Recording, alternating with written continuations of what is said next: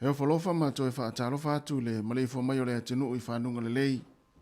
Le nei tai au fau o le nei fo ia sa fau. O fo ailu tu so i fuma so mātou wola. O le tautua le nei a le si fonga le laumua i Wellingtone. Le fo oto e amtalia le nei tai au.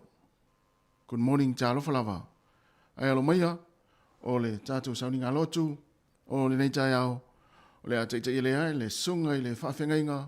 Reverend Jeremy Allen o le Kalesia whaapoptonga Kerisiano Amerika Samoa i Porirua i Wellingtone. Usi maia le whaafonga.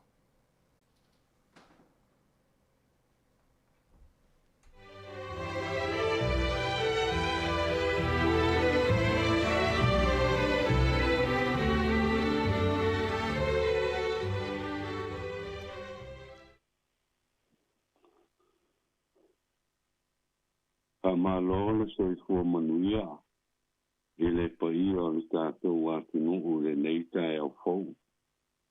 Ai alo mai loa mo le tātou sauninga a mata o le nei aso. Te o tātou tāpua i atu i le atua.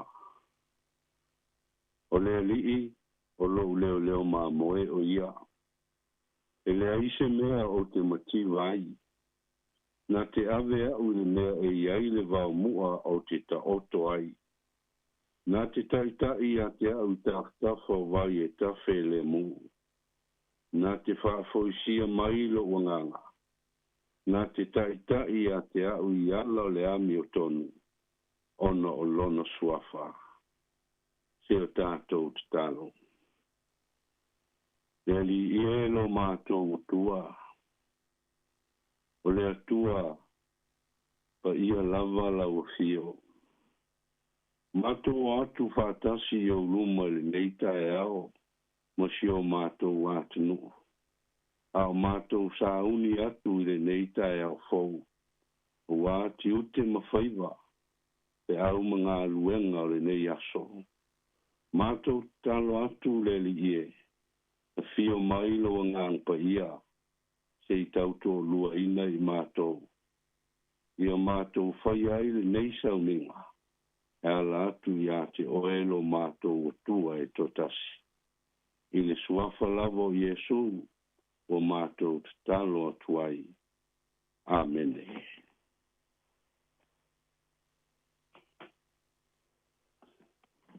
O le whaitawina o le tuspa ia. O le tusi ua filfilia mo i tātou le neita e au fau. Mo mailea i le tusi o le whengai o fau. Ngā luenga le au apostolo. A lona mta upo e luas fulma lua. Pai taunga o le neita e au. E a mata mai le whai upu mua mua. Se o atu lea i le whai upu e sfulu. Ona toi si tia lea le whai tau. I le whai upo e sfulma fitu, se o atu le lua sfulma tasi. Ai, o le a o whaitawina le whai upo e sfulma fitu, se o atu le sfulma tasi, le lua sfulma tasi. Whaafonga maia i a whiong pa ia le tātou tua. Nau fo i atu i Jerusalema, sa o te talo i le malu malu. Ona whalia mai ai lea i a te au. Na o lo atu o ia ua wheta lai mai i a te au. Ia vave, ma e tā lise alu ese i Jerusalema. A wala tau te le talia lau mori mau i a te au. Ona o whai atu lea, lea li ie. Ua i loa lava i la tau, sa o maasani i na tu i whali pui pui. Masasa i lea sunako ma lea sunako i e whātua tua i a te oe. Sa malili foi le toto lau mori mau o se te whano. Sa tu wai foi au. Ma loto ngatasi i lono whasinga. Sa o leo leo foi ofu o e na whasioti i a te ia. O na whetalai mai lea o ia i a te au. Alu atu ia. Au wā o te awina atu oe inu ese mamau. Ia whamania maile tua i tātou whaitau. Whalongolongo i ana whiong pa ia. tu mau pia ia te ia le viinga. Nei se io o il whavau. O le launga i le swafa o le atua i tamaa. Le alo ma le ngang pa ia. O le amaua li tātou matua i le neitai au. Le tusi leana o whaitawina. Ngā luenga mta upo e luas fulua. A le whai upo sful mal fitu. Ma le sful mal valu. E whapea. O fo i atu i Jerusalema. Sa o te talo i malu malu. O na whaalia mai ai lea i a te au. Na o i loa atu o ia ua wheta lai mai i a te au. Ia vave ma e ta alise alu ese i Jerusalema. A wā la tau te le ta lia lau mori mau i a te au. Tātou matua le nā i le neita e au. Au tu o manatu, wha lave lave ina pa ia. E mawhaifoi o nā, o suia. O le save uina o le file mu pa ia. Divine disruption. O le o atu o Paulo i Jerusalema. Sa pu e nai o ia e tangata iutaia. E te ia te ia malana tala inga. Matupu ai loa le vevesitele le ai. Pai mai sa la tau toso ai Paulo i fafo male malu. Matau mo fai e fasioti ia te ia. Ai se manu, ua vave atu le taitai au, mana au. Ua whaasau ina ai Paulo, mai lima o te ngata iutaia. Ona lātou papeane lea, ua lātou tua ina leo Paulo i le tele o mea se. Ona o le ita, ia Paulo malana ngā luenga tālai. Awa, ua le ngata i iutaia, awa o atu inu ese. Mana tua foi, o le maua ia a iutaia fai mai, o le atua na o iutaia. E lea a fia inu ese, e leo se atua fo i monu ese. O le ala ti ngā leo tangata iutaia i a Paulo malana ngā luenga tālai. Ai ngalo i a iutaia, e le o le fina ngalo leo le atua. O le ala leo na vala awina ai Paulo e le atua, e whai ma apostolo nu ese, ona o lona fina ngalo lea. O le atua lava ia, o le atua mo te ngata uma. E tu sai la ma whaitaunga o le neita e ao. A o whetosoa ina Paulo matu ina i le tele o mea. E te ngata iutaia. Sa ngani lava Paulo le taitai au. Mo se awa noa e tau tala atu ai. Le ana whalia le taitai au. Ma la unga atu ai loa Paulo. Sa mua lava o na whaatu lima. I te māma le au uso umalava. Ona a mata roa lea o lana launga. Na ia tau tino ai, whai mai, o a ulava o le tangata iutaia. Na whanau i taso i kirikia. Na tau sia au i le nei a ai. Ma o i nei au i le tūra fono a o tātou te mā. Sa o mā e le ngā foi. I la le atua, pe i lavo o tou. Sa o sa wā, ma fusi ia tāne ma fine, ina ia oti i la tou. O lo mori mauaile au o staurang sili, ma toi ina uma. Ona whai mai leo lana mori mau. I le ala i tamaseko, whai mai na tai aia u i le malam tene mai le langi. O nau whaalongo lea i le si ufonga ua whape mai. Saulo e. Se ale mea wa e sauwa mai ai i a te au. O na o tali atu lea, li i e, o ai ea oe. Ai whai mai le si ufonga. O a ua Yesu le Nasareta. O e sauwa mai ai. O na ia fasili lea i le li. le ie se a se mea o te whaia. O le fesili al tangata wana talia ina i lona loto e wala au a le ali. Ona toe feta rai mai ai lea o le ali i a te ia. Alu watu ia awa o au. O te awina atu oe inu ese mamao. Le ana vea i loa paulo ma apostolo nu ese. Io ele au whaafonga i le neita e ao.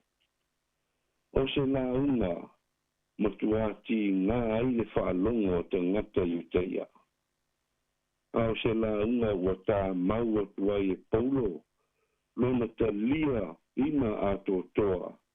O lona wala au ina e le tua. E ui e le ilonga maalia le nei mori mau. I le whaalonga o te ngata i teia. Awa, whai mai wa tili ai o na lātou ti ngā. Ma lātou ala langa ma whai mai. Ave ese ia le nāta mānoa i le nalulangi. Awa e le te tau o na ola o ia. Whauta i le whaingata o loto o tangata. O te manatu o le whaingata fo i le nā le ngā luenga tā la i a le atua. E le ngata i nao naso, pe i ana whea ngai ai foi ma le apostolo. A o lea lava lo tātou wa aia, ma mori mawina i nei foi aso. Sa moa, o le whea au tā ua tele le nā mo oe. Te o tātou toi mawhau whau a tili ai, i lo tātou wala au ina e le tua. Tātou iai le vaitau, a o tātou wā ngai atu, mo le whaamanatuina o le kewisimasi, o le soifua mai o le tātou ali i whaola. I lo ulama manatu, o taimi tā ua ia, taimi le leifo i lea e toi mana tunatu ai, le tangata lava ia i lona wala awina. O ana whaia ea le whina ngalo le tua. Ao le wheau tā ua le nā, whai matoe whaamanatu mo oe mau, sa moa i le neitai ao. Ia whai le nā mo oe, ia whai fo i le nā mo au. Ono Iesu, Amene. Le a tātou i vi atu i le atua, i le vi inga, se lau tolu sfulmalvalu, se lau tolu valu le vi inga o le atua.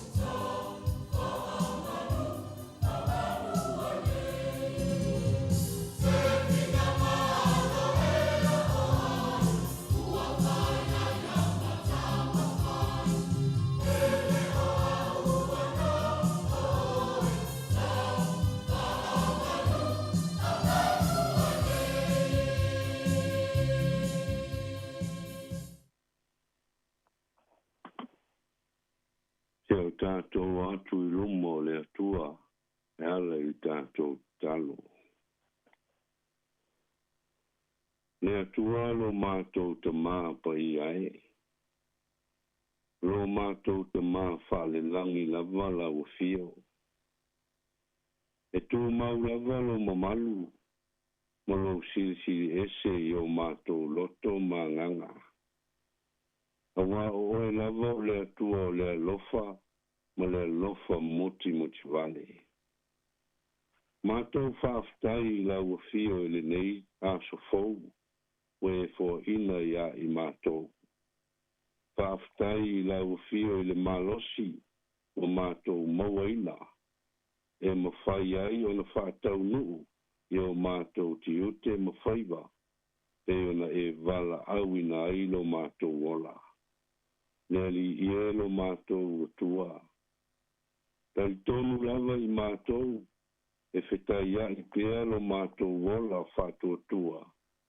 Ma me tutupu I leo langa nei e leo noa. O me o mai ai le popole ma le wheme me ai. Ma le mautonu, ma le mautinoa I o mātou loto. Ai whaafitai le li ie. E te leo tu ua lava I mātou.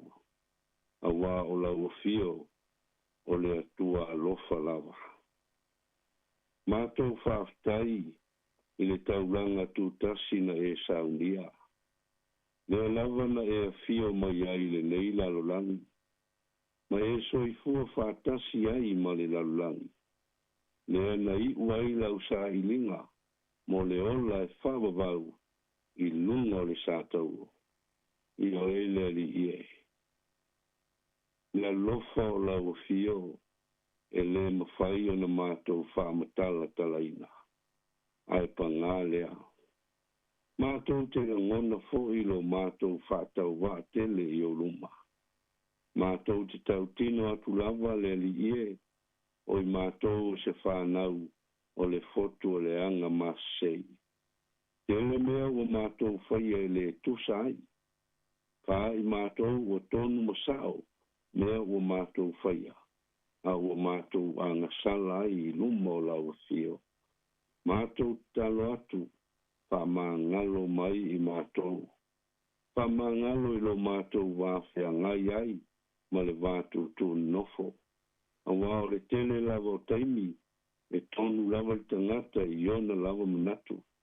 Ma whaali ai lo mātou, manatu whaamau lunga, ma le whaasau sili o le tasi.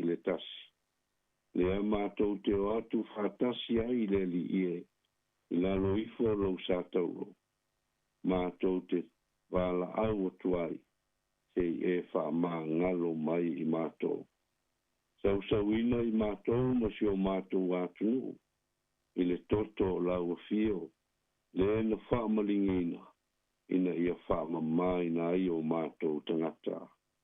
Mātou wala au I la uafio le neitai au, e iai lunga ia te I mātou lo lava manuia le li ie, le nei fo iaso, ma le amatanga o fe au mga luenga, ya la uso o mātou tangata, mātou talo, pui malavea I o aolofa I lunga ia te mātou.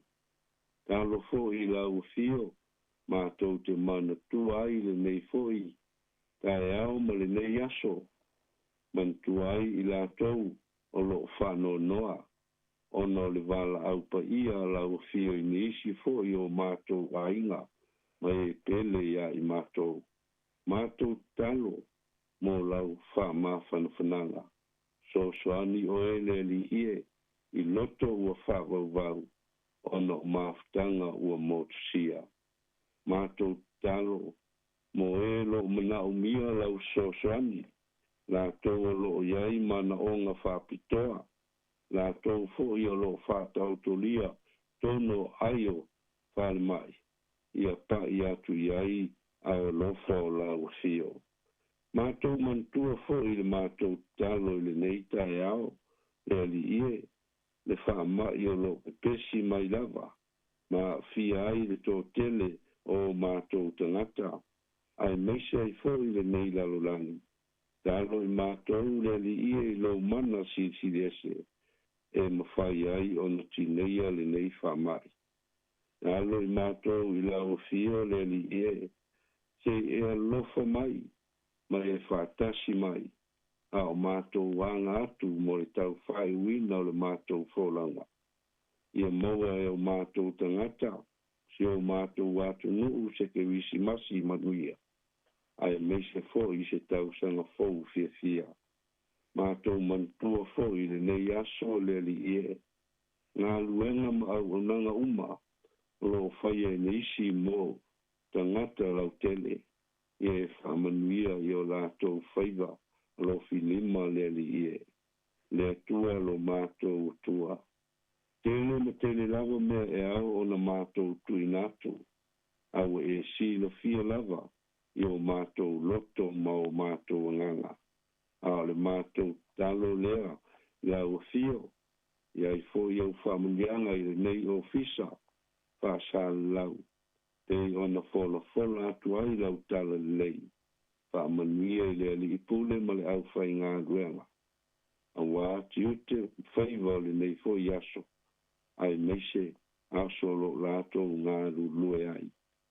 O le mātou talo lea I luma o lau fio le nei tai au, le ali ie, pātasi ai ma manao lilo, o le tangata lava ia, I ofu I nātu I luma o e lo mātou o tua, ia whai ai lo fina ngalo. I le suafa lava o Iesu, o mātou talo mātou wala au o tuai, ia I lunga o malava I ate I mātou, le lofa tu no o le atua I te maa, le lofa si ese o Yesu ke viso lo mātou ali I whaola, ma le maftanga ma lo ngānu pa ia, nei se ia o lava I le whaavau lava. Amene.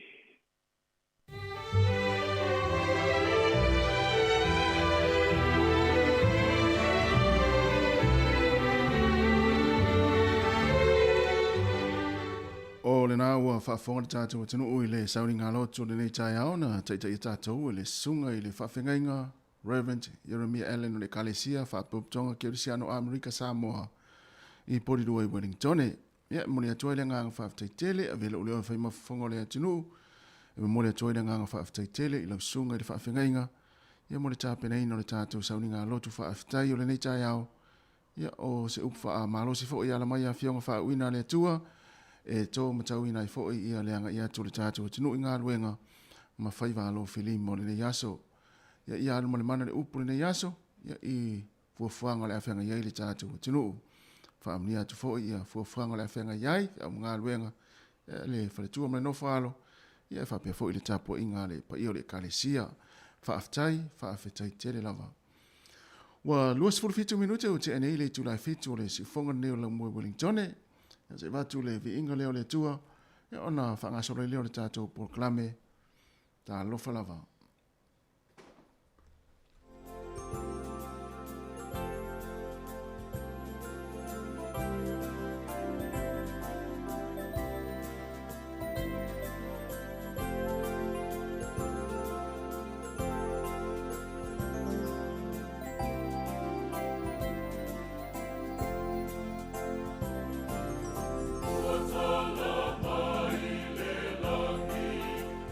Manu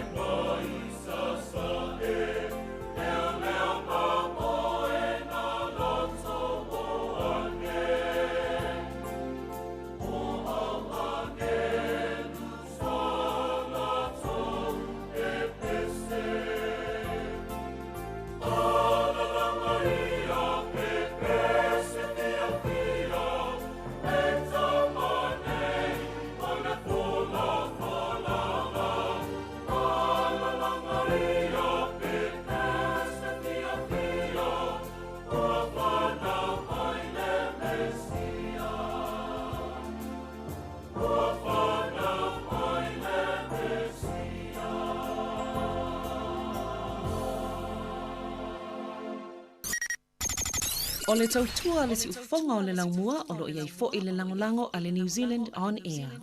Ta lofa Samoa o tau finga pulea i le tau tala e sero fifia po kalame ale au boys a tau le tai au. A matamele a fitu so faso i fua a tau le tai au.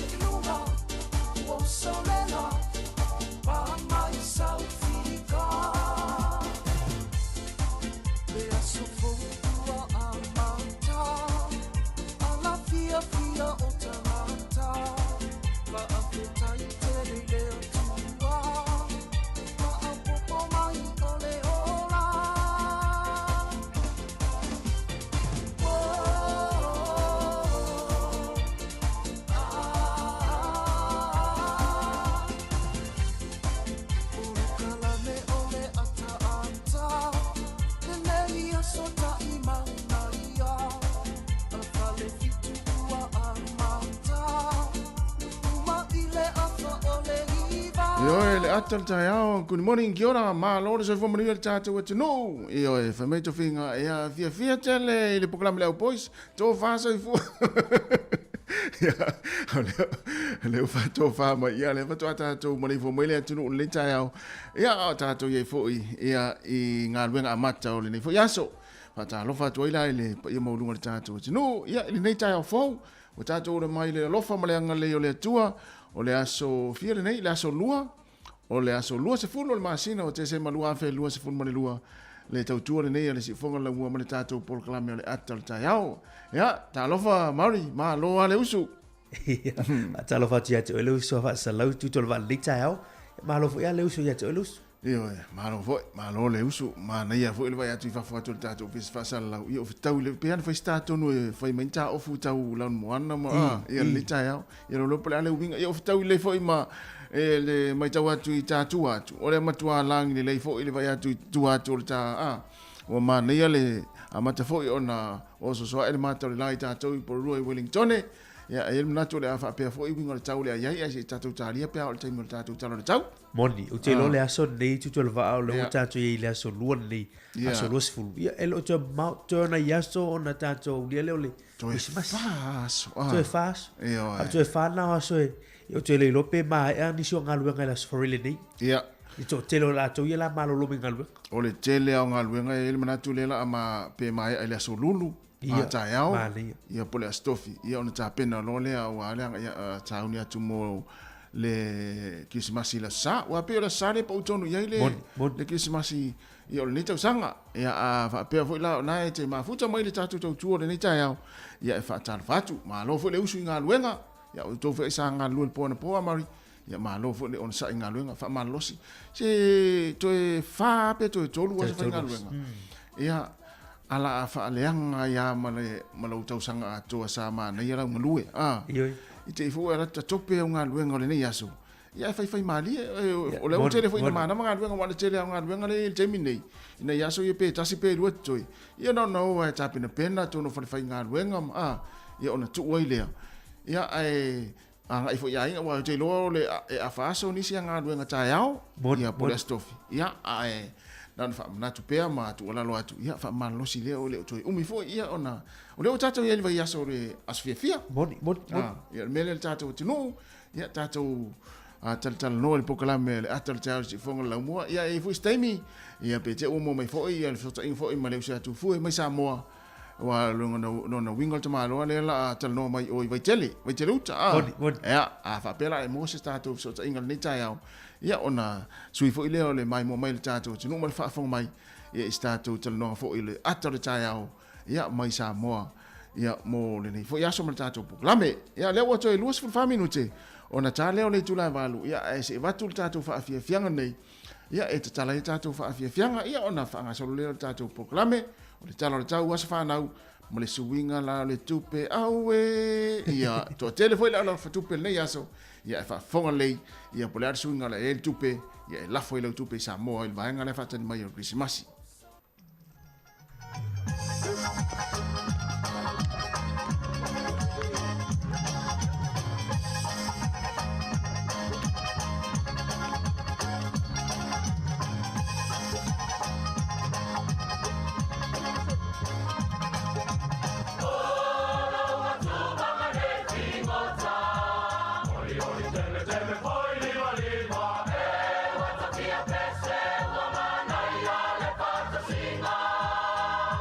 Tata wisa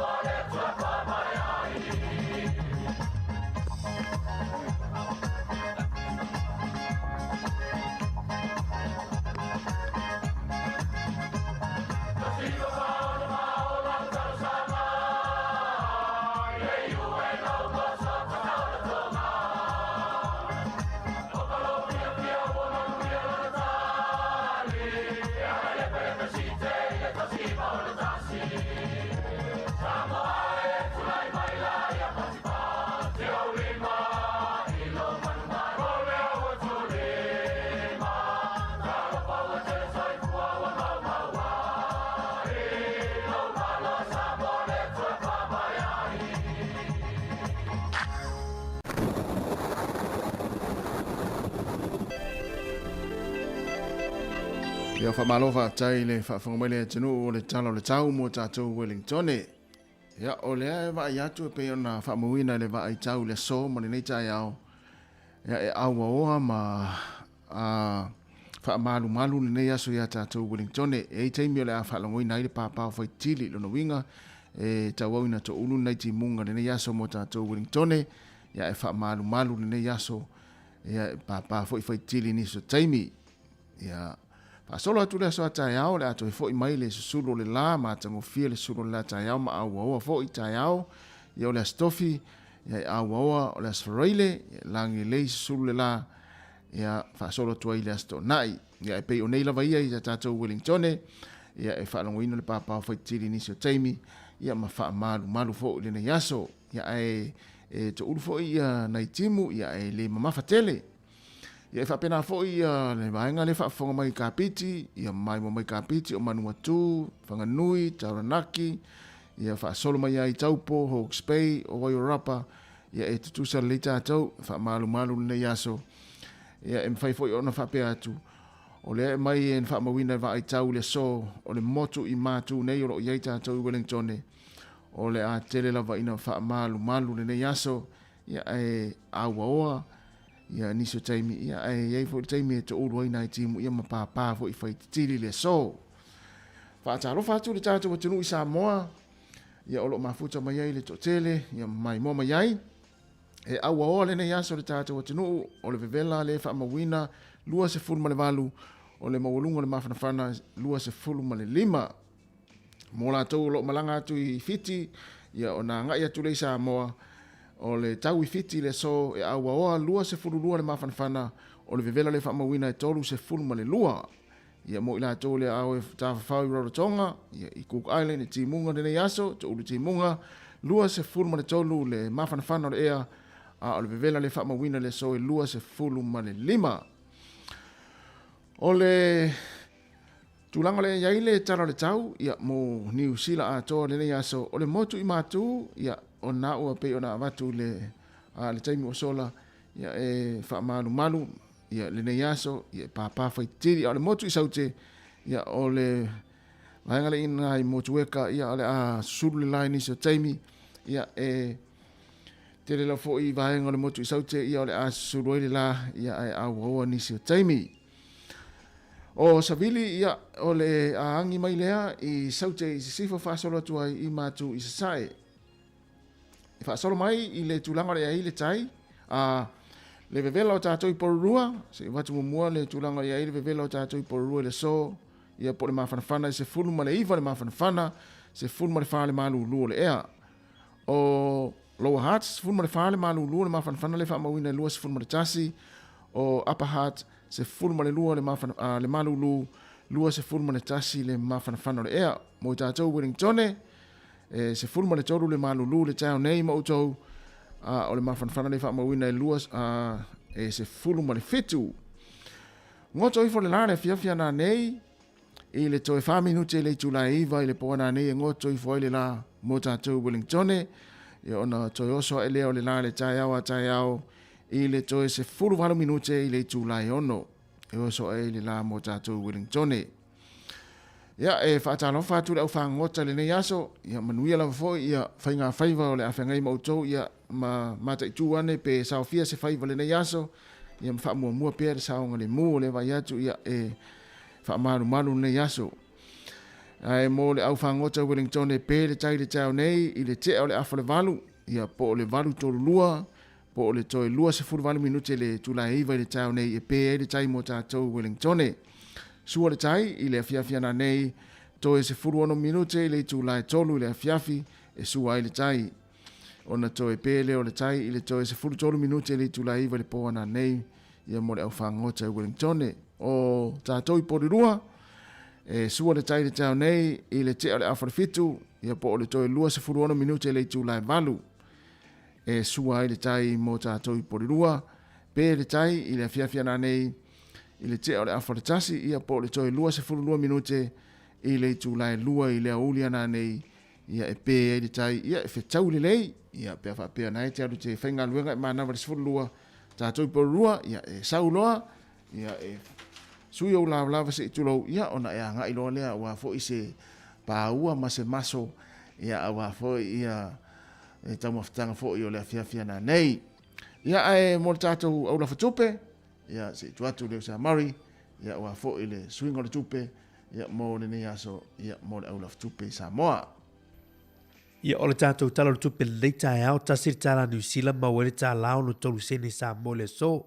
tasi le tala New Zealand ma ua le talao no tolu sene Samoa maloso tala New Zealand i fiti le aso ma ua le tala tolu fitu sene tala tolu fitu sene maloso le tala New Zealand i Australia ma ua le iva tolu sene ia maloso le tala New Zealand i America ma ua le ono tolu sene amo Samoa lava ia le aso tasi tala New Zealand ma ua le tala ono tolu sene manuia lafoina o tau seleni a mese ia le vai aso nei o la talata mai le Christmas faafetai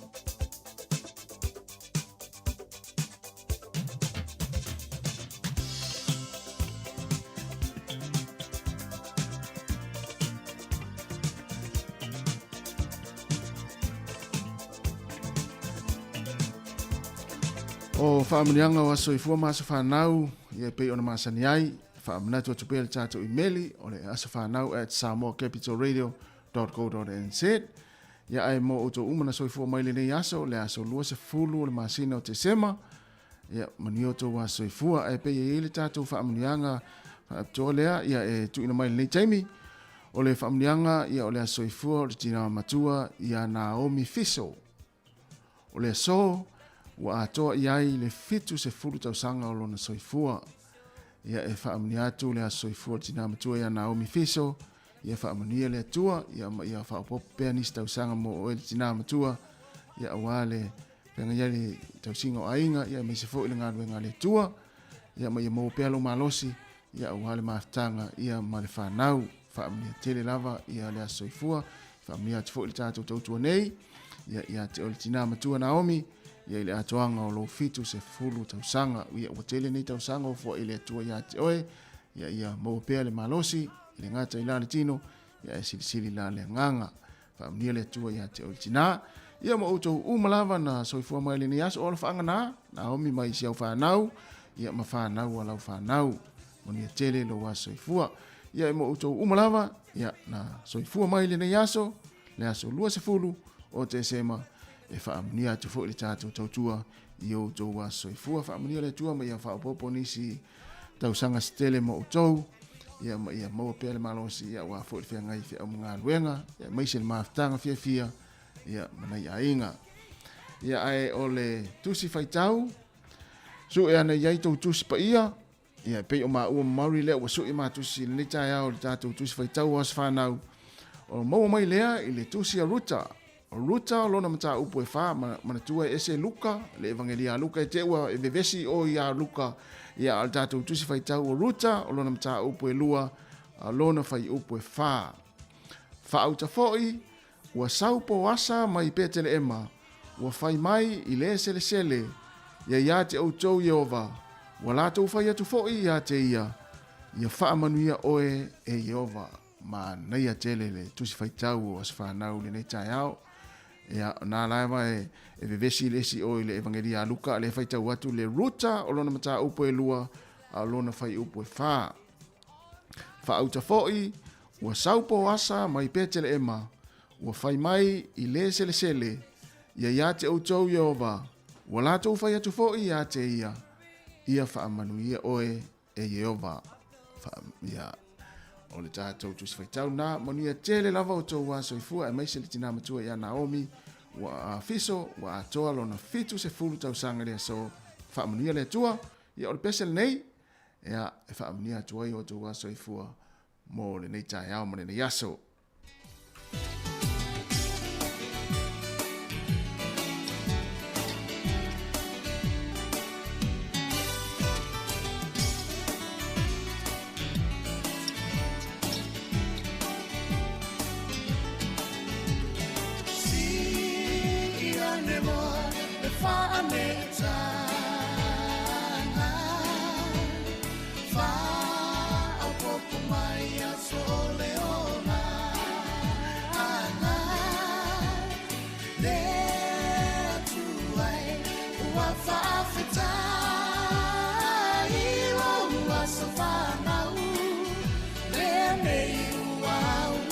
mai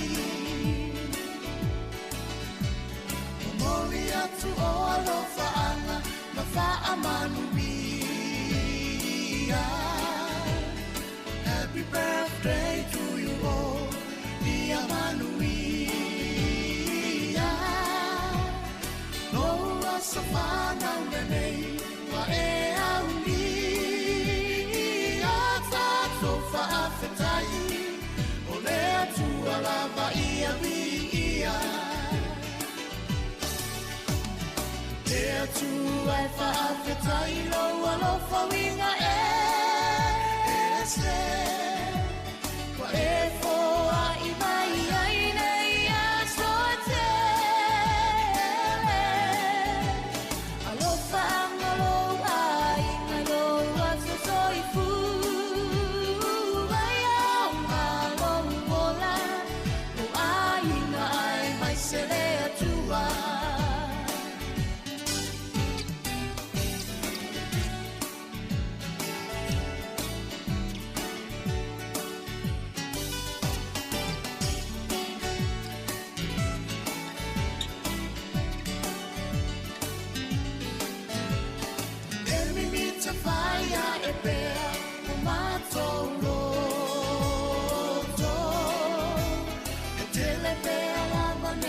So to e fa po Ola fia fia na to wale ngata Ilo wa sofana u Lende ua ulia mali Fa amanu ria me atua ilo wa sofana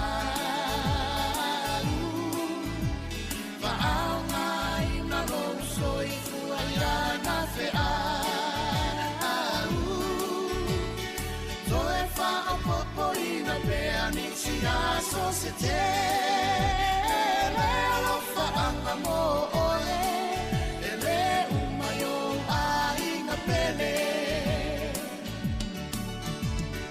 le tu ai fa afetai o alofa winga e se wa e fo ai mai ai nei a so te alofa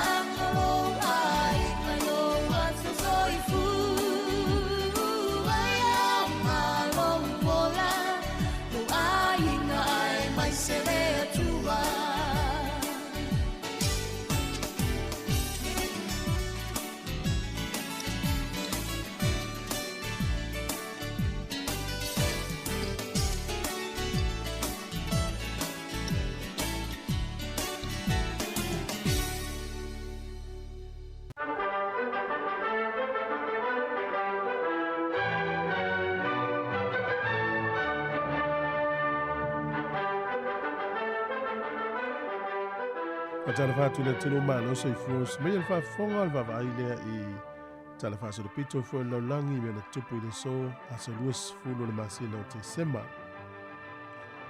o le asolta usanga e tasi valu tolu se fulu na fai ele kono feonisi e Peritania falani Austria o Prussia Lucia ina ia faatetea ia Belgium o Holandi po Holland o le asolta usanga e tasi valu tolu se fulu malelua na whamawina ai ia se taalonga kirikiti mua lava na whai e New Zealand.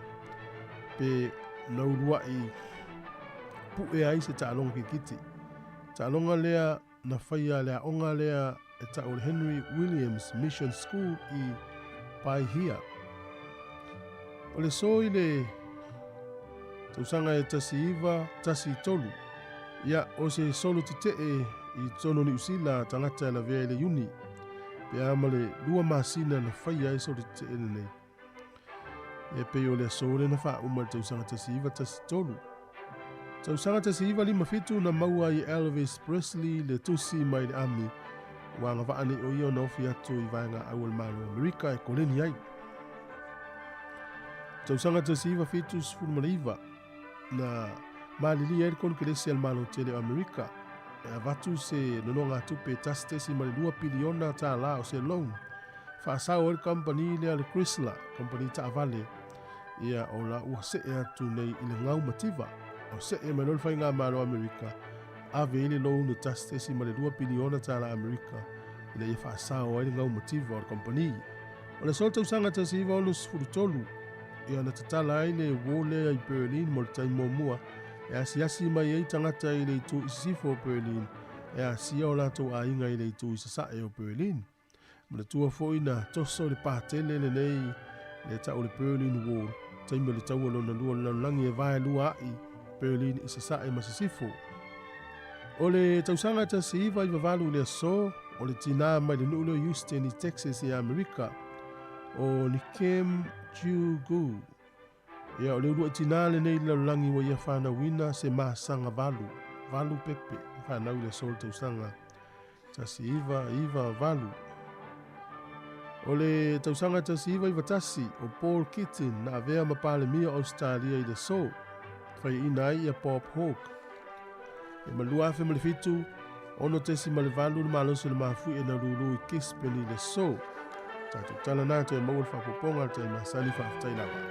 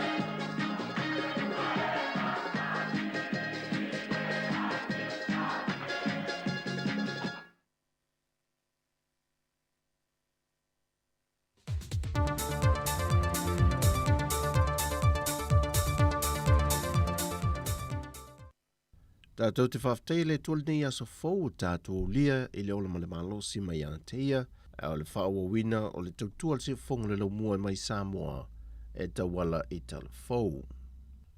E to buatu e tātou tala i le so, e se whontanga le kabineta na whaana nati le whae ua le vai aso ilo na aso sawa, aso se fumba le vanu te sema lua fe lua se fumba le lua, ma pasi e le kabineta le pika lua se fumba le lua ta si fata si o, le whaana nati atua i leo le fionga le minister le whaana puputonga le malo le atinu Wayne So Ialo.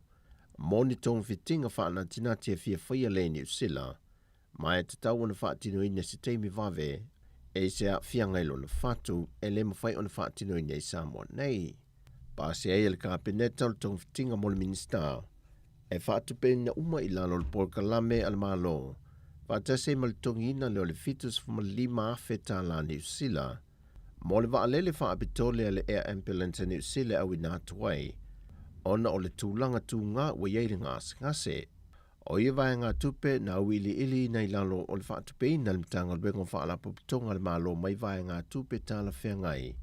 E au fiel alauni e vetus full lima tā la sa moa ele se full waso. Tu sa le ma le fitu se lau lima se full tā la. Wa te se ma le alauni moa pitanga mata mawhitanga. A toai ma le lima awheon se lau tos full fitu tā la lima se full sene tā la New Zealand. Mo isi vaenga mo mia. Ua te tala o loa ia ina nei le whale fōu le whaalapo tonga whaawai whatunga o Samoa po le Kidney Foundation. Le ua whausia nei I se vaenga tuai o le whale mai o tupua tamasese mea o le matotua. O lea sauninga sa a wai le whionga le minister o se fōma loloina va lasi ta fito sele. Mali te whono le ka le sia so whaatasi o Samoa. Le sunga Reverend Aisoru Yuli. Male au whainga luenga le whaalapo tongo whaawai whatunga o Samoa. O le talo le ngā luenga na whongaina e le whionga le minister. O le aunanga whaalapo tonga whaawai tau whatunga o Samoa. Sa amatalia le tausanga e rua afe ma le lima. I whaamaumaunga I ono lava ngase ma le skulu tasi masini na amatai. I tausanga whaale tupe le lua afe ma le iwa le lua afe skulu. Sa whaamauina ai le lima skulu walu le au whai o ngase tu mau. Ma sa whaapopo ai le isi skulu tasi masini. Ua mau ai le lua skulu lua a manoa. Mo tonga fitinga I le taime tasi. O le tausanga whaale tupe lua fe se fulu, le lua fe sutasi, sa amatali ai le au nanga I tua sivi. O le taimi nei, e se lau iwa skulu ono ngase tu mau, o lo o iai. A to ai ma ngase asi mai, I atu nu mau e skulu lua. Whaalia waalasi, e leo se ata le leile maa walunga le fwoi numero le wa si itia iai I la taua ngase le whatunga o. Pea whatu sa tu le teime whatoa a mata mai ai. Ma amata le ngā whatia I lo tātou malo. Le taunga tātele o se lene te tongi atu le malo New Zealand. Sa a wina toi o tātou tangata mo tonga fitinga. O ala tonga fitinga o lo o whatino pea. I a wanoa. E lua lua lea sa whaavai mai ai. I le tausanga e lua afe maliwa. O le maota o lo tala ina nei e mawhai o na whaatino ai. Tonga fitinga mo le ono skulu ngase I le teime tasi. O lo na winga, o le nei whale, o suia mai le fwoi numero. I le ono skulu tangata po ngase. E tonga fiti I le teime tasi. Po le whiangai I a mamasini I le teime tasi. O le polo ketel fausia ina le whale mai whaamama toto fau. Na pasi le pepa le kampeneta le lua fesa fulmal fitu. Ma amatai di ngā luenga, peita ina mai ai le lua fe lus fulmal tasi. E na poloko le wha mai o le covitis furuiva, ma le mawhai ono o mai insinia mai sia mani wha pi I masini, e mawhai ai on te tala le whale mai fau. Ai o le tala o te oto le wha tupe ino na ngā luenga. O le tau whausuaina o le nei maota, sa whaatino e le company, All Electrical and Construction Company Limited. I le tau au whai e tasi le miliona, tolu skulu iwa afe, iwa selau iwa skulu walu, tā la wha skulu walu sene. O ata mo le ngā luenga sa tūsia le company o le PPR, Design and Build, I le tau e ono skulu afe. Sa whaatino fo'i le PPR, le vai o le ngā luenga I le tau e tolu skulu ono afe. O le fuafuaina o le tau e le ngā luenga Scope of Work, sa whaatino e le company o le Levick Consultant I le tau e ono afe se lau 5 sene. O le tūsuina o ata, o le whainga o ata, ma le elitise sa whaatino e le Walter Engineering i le tau e sefuluvalu afe lua selau valusulima tālā. O le masini mo le eletise transformer sa auina mai ma whaapiina e le EPC i le tau e tolu afe valuselau iwa sefulu feitusulima sene. O le masini whaamamā suavai e mawhai ona whaangai o iai masini whaamamatoto e o atu i le selau sefulima sa whaatau mai e le company o le P-Pron i Siamani i le tau atoa e tasi le miliona valu selau fitu afe tolu selau lima suriva ma le valu susene e au fiai malona whaapiina. O le masini whaamamā suavai sa whaatupe e le malo a o le fausiaina o le fale ma lona whaatotongaina e tusa ma le tasi le miliona fitu selau sulima afe valu selau sefulu ma le fasu valu sene o loo whaawau o na whaatupe mai i tupe whaasao o le whaaputonga ai mai sei o whawai mai e kalesia ma nisi o pisi nisi tu maoti o le nei maorta whaamatoto o le amata whaongaina i le aso ata e a waso lua sefulu o te sema lua afe lua sefulua a o isi vaenga o le au whaingaluenga o le ase mai i le amatanga o le tausang fau. O le afi e le tise whaaleo sa whawai mai e le pulenga o le malai valele. Le fionga le minsta o mtangaluenga o le saifua malo loina. Tai whaaktoa. Pei o se tala o oto pupu le nā. Le fionga le minsta o le saifua malo loina. Le fionga valasi lo pito whanua ta fito sele. Wa whaalau i loi le vai aso nei e le komisina o mtangaluenga o leo a wapa au longo e tino Filipo. A lato fuafuanga o loo anga i atu le lumanai. E a fia ai le toi tu ina leo le mtangaluenga o leo ma le au unanga le whalipuipui. E na ia patino lava ngā luenga whaatino le vaenga e lato wia. E fua le si o manga o lato fo i ngā inga mga luenga. Ai maise ai, o le sisila mabau leo tāpenanga le mtangaluenga o leo. I le anga i atu le lumanai le tali ngā māloa sa mōta i tai o māloa le taupulenga. Le whaatasi mai ai i Samoa i le lua afe lua sefulu ma le wha, o se vaenga tele leo le tāpenanga le mtangaluenga, o lo sila mamau atu iai. Sau no le fionga le minista le mtangaluenga o leo, le fau Harry Schuster, wa tāpena fo i le kabinete le paketi e anga i atua ia tāpenanga, mai e mulmul ta ia fo i le mtangaluenga, ia fo i ta iala ua whaata te tia. Wato ai tau nui lau whanua Samoa le sui mō le au le tō Samoa. Au le i tau nu mai le au i le aso lusa fulma le fitu e pei o na fuafua ina. O le alo le atunu i a Joseph Aukusa Swalei. Le sa tali talia i se vaenga o le atunu no lātou silfia ina lo na malanga mai. I le malai va le whaavau malo i whaleolo le aso ana nafi. O le tai au nei whaatale noa i lunga le TV tasi le alo le atunu. Lea o lo mapu atu i le whaletali malo le lava i songi. Ma whaanga solo i nisi o Port Kalame e pei o na mua i mua mai ai lea tu no. O tala fawia, manuel ni yaso, whaasoi foia.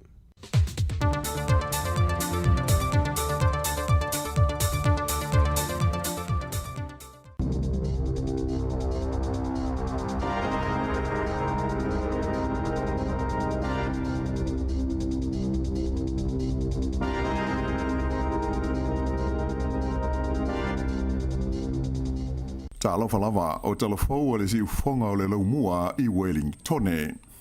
O le talamua ua whautua i a tangata uma ina i a tāpena pena ma sauniuni mo se tūlanga alualu mālie o le tamau ainga o New Zealand mo se vaenga tele o le tausanga fau o lumanai nei. O le lipoti la tamai whaale kuata a le whaletupe o le ASB mo le tūlanga o le tamau ainga o New Zealand o lo ta wai se tūlanga lau tele o le sawa o le manao tangata e whaalua lātou tupe ai le o popole tele i le tau o le whao ngā ina o ia se leni i se tūlanga tā la whea ngai. O lo ta wai le lipoti o le a whaasolo ina whaiti tia ma pa u i lalo le a whai o tupe whaalu a o whaanga solo i nā whaina tangata uma i le maurunga o le tau o le soifuanga, ma le alu i lunga o le tului o tupe ai tā lafu, e ui ina o le a wheo lolo le tūlanga ia a whiai ia le pūlenga o mea tau tupe. Pei tai e iai tangata o le a whenga i pēr ma si i tanga te tele e a whiai i le whainga o ai tā lafu, ai wheo lolo se le ni o le a maua i tangata e teu ma whaasawa la tau tupe, ona o fuafuanga le whare tupe tūru tono New Zealand, e si tia le tului o tupe po le OCR i le 5 ma le 4% i le tau loto inga o le tau sanga fau lua afe luas furu ma le tolu. O lo balo ia mai fo i le ASB le lato li poti le nei le pa u o le luas furu 5% i le tau o fale. Mai o le ata tau ona toa mai le maketi o fale i le tonu o New Zealand i le tau sanga i lua afe luas furu ma le faa. Sa whailo mai fo i le li e to mai wha abitoa i mata upu tau tamao ainga a le whale tupele nei o le ASB o Nick Taffley e de tau ai tangata uma o na sauni mata pena pena mo lui tau o le tamao ainga i le lua afe luas fultoru o na e ono umi se taimi e whaanga solo ai fuanga le whale tupe tūru tonu po le Reserve Bank e tonga fiti ai ma tau whaapa u ilano le tau o le soifuanga i le tonu o le tunu a toa. Sa tūmau peo na māwalunga ia le tau e mau te tongi ai tangata i whale o New Zealand le masino o Novema, e ui ina sa pa u ilalo le fua whaatusa o le tau whale i le tonu o le tunu. O wha mau maunga mai le kompani o le Trade Me, o iloa ai, o le fua whaatau o rent o whale mo Novema, sa iai lea i le 5 se lau walus furutala i le vai aso, o lona lua i leo masina sa soo o tū lai mai pēr i le nei au whainga māwalunga. Whaaria mai e le whaatonu o whale le kompani o le Trade Me, Gavin Lloyd, e whapea sa si tia le whaapasene o le tau o rent o whale ia Novema, pe a whaatusa i le masina lava le tasi i le tausanga te luai lua afe luas fulmal tasi. O Nelson Matasman, whapea Taranaki, o i tū malo ia sa si tia le se fulu whaapasene o rent o la tau whale, lea no o ai i le 5 se lau fitu se fulu tā la i le vai aso i Nelson whapea Matasman, o se hau whainga o pito maurunga lea mo lea vaenga o le tunu. E lata atu i ai le tū malo le Manawatu whapea whanganui, lea sa si tia le se fulu 3% o le tau o la tau whale mau tongi ai tangata, ma tu lai mai ai i le 5 se lau whaas fulu tā lai le vai aso o se mata tia fo i lea mo lea vaenga o New Zealand. Na whaali mai fo i Lloyd o Marlborough, Wellington, whapea ma au kilani, o na pauia o i tū malo e le i aise swinga i le tau o lātou whale i le masina o Novema. Ai pei tai o au kilani, Wellington, whapea le Bay of Plenty, o i tū malo ia e au pito māwarunga i o rent o lātou whale, e o i le ono se lauta la i le vai aso.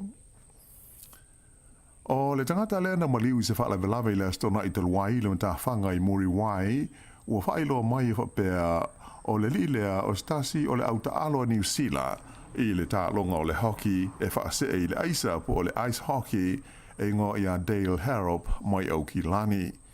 O ana nafi, lea sa whailoa mai ai alo ia le pulenga o le aua New Zealand, le Ice Blacks, ia le mariwai o le neita o le lea, ma ta wai o le a misia o ia malona sao i le neita longa o le ice hockey.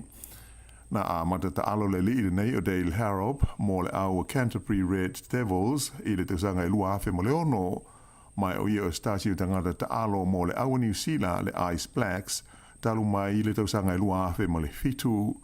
Ua whaase fulu ia ta amunsanga o le siampini le laulangi le nei lawa whaanga tama sa tau wā i le nei tau lele a mo New Zealand. E tā pena tātou telefou, ua sidi atu le se fulu mo le lua afe ia tā la ia le a whai o se tupe, ua fōa i atu e tangata i se itu lau wha apitoa, Give a Little Page, e ve soa soniai mo le ainga o le Leo Harrop, e pei ona ua maliu i lea whaalewe lave. I le aio kalai estete, ua ioi na ai se fōma i mata ia le mōrianga e whaasanga i a te ia, i lona tau mawhailea e wha o le maliu i lona landlord, ina ua nofo ma whaapā i ai se whana, i lona whale i le pito nuu o Littleton. O le li fo mai mata le nei so fa ia William Dallison, onos furuono tau sanga o le soifua, na i oia na nafi i lona mōrianga i na uatulai i luma o le whaamasnonga mao lunga i kalais tete. O le nei whaale velave na tupu le masina o kuso, mai na manunu ai le landlord o le li so fa ia Alberto Cesarelli ma lona fa le tua. O le aso luas fulvalu a perile le tau sanga fau, o whaatulanga ina le whaamasnonga i tu ina mai ai ia se whaai unga mō le li fo mai mata o loo mōlia i le nei mata upu. A tonu o le a le fia le nei kilisi masi mō le totelo tangata, ona o le wha mai o le koviti, e tu sai o la pata inga mai fo mai to mai wha abitoa i ngase vipisi. Wha alia mai fo mai wha abitoa nei, e ono o atu i le tasi mai tangata umata i to luse fulu e maua i le wha mai le nei, i le taimi e vela ia so fia o le a alo atu nei iai. Peitai na ta ua e maasani lava o na lua mai aso e tuai ai o na maua wha mau maunga mō tangata e tau fia ai le whare mai. Mai o manatu fo mai, o aso a mata o le tausanga asau o le a wha atoa i loa le iai le tūlanga moni o tangata e a wha aina i le COVID-19 i le tonu o le tunu o a toa. O se lipoti mai le whale mai i le ai o tau pō na wha a lia mai ai e le lifo mai le vaenga o whale wala wha fo sei Jeremy Weber o mua o na o atu le COVID i le lātou ai na i lo tangata tā whao e pei o na māsani ai i taimi o aso fia. Na ia tā ua o le whaai unga o le vai aso na tuana e tunei sa ia wa ai ai sea wha inga mau ai o tangata ua whaai nei le COVID ua sili ma mau atu na i lo le taimi na mua i o atu ai le wha mai tau pō i nai masina i le i ma mau te le atu.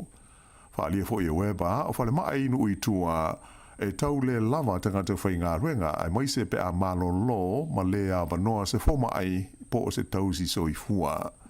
O lo o popole pulenga o whare mai nu uma taulanga ia masani o nā ngā i tangata mō tā whaunga ma malo longa i le ono lenga whatia e au nanga whaale so i fua malo loina oni whaale tonu e ono tūlai mai ma fua i le COVID. O nuu e masani o na tumu atu i ai tangata mō malo longa e au fi ai le tu malo le Coromandel o Thames, Northland i ai whape ai fo i Queenstown mo Wanaka i le motu saute. O le vai aso na tenei sa wha amalo si ai e le whale mai tele o Dunedin o na taofi tangata e asia si atu i se tasi o na wards o na o wha te tenga i le BBC o le COVID-19. O le vai aso le nei o le kirisi masi o lo o masalomia le maurunga ai o le a wha i o tangata e a fia i le vairusi o le COVID. Mai o whautua i nai e le mtanga luenga le soi fua malo loina le te whatuora i a tangata uma e na ia whaai te i le vai taimi o aso malo lo, ma ia tausisia tūlanga uma tau le puipuinga o le soifua malo loina. O le taimi nei, o lea ua atoa le 2 miliona o tangata o New Zealand ua maua i le wha maa i COVID-19 ona o le mawalunga o fwainu melo mai fau sa wha mawina i le tonu o le vai aso na se i mawai atu nei. O na nafi, lea na tuina mai ai wha maunga nei ele mtanga luenga le soifua maloloina mo le vai aso lea na amata mai le so ngā fua se furulua o te sema se ia o mai i lea sa na tenei le aso se furuvalu o te sema. Na ilo ai e wha se furulua afe, fitu se lau wha se furu lea wha i o mai fau sa wha mawina i tua i le lautele o le tino ma le onos fu mal fa o istangata na mali liwai i le tonu o lea lava vai aso tasi. E to alima se lau valus ful tasi la fa i tangata o lo tau fia pe i whare mai mo tongo fitiga e au fia ai le to os fu mal lima i potu mo mai tinga hina. O le taimi nei o lea ua o atu i le lua afe lua se lau valus fu mal valu la fa i tangata o mali liu i le tonu o New Zealand taluona o mai ai le COVID. Ai o lea o te lenga lava, o lea ua o atu i le 2 miliona la wha inga o tangata ua wha mawina, ua maua ma fia i le vairusi i le COVID i le tonu o lea tunu ua toa. Vai aso tarwai, sa atulai mai i le whaas furuafe ma le iwas furuvalu, lea wha i o mai fau, ai tolus furulima lea wha i o maliu. Ua whailo mai le se atu o le li fo mai o Ashley Bloomfield mo le tau aveina o se tofinga whawhaia onga i le Universite o Aukilani a mata i le tausanga fau. E pei ona si le fia o le li fo mai le nei o Ashley Bloomfield te le tausanga o avea ma whaatun sili o le soifua maano ina New Zealand. A lea ua whailo mai e le Universite o Aukilani ua tofia o ia e avea mpolofesa e ulu i aile onga mo mata upu tau i le soifua maloloina o le whaitau a whaio tangata, le School of Population Health. Whaalia mai i le pule o le Universite o Aukilani, le tamatai polofesa i a Dawn Freshwater, o tāla whea ngai le tofia o Bloomfield i le nei tulanga, o le au fiai, le whaavaina leo sea onga i whaapitoa i suenga tau whainga whaavae, a toa mo mata upu tau le soifua maloloina o tangata uma. O loo manatua le totele le li fo mai le nei o Ashley Bloomfield, ma lona taita inga o ngā luenga whaia le malo, mo le puipuia, ma le tautonga fitia o le wha mai COVID se fulu maleiva. O le aso tolus fultasi o Januari, lua afe luas fultolu, e a mata aloa i ai o ia ila na ngā luenga faule nei i le Universite o Aukilani. E tele se vaenga o le uta se loli na nuti palaina ma whaalenga ina uataia i le ala lau papa o le nafua afi na Ranga Gorge i le aso ngā fua ana nafi.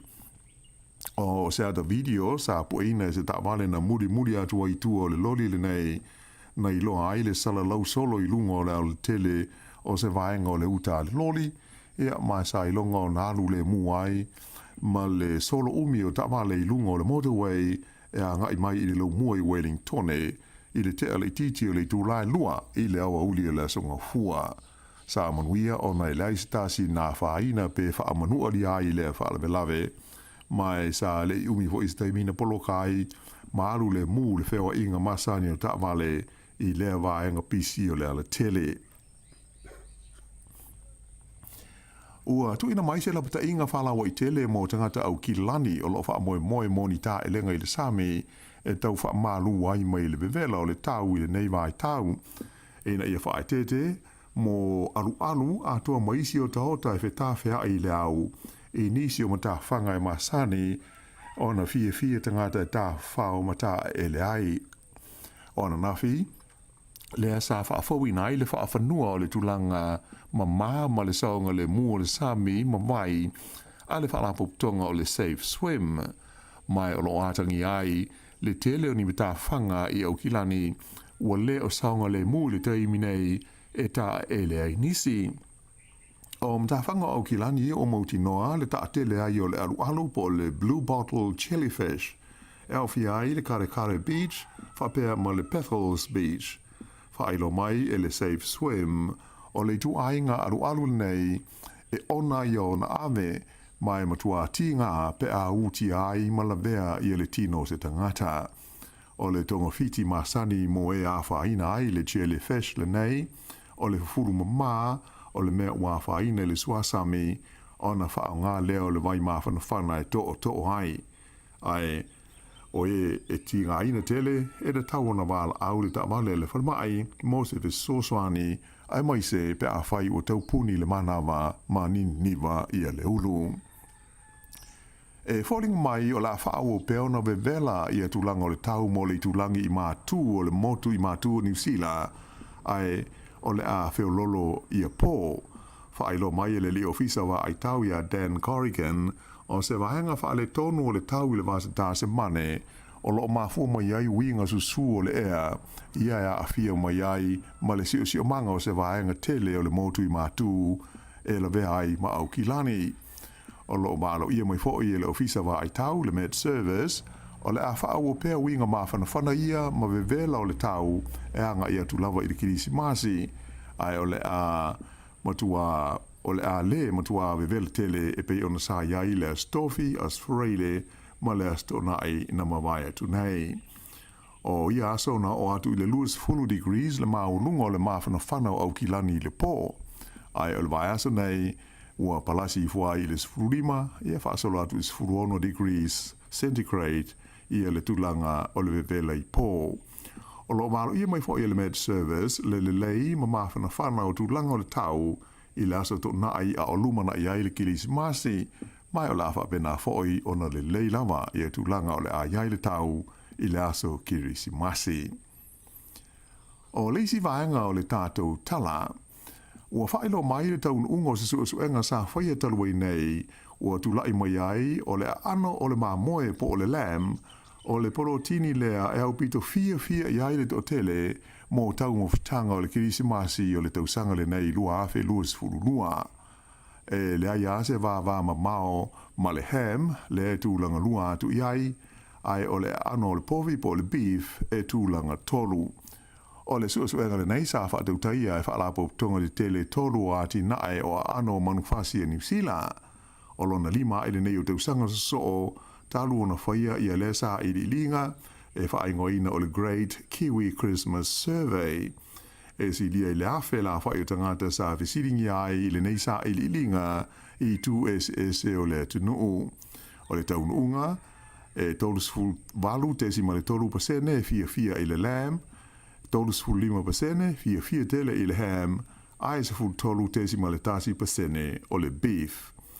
O le pavlova o le dessert au pito alumia lea i le nei tau sanga, e tusa ma le onus ful valu ma le ava pasene o tangata sa la tau whaadia mai o le pavlova o le a dessert hai i le aso o le Kirisimasi, so o atu iai le trifle a o le strawberry whapea ma le askurimi e tūlanga tolu. Ma le tātou tala whaiu o le lii o Lionel Messi e le ngata ina te lelo na sao i le whao se fianga o le au soka alo na atunu o Argentina ua manu malo ai le tamisango le ipo le laulangi ae ua wha mausa li na ai lea malo ma lona tūlanga o ia o le tamata alo soka o pito le lei i le neifa anga tama i le laulangi a toa. Ua tolus fulima tausanga o le lii o Lionel Messi mai o lona wanoa whaiu lea e whaataitai ai i le lii ta alo ua o le soka Argentina, Diego Maradona, ina ua manu malo i le taalongo le ipo le laulangi i le vaveao o le asongo hua. E pei ona sirsila ma whaafonga fo iai o le iunga o le suenga husi le vao falani ma Argentina, manu malo Argentina ina ua sue i kikia nga i le pou le malo, ina ua uma le taimi whaatulanga ina o tutusa lea ta alonga mata ina. E pei ona sila fia o le aua falani, lea na umia le siampini le laulangi i le taamisanga taluai, ai o Argentina o le whaatolu ai leo taimi ua manu malo ai lātou i le ipu ale laulangi i le ta alonga soka. O le whaiungale nā o Talafou.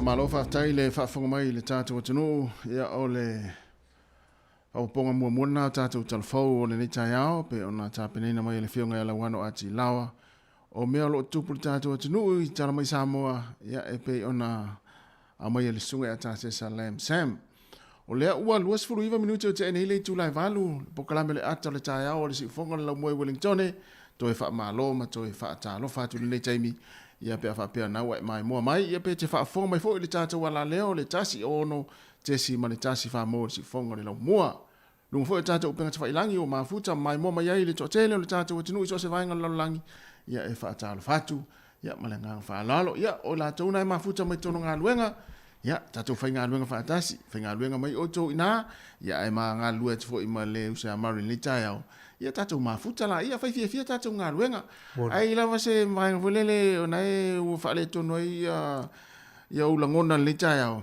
ia u le avea ma vai ma mafai lo mafau amari pa wale me fa fia le tayao ia pe o le sunga ia tapusoa ia le fu amata ona fia mai tapusoa le tayao sunga nunu soa ia o Talafou pesifoti ia ma le to tele tatou tunu le mafuta mai le tayao ia ngalu fia ia fai fia fo inga luenga le yaso mai se la le vaenga le la o fa tau moni wa pe o les o le yaso le ia le fo ila o isi la fotupe Samoa i le yaso ia po tai au ia ona ngai fo ile le fai fa tau wa fo ia le fa inga le yaso ma fa tau mo Christmas te lo ele tu tolva o te mi fo le wo popole le stangata po le ale me la fa tau mo me lo fo me se la to io fai se te lo ai ngo fai la tu se vo Yeah, ko yeah. e se ia le stangat ia a wala te ba fa vo le ia te o le me alo fai Ia ua.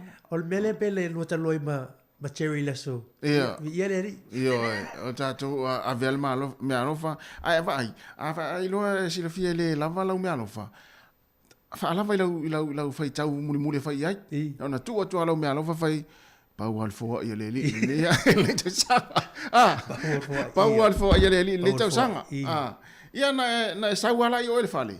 Ia alaua wai lo le tangata lea te alu avilau me alofa. Oi. Pau Le i pau ala le malo si wo o i si uso lea mea o ia maua. Ia o mel na. Ia o le fai fui tau vanga wai ia mai isra pe a. E le alo vai ala ze si me alo falta malo.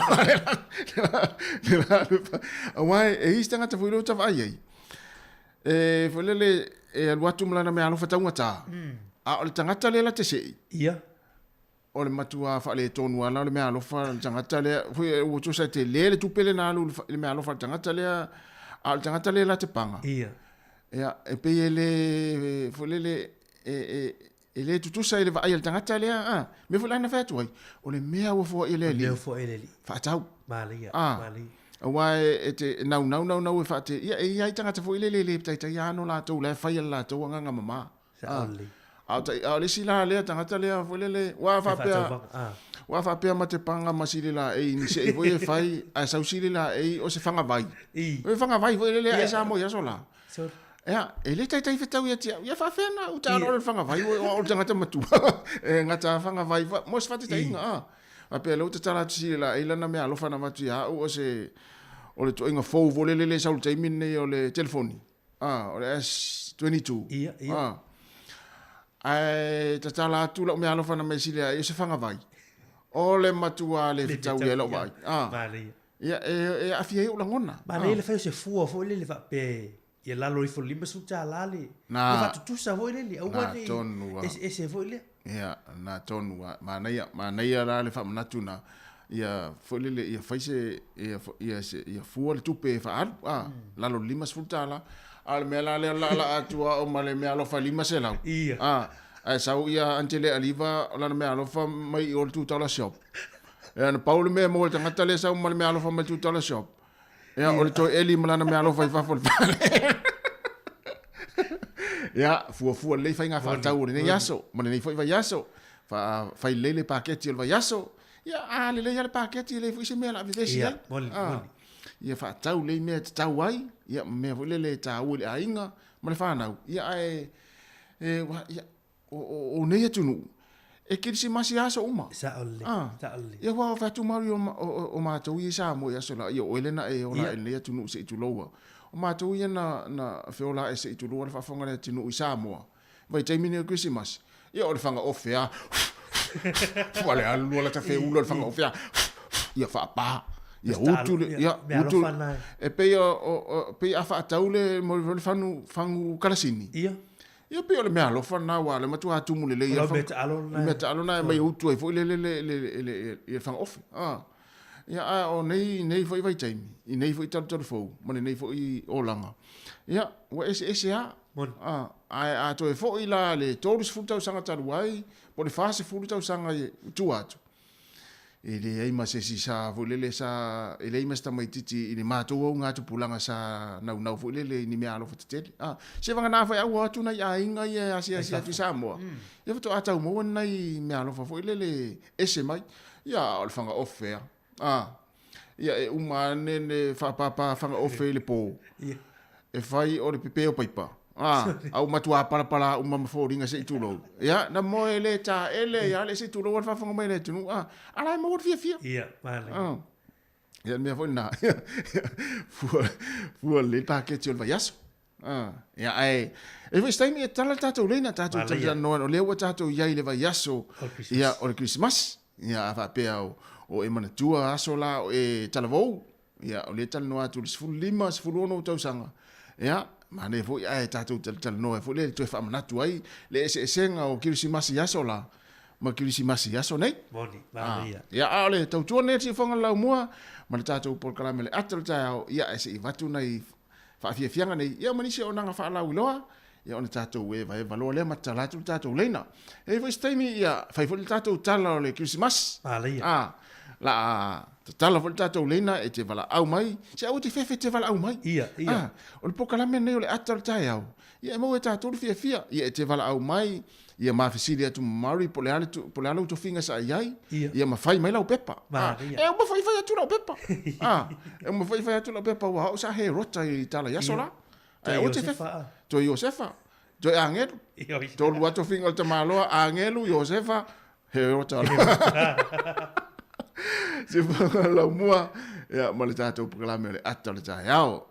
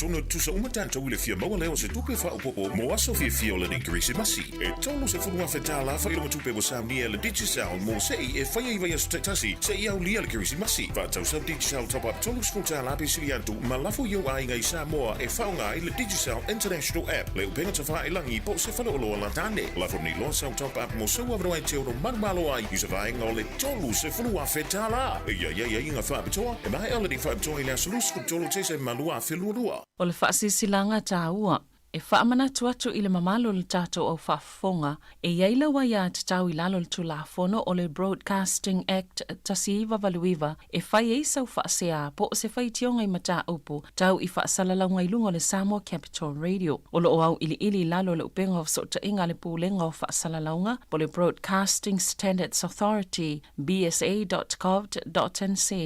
A ia inga mo le whai o sau whaasea i se polka me whaamanu ali ai lau whaafonga anga.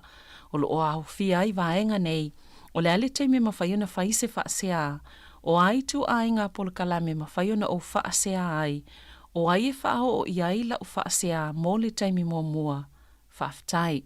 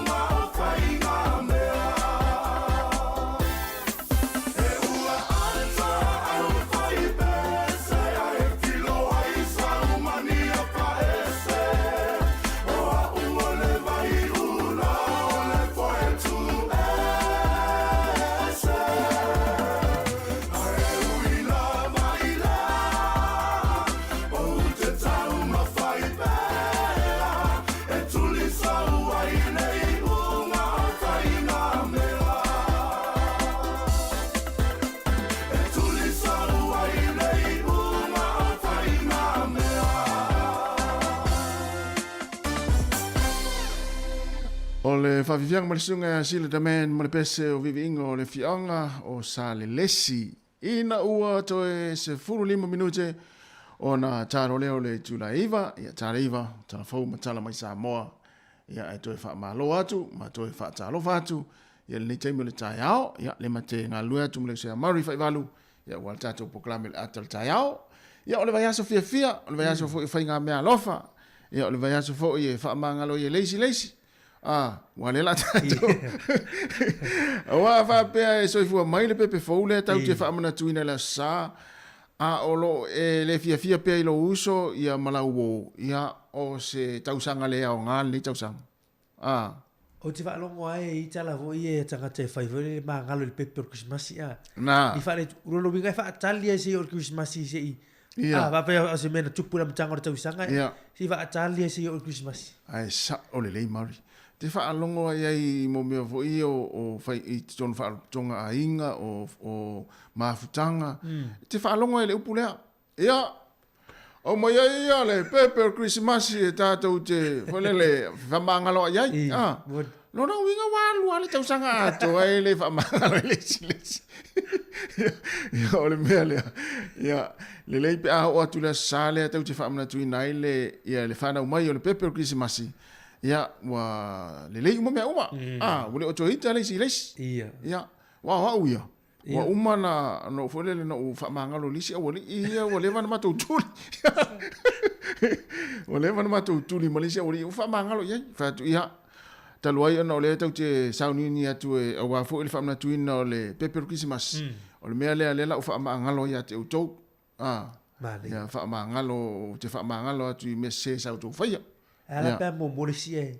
Mō mōresi lang. Ia nae walu le ia ai o le tūlanga nai tau ona iai. Lei pēr tātou whamana tuina fo I le o atu I le sa. Tātou wō uma le lotu. Ia ua leise mea toe a whainga. Ia pete ia o le aso ane nei po le niwa yaso. Sa vali le whalolo uso. Sa vali o le la uso na sa ru whainga luenga I le tausanga atua. Ia pe eise mea sa le fie. Wa e talitonu maru. E ia si whainga luenga fo I e.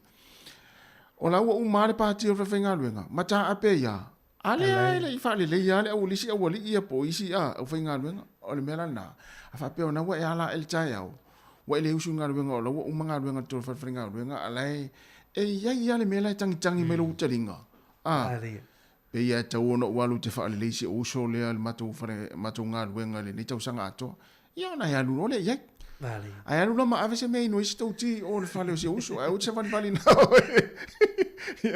Ia ili tai au. Ia o tūlanga tau ona whai. Le ia le mai atu le nei fui tau sanga. Ia ua so longa manuia mea uma. Le fa manatu. Le fa manatu o te fa manatu li. Mai tau tanto I. Le lo te mau. Ia o tanto le o Christmas. Ia oe. Ia o le tūlanga na iai. Ai o le ana o te vai atu Mari. O le foi ua toi la ngā mai foi le mata upu le malai vale le au kilani. Le foi tātou tala noa I pēr masina I ona tua. Moni. Ia le foi tātou tala noa ai. I le tūlanga fo le o le o le unanga I tautua I tangata fo I whemanga. O lea mai reporti, o whai asi te leo ato le loa tangata I malai wa alele au kilani. O isi tangata o ato le vai aso o le loa la tau ato. Moni. Ia, le fo I lau o whato ese ia le, waenga le pūlenga malai wa alele. Ai mai tau atu, e pe fōringa o mafua angai alei ona le loa ia ato isi tangata matuai. E le lava le au whainga luenga.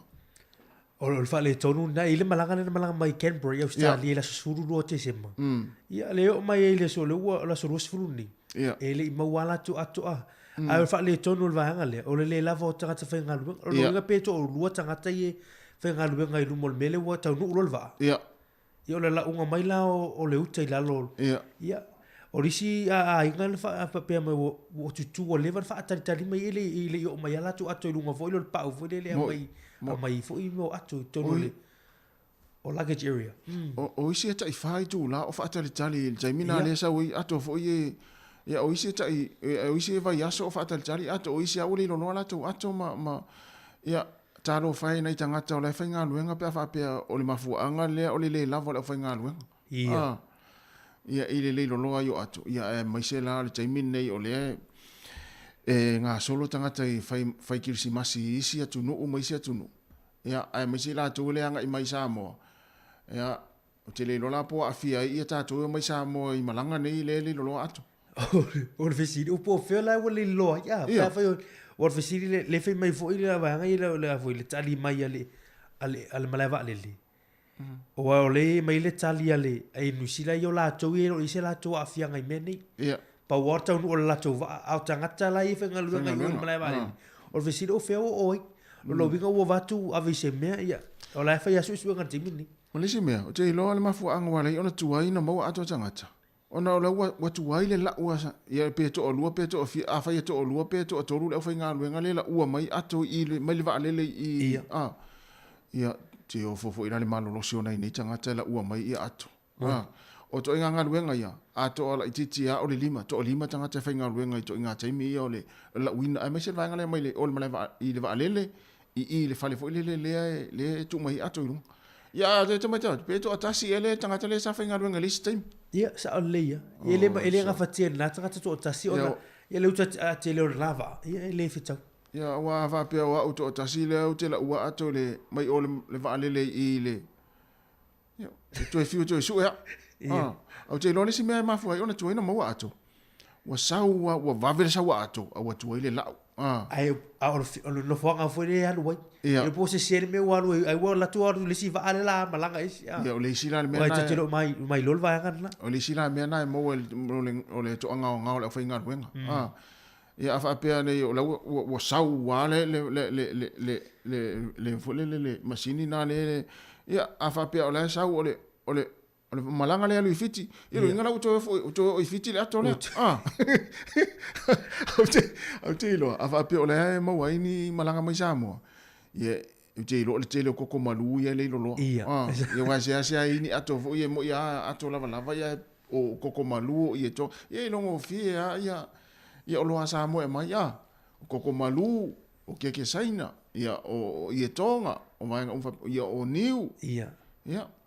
O le fautuanga le au mai tuto le va mai la foi mai le va le au kilani me se la toi malanga mamau o le fautuanga le au mai la tu le u mau tu te te ingo me o fala au nei tatu matua o ala veni me foi e mo mia e wa to te tanga te tu tono la to le ave la lo va ya le fautuanga le au mai tu mai tono o la fo atore ave nga ilunga carry on bag ya te lo me mo mia ya ona to sa idea fo le la no pe fa wole pe fa nei te I wole lo ya to ya vila ya na ya ole nei fa manatu nei to tele tatu tunu ia malanga le u malanga fo le ia tunu wa fo ia sofia fia ma malanga Christmas ia ma te tu ne vai fa pe na ona le wa mai I te ua lava pale pea ia o lo tau fa fo ia fa vitau lin male va lele au kilani ia I nei fo I yaso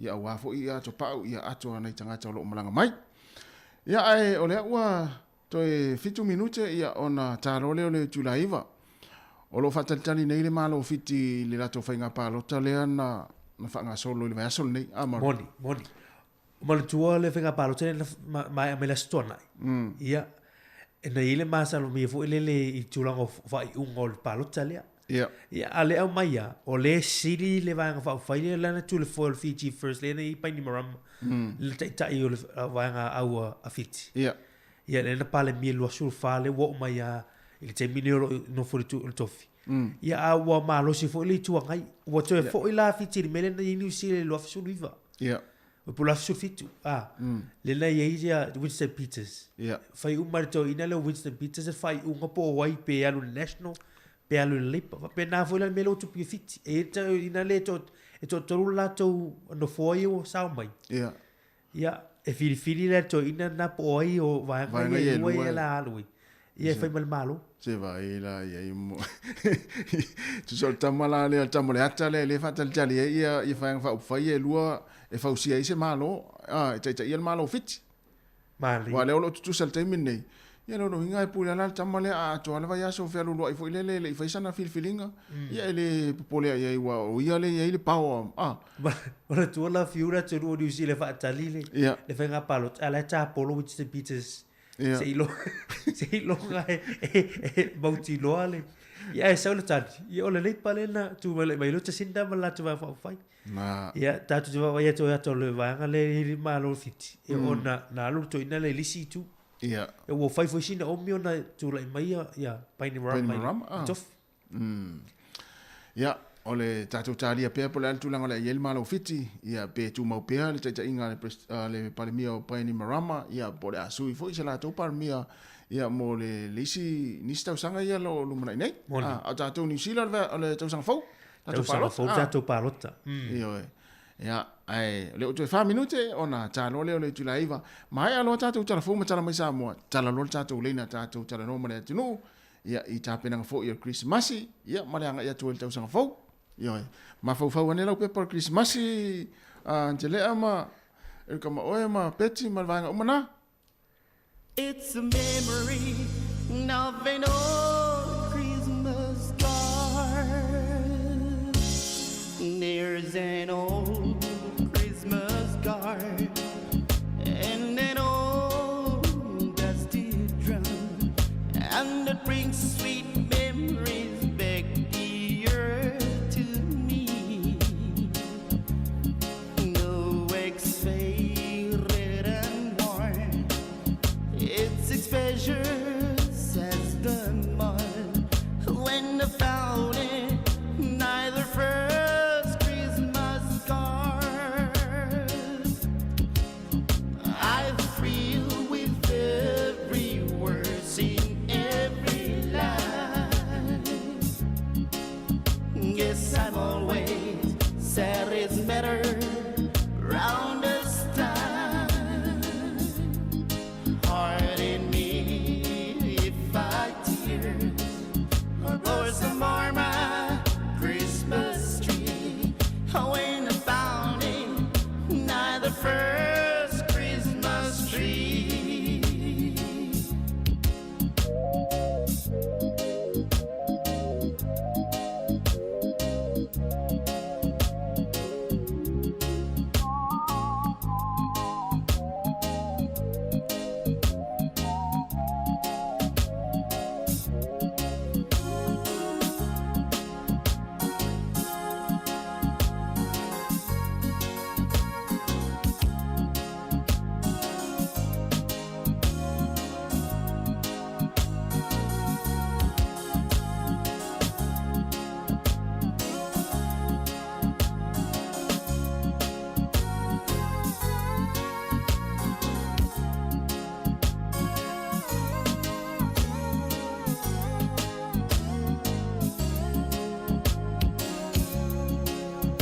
I thrill with every word, in every line.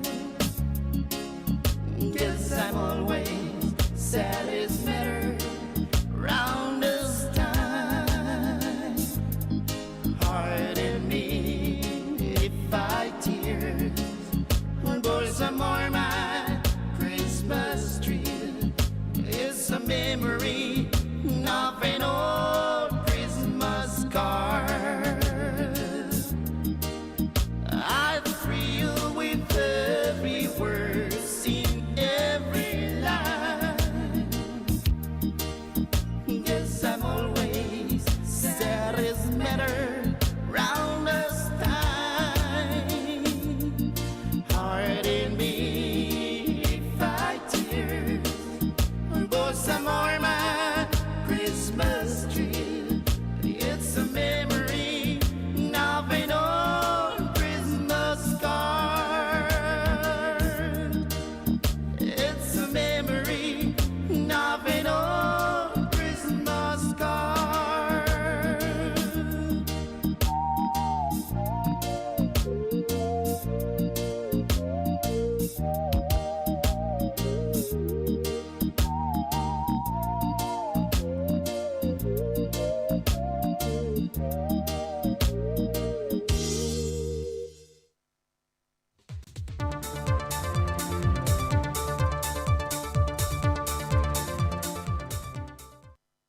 Tātou te whaaftei le tole nei aso fau tātou lia i le ola ma le malosi mai ana teia, o le whaawa wina o le tautua le se fonga le lau mua mai Samoa e tawala i tala fau.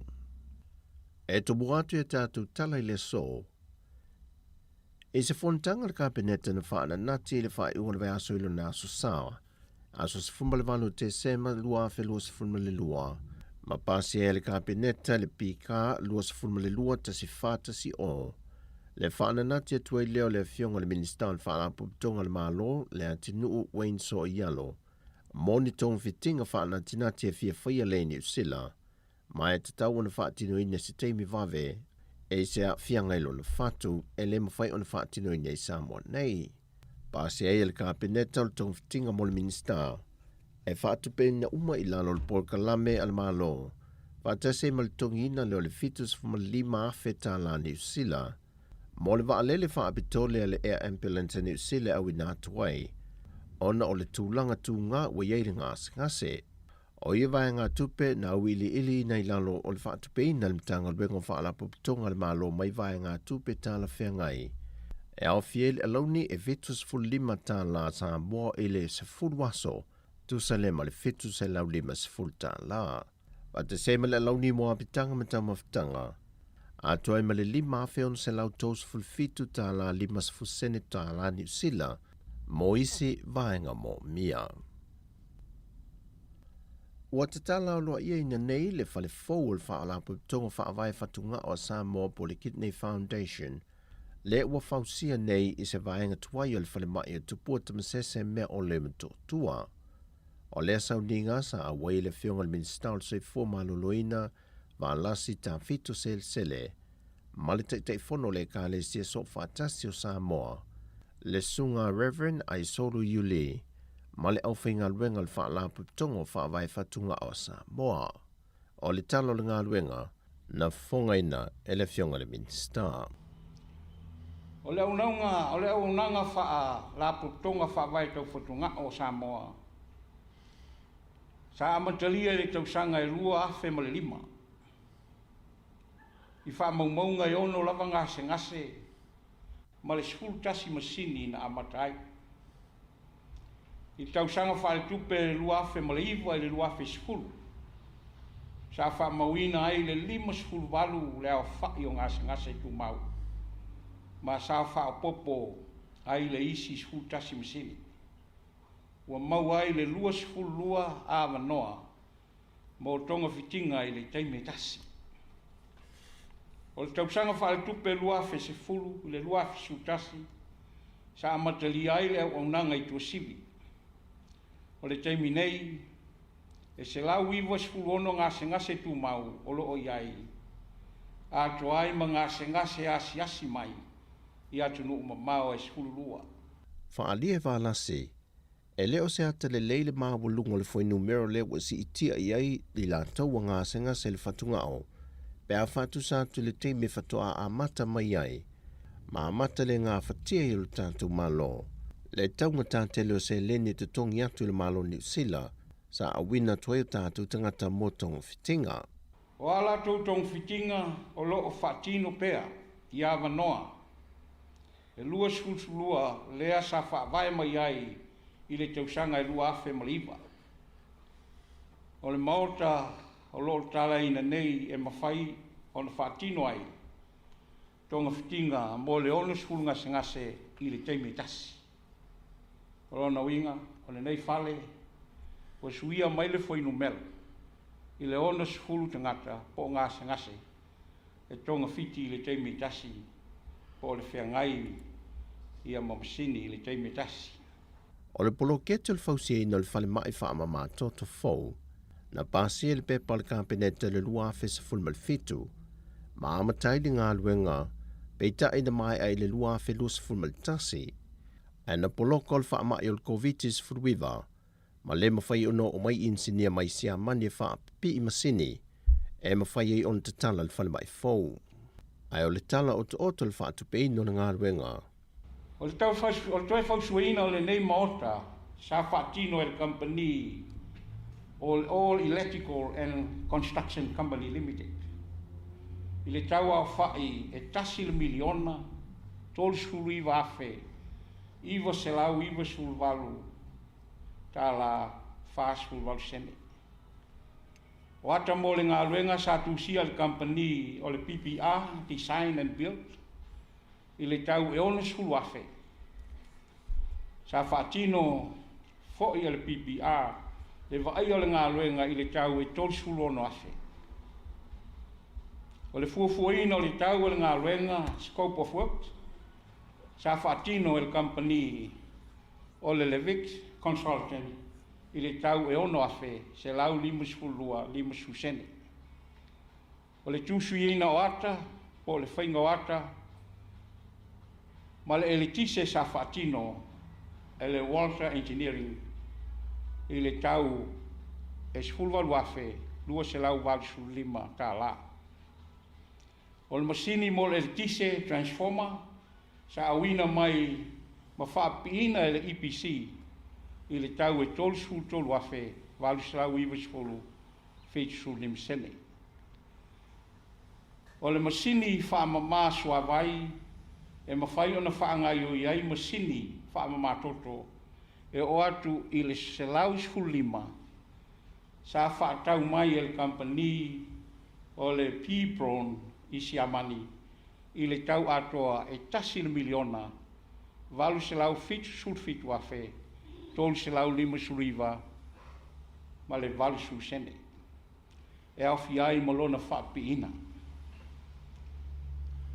O le masini whaamamaso awai sa whaatupe e le malo a o le fausiaina o le fale malona whaatotongaina e tusa ma le tasi le miliona fitu selau sulima afe walu selau sifolu o le fasu walu sene o loo whaawau o na whaatupe mai i tupe whasao o le whaaputonga ai mai sei o whawai mai e kalesia ma nisi o pisi nisi tu maoti o le nei maorta whaamatoto o le amata whaongaina i le aso ata e a waso lua sfulu o te sema lua afe lua sfulu lua a o isi vaenga o le au whaingaluenga o le ase mai i le amatanga o le tausang fau.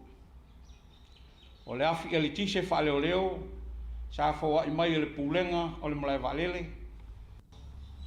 Pei o se tala oto pupu le nā. Le fionga le minister so i fua malo loina, le fionga malasi lo pito whanua ta fito sele. Wa whaalau i loi le vai aso nei, e le komisina o mtanga luenga leo leo a wapa aulongo i tino Filipo, a lato fuafuanga o loo anga i atu le lumanai. E a fia ai le toi tu SSA ina leo le matanga luenga o leo leo ma le au unanga le whalipui. E na ia patino lava ngā luenga whaatino le vaenga e lato wia, e fua le si o manga o lato fo i ngā io inga mga luenga. Ai maise ai, o le sila mabau leo tape nanga le matanga luenga o leo leo, i le anga i atu le lumana i le tali ngā māloa sa mua mota i tai o māloa le taupulenga, le whaatasi mai ai i sa mua i le lua afe lua safun ma le whaa, o se vaenga tele leo le tape nanga le matanga luenga, o lo sila mamau atu iai. Sau noa le fionga le minister le matanga luenga o leo leo, le fau Harry Schuster, wa tape na fwoi de kabinete le paketi e anga i atua ia tape nanga, mai e mulmul ta ia fwoi le matanga luenga, ia fwoi ta iala ua whata te tia. Wa tō aitau nui lau whanua sa mo le sui mo le au le tō sa moa, au le i tau nu mai le au i le aso lusafun ma le fitu e pei o na fōfua ina. O le alo le atunu ia Joseph au kusa swale i. Le sa tali talia se vaenga o le atunu no lato silfia ina lo na malanga mai. I le malai va le whaavau malo i filiolo le aso ana na fi. O le tai au nei whaatale noa i lunga le TV tasi le alo le atunu. Le o lo mapu atu i le whaletali malo le lava i songi. Ma whaanga solo i nisi o Port Kalame e pei o na mua i mua mai ai le atunu. O tala fawia, Manuel ni aso, whaasoi foia.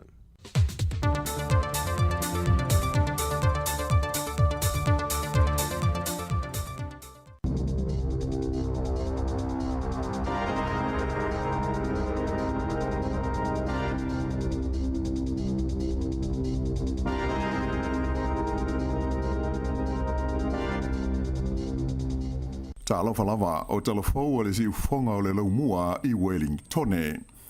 O le talamua ua whautuaina i a tangata uma ina i a tāpena pena ma sauniuni mo se tūlanga aluaru mālie o le tamau ainga o New Zealand mo se vaenga tele o le tausanga fau o lumanai nei. O le lipoti la tamai wha ale kuata ale whale tupe o le ASB mo le tūlanga o le tamau ainga o New Zealand O lo ta wa i se tūlanga lau tele o le sawa o le manao tangata e whaahalua la tu tupe ai le o popole tele i le tau o le whao ngā ina o ia se leni i se tūlanga tā le whea ngai. O lo ta wa i le lipoti o le a whaasolo ina whaiti tia ma pa u i lalo le a whai o tupe whaalu a wha ngā solo i nā whaina tangata umai le maurunga o le tau o le soifuanga ma le alu i lunga o le tului o tupe ai tā lafu e ui ina o le a wheo lolo le tūlanga ia a whiai ia le pūlenga o mea tau tupe. Pei tai e iai tangata o le a whea ngai pēr ma si itanga te tele e a whiai i le whainga o ai tā lafu ai wheo lolo se le ni o le a maua e tangata e teu ma whaasawa la tau tupe ona o fuafuanga le whare tupe tūru tono New Zealand e si itia le tului o tupe po le OCR i le 5% i le tau loto inga o le tau sanga fau lua afe luas fulma le tolu. O lo balo ia mai fo i le ASB le lato li poti le nei le pa u o le luas fulu 5% i le tau o fale. Mai o le ata tau na toa mai le maketi o fale i le tonu o New Zealand i le tau sanga i lua afe luas fulma le faa.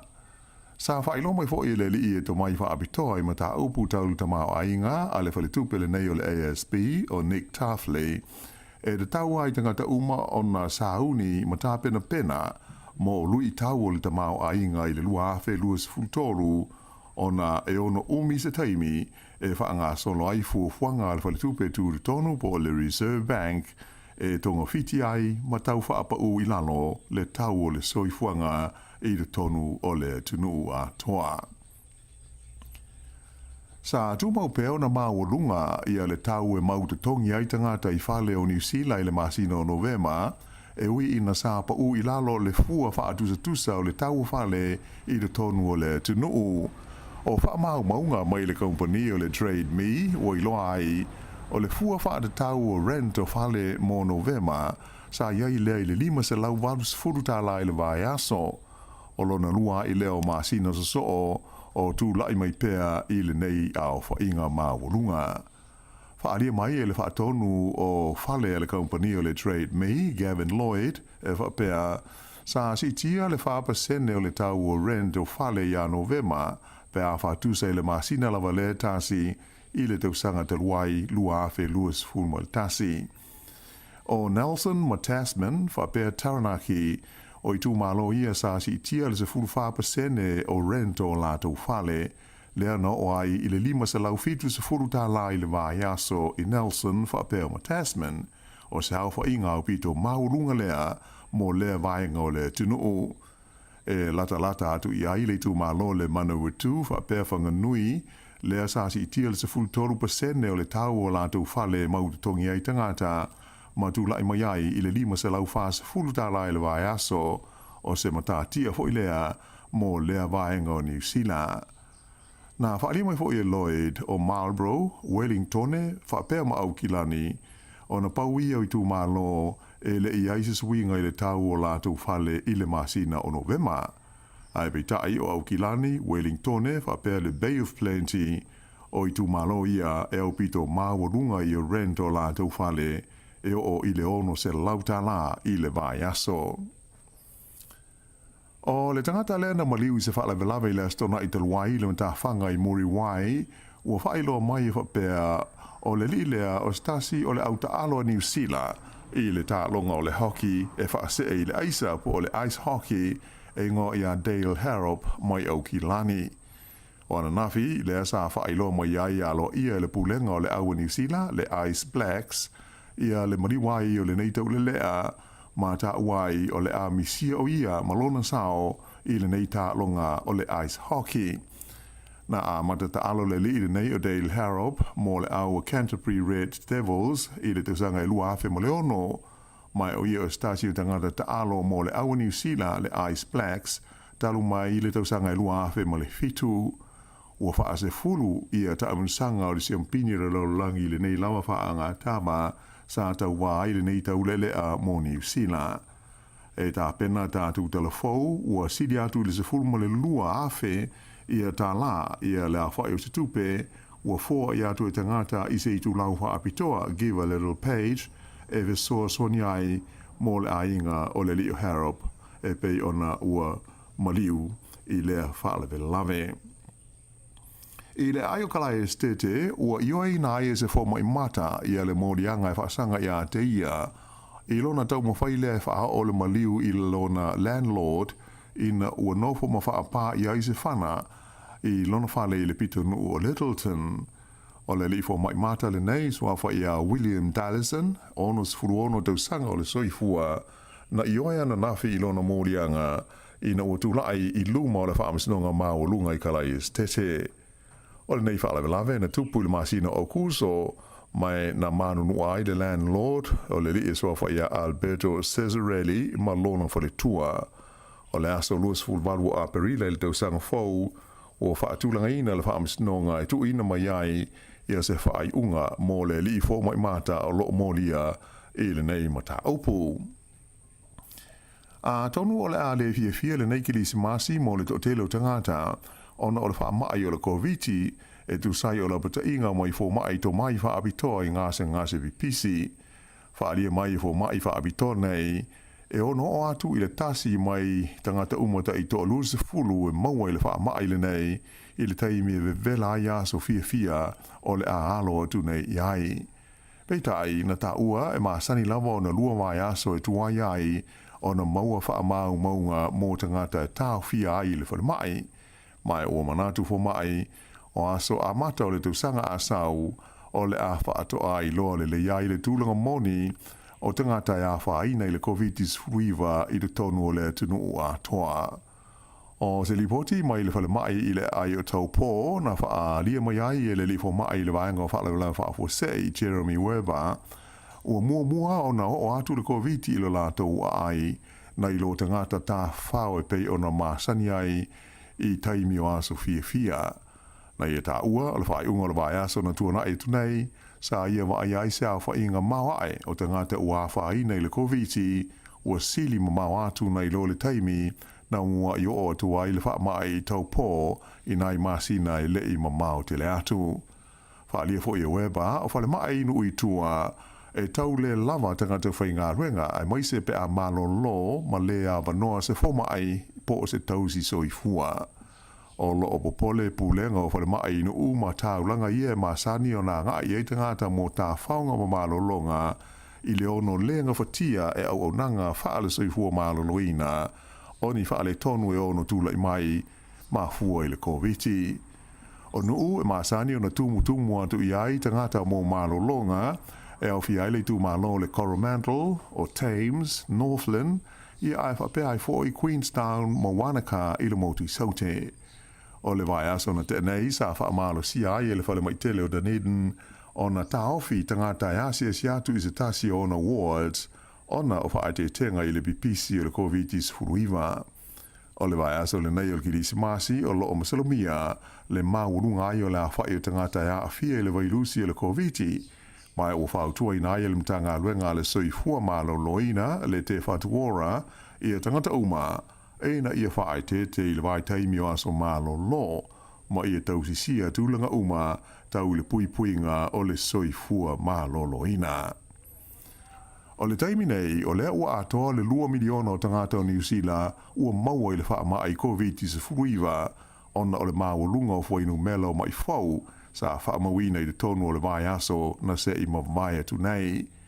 O na nafi, lea na tuina mai ai whaamau maunga nei e le mtanga luenga le soi fua maaloloina mo le vai aso lea na amata mai le aso ngā fua se furulua o te sema se ia o mai i le aso sa na tenei le aso se furuvalu o te sema. Na ilo ai e fase furulua afe, fitu se lau fase furu lea whai o mai fausa whaamawina i tua i le lautele o le tino ma le onus fu malfao isi tangata na mali liwai i le tonu o lea lava vai aso tasi. E to alima se lau valus ful tasi la whai o tangata o lo tau fia pea i whare mai mo tongo fitinga e au fia ai le to os fumale lima i potu mo mai tinga hina. O le taimi nei o lea ua o atu i le lua afe lua se lau valus fumale valu la whai o tangata ua mali liu i le tono New Zealand taluona o mai ai le COVID-19. Ai o lea o te lenga lava o lea ua o atu i le 2 miliona la whainga o tangata ua whaamawina ua maua ma fia i le vairusi i le COVID i le tonu o le atunu u a toa. Vai aso tarwai, sa atula i mai i le whaas furuafe ma le iwas furuwalu le a whai o mai fau ai tolus furulima le a whai o maliu. Ua whailo mai le se atu o le li fo mai o Ashley Bloomfield mo le tau aveina o se tofinga whaafaya aonga i le Universite o Aukilani a mata i le tausanga fau. E pei ono si le fia o le li fo mai le nei o Ashley Bloomfield te le tausanga o avea ma whaatun sili o le soifua maalo loina New Zealand. Au lea ua whailo mai i le Universite o Aukilani ua tofia o ia e avea mpolofesa e ulu i aile a onga mo mata upu tau i le soifua maloloina o le whaitau a whaio tangata, le School of Population Health. Whaalia mai i le pule o le Universite o Aukilani, le tamaitai polofesa i a Dawn Freshwater, o tāla whea ngai le tofia o Bloomfield i le nei tulanga, o le awhi ai, le whaavaina leo se a onga i whaapitoa i suenga tau whainga whaavae, a toa mo mata upu tau le soifua maloloina o tangata uma. O loo manatua le to'atele le li fo mai le nei o Ashley Bloomfield, ma lona taitainga o ngā ruenga whaia le malo, mo le puipuia, ma le tautonga fitia o le wha mai COVID se fulu maleiva. O le aso tolus fultasi o Januari, lua afe luas fultolu, e a mata aloa i ai o ia ila na ngā ruenga fole nei i le Universite o Aukilani. E tele se vaenga o le uta se loli na nuti palaina ma whaalenga ina uataia i le ala lau papa o le nafua afi na Ranga Gorge i le aso ngā fua ana nafi. O se ata video sa pueina se ta vale na muri atua i tua o le loli le nei na i loa aile sala lau solo i lunga o le au tele o se vaenga o le uta le loli e mai sa i longa o nalu le muai ma le solo umi o ta vale i lunga o le motorway e a ngai mai i le lau mua i Wellingtone i le tea le titi o le tūlai lua i le awa uli e le songa fua. Sa amanuia o nei laisitasi nā whaina pe whaamanua li ai le whaalawelawe mai sa le umi ho istaimina polokai ma alu le mu le whewa inga masani o ta vale i le vaenga pisi o le ala tele. Ua tuina mai se la pata inga whalawa i tele mo tangata au Kilani o lo wha moe moni tā e lenga i le Sami e tau wha malu ai mai le vevela o le tau i le nei vai tau. E na ia wha ai tete mo alu a toa maisi o taota e whetā whea i le au e nisi o mata whanga e masani o na fie tangata e tā whao mata e le ai. O na nafi, lea sa whaafau nai le whaafanua o le tulanga ma le saonga le mua le Sami ma vai a le whaalaputonga o le Safe Swim mai o lo atangi ai le tele o ni mita whanga i Aukilani ua le o saonga le mua le teiminei e ta e le ai nisi. O mta whanga o Aukilani o mauti noa le ta tele ai o le alu po le Blue Bottle Jellyfish e au fia ai le Kare Beach whapea ma le Petals Beach whailo mai e le Safe Swim o le tu ainga alu nei e ona i o na ave mai matua tinga pe a uti ai malavea i le tino se tangata. O le tonga fiti masani mo e a whaina ai le jellyfish le nei, o le furu mama, o le mea ua whaina le suasami, o na whao ngā leo le vai mawhana whana e to'o ai. Ai, o e tinga ina tele, e da tau na wala au le ta wale le whalmai, mo se te soswani, ai mai se pe a whai o tau puni le manawa ma niwa i le ulu. E whoring mai o la whao o peona vevela i a tulanga o le tau mo le tulangi i mātū o le motu i mātū o New Zealand, ai o le a whiololo i a pō.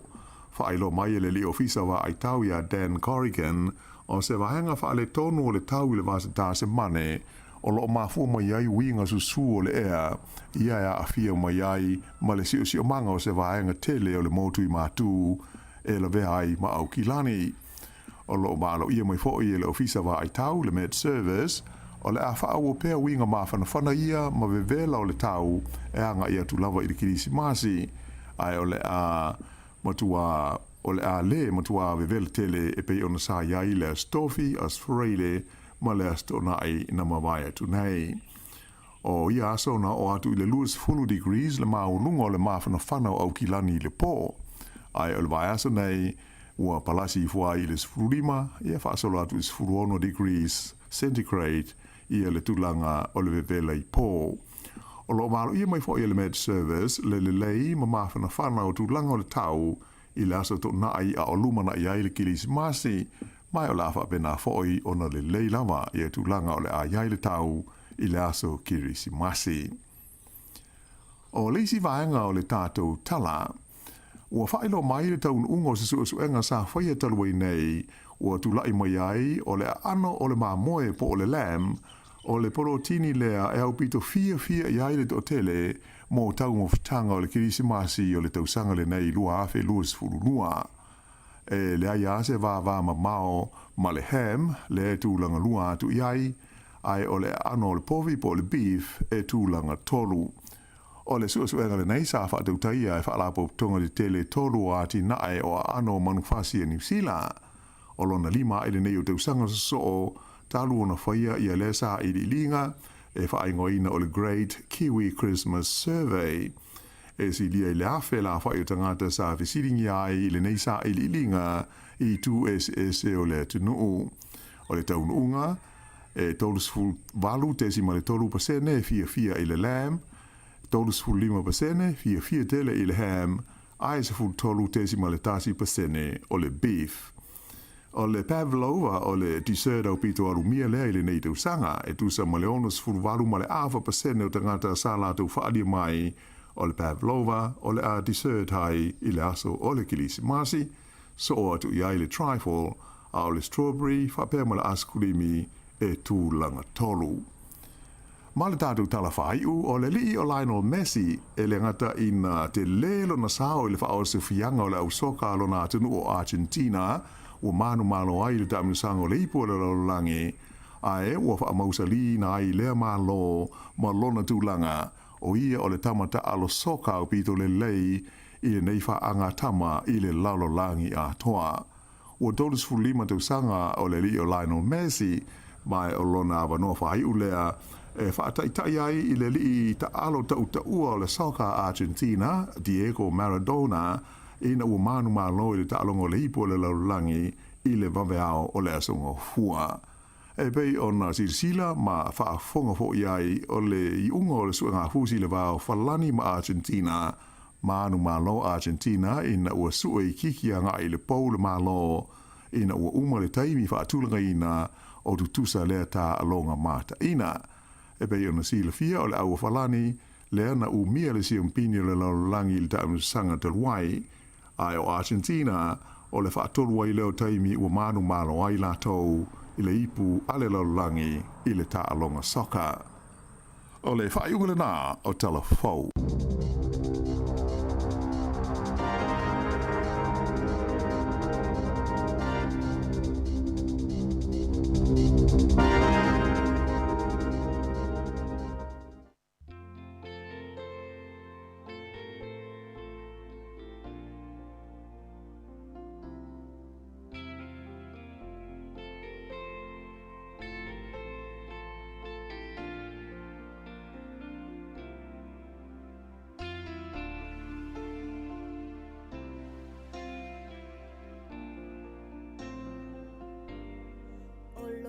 Sama ole Samoa iai Masio tina ole papalangi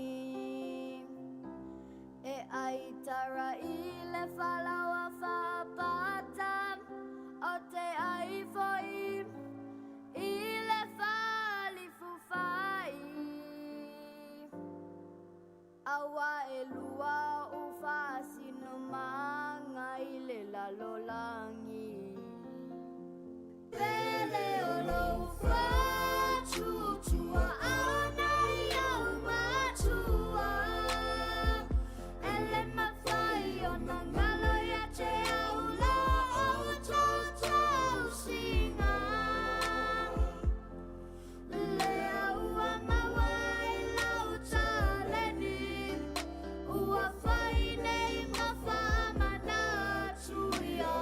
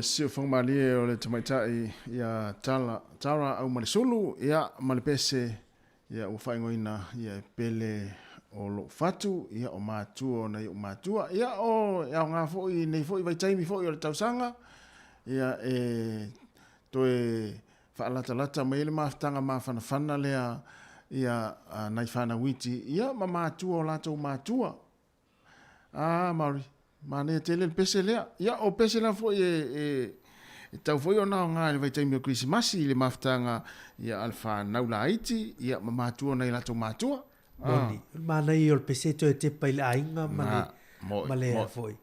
Ia mole mea a mata mai sui fo ngor tangata sui fo ol ainga to fo ia ile ainga. Mana i foi le leo fa na ui pese pese. Ia. E se voi tas fa no foi le pe fa no pese leo pese me fa na. E se ala ngona ia pe e se a tatu ngona pe fa longo i pese nei. Pese mai nei. A me se ana fa na ui ana sui fo ai ni tinu. Ia o malama foi la tole tau ese le mana i o tama ma le teine na soifua ia tunu i fafo. Ai le fa Samoa. Le ngana tau tala fa Samoa. Ia e misi fo ila le langina o pese fa apea. Ia fa fo wa fo fa fonga. I wa fa longo i matua il pese le. Ese fo ila tula ngona. Mali.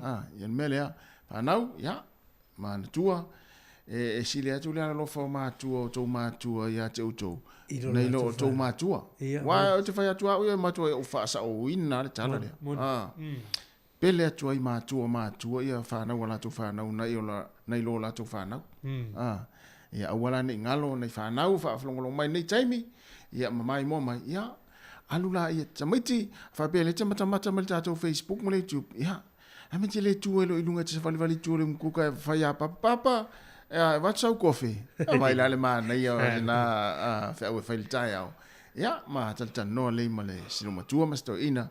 Ia po afo ia wa po to yo tamiti aso ni amisia tamiti laiti fa na ma papa what's our coffee? Ia la o mana inu coffee to ina. Lo fa mai mal titila.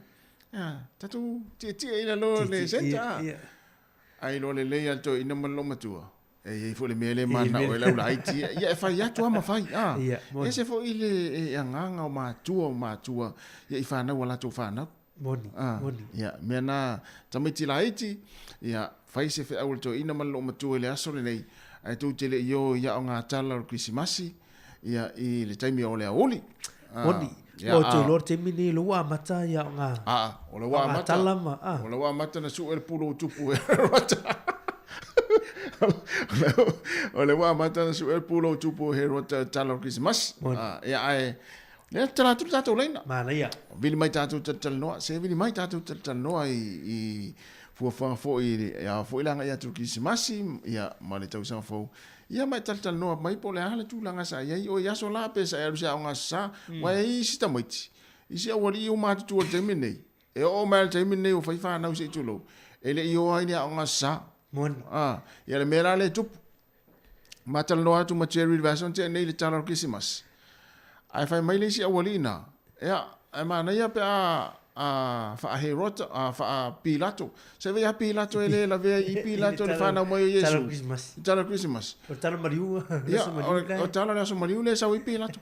Ala fa mai le si awali o Pilato tau sa i le tala le ole fana mo Yesu se vai ia la wai loi ele ia o nga sa ia la wari ia ai fia vala mai le tatu tal no ia nga fo ilo vala mai se imata ngo fi mama ri fa matala le ia tu ia tangata o lo a fia i tonu i le tala Christmas wai le ai se pi lato i tonu le tala Christmas ia ele ai fo ise yona family si elina pa vatu ma fa yona se vai ai yona le na folo le ia ale fa mai le se vai le melna ia e mane fo lo va lo vini mai tatu tal no ma fa matala tu Maria ti oi tangata e a fia i tono tala Christmas vale ia sa la vez tala Christmas Mari ia wa o to ia le na o tua le te ei fa le wena mai voi le fai tau ngor tufsi act foi le o ele fa matala ngara oh ia le nana e telefone no fa matala i tala Christmas na sola ia alu ia o fiu esu ni he rota isi tau sanga ia vatu fa he rota ia isi tau sanga e fiu esu se angelu Wa pio le angilu fai apa au le. Ia. Ia na talu lo tatu mai lungo se me maua lunga i se foi le iluma le ilum i tono farsa. Ia e falo loa mai o talima foi le lalo le peta te lafi mai tu se pun. Ia alu na ia o istau sanga wa fiu e se Josefa. Ia wa vatu o fa Josefa. Se vai. Ia ole tulanga na le ia e saola ia ole no winga o ia Mari ole fa matala. Ia fa matala ma le o ngole. Ma le o ngole tala Ma na ia tele. Ia wa mata sila ia isa mo ma le tunu. O ma o Mari sa ma ia la ve i talo Christmas. Ia o Mari le sa fa matala. Ia o ia foi fai ia o ngole tala.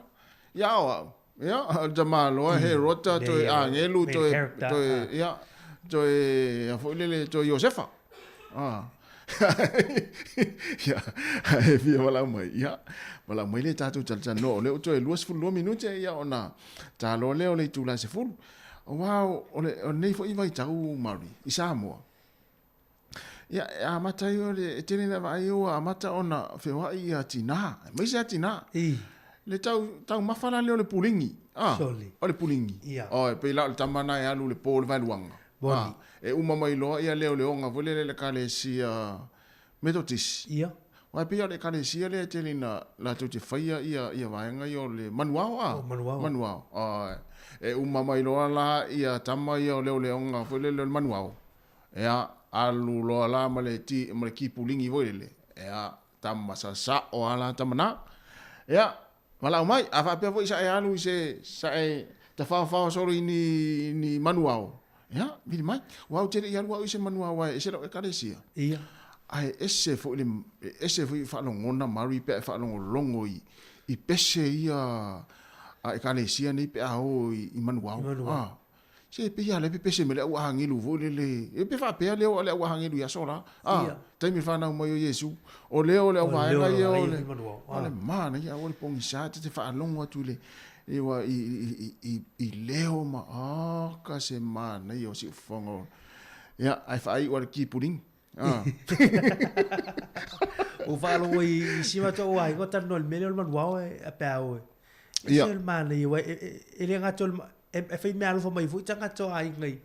Ina foi pese yo tu mana tu manwa. Sa, e wala pe sai ulu fo i la of papa e ma fai la to of papa e o timona isi o tarbo. Le mana ni wa sa vali ane tua. Wa tamana e pe fo le e tami tua vai fale o ainga. E amata tu mala wala. E te ia va alongo atu ia wa pese mai lu mo fale o le ainga. Le mana ia yo fa alongo nei na. O te le loi taimi nei. Ia. Afa pe ola fa wa ia me yo manual taimi nei. Wa le uta vai u fai fo ina ia tunu nei. Ai ola i pasi fo ie. Ia. Ola ia pepese lu mo falo le ai a sa mola. Sa va Aso le yoni se vai. Se vai tostoso wo ie. Ia la ai lu ngol mama ayo ma. Ia ai le fo ia le mana na yo si fonga fo yo fai pese na so taimi o le. Ia wala mai pese ali se le nga pesa. Sa e tafa i tono taimi o vo le o manuao e kale sia maroto. Mana ia. To e se fulu iwa minute o na talo leo le tu lai se fulu. Ia e tato proclame ia o sauni mai le tu lai se fulu. Ma le tu lai se fulu ma le tasi.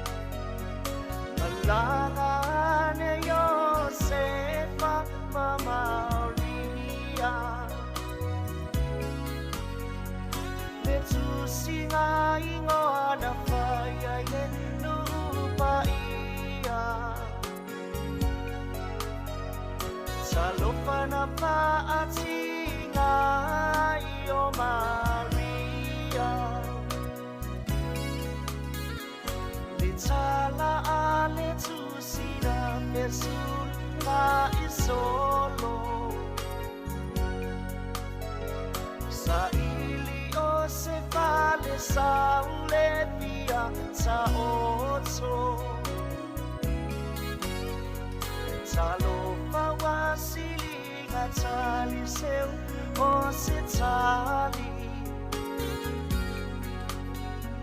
sa o toi fo i le fale o le ma si asi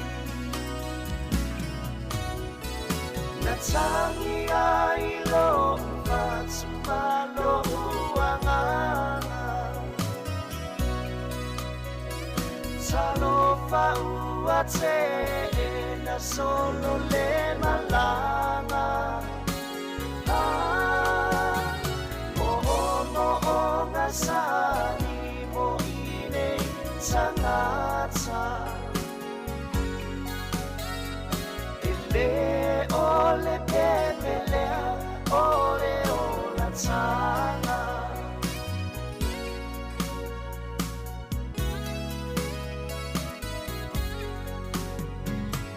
Tala ale tu si ua fa maoni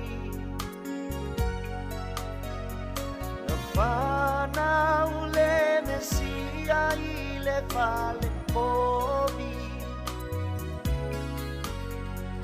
Na paule a ole vale na tatala mani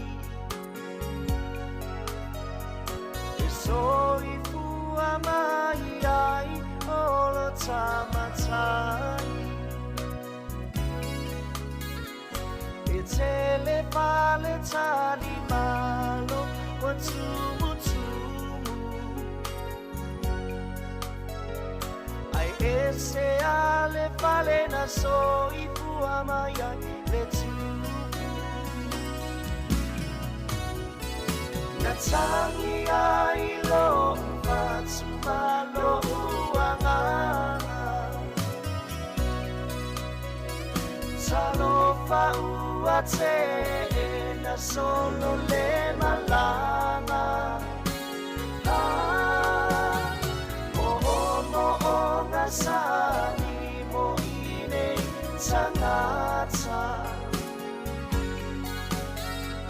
Ele ole pepelea ole ola tanga Ai ma Be ana e iloa ina ole alele Ola na ai oi na nei Ole nei la lolani Ole a o watu a o mai e te toe mana tua A o mai e te toe mana tua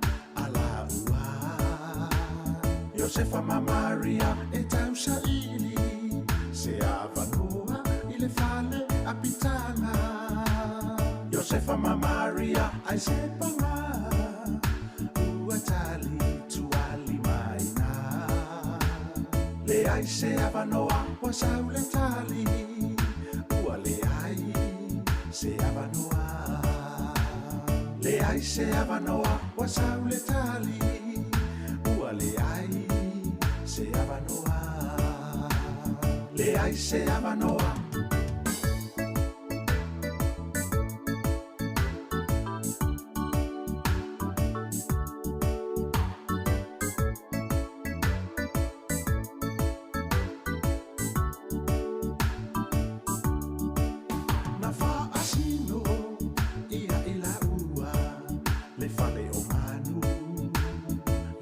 Mama tama ai satalia e ila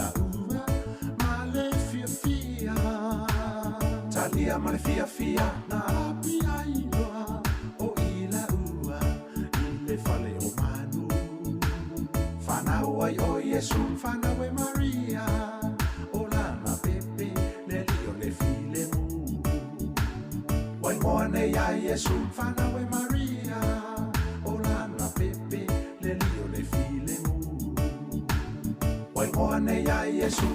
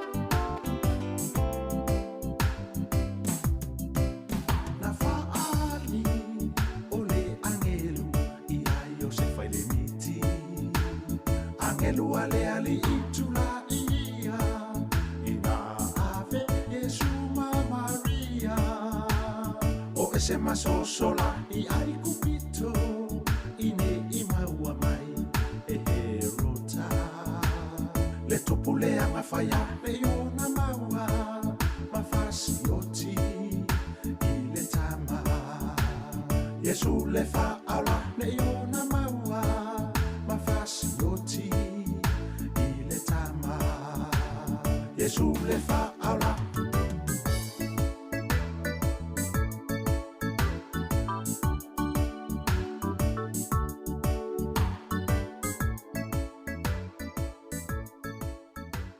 O le ua toe 5 minuti ona tā leo le tūlai se fulu, ia toe wha amaloma, toe wha tālofa tūle tātou tūnu le taimi, ia se tāle se fulu, le ua e poklame, saun mai poklame a le pulenga anu o porurua, ia i fulu manatu, ia le lopo o le tātou poklame muli nei, o le pulenga anu o porurua le tūlai se fulu, leo toe 5 minuti, ia ona tā leo le tūlai se fulu, ia o le nei taimi, ia toe wha amaloma, toe wha aftaia toe le tātou tunu, ia e tu sai o le tātou maftanga mai le tāu na le lai, le poklame le ato le tai ao, ale si ufonga lau mua ia e pea ona matfoi ma le nganga nei poklame ina ia maua tātou le fia ia wa foi le amataina o whiau manga luenga ia o le aso ma le aso ia e ina foi ia le nisi o le tātou watinu ia e se foi la tau langona i taimi o tātou poklame ia a foi le sui fifilo ila foi ia langona ia o le tātou poklame lea ia awa fo ile fa fonga mo le mai mo le tātou tunu me lea ia fa pe fo wa sala fo singa ngana ia fo ile tātou proklame le ato le taiao ia fa malulu atu ia e o lea ua to e fa minuta tarsfulu ia la watu fa fia fianga nei ia ona ta pena mai lea o le proklame ale pulenga no porilua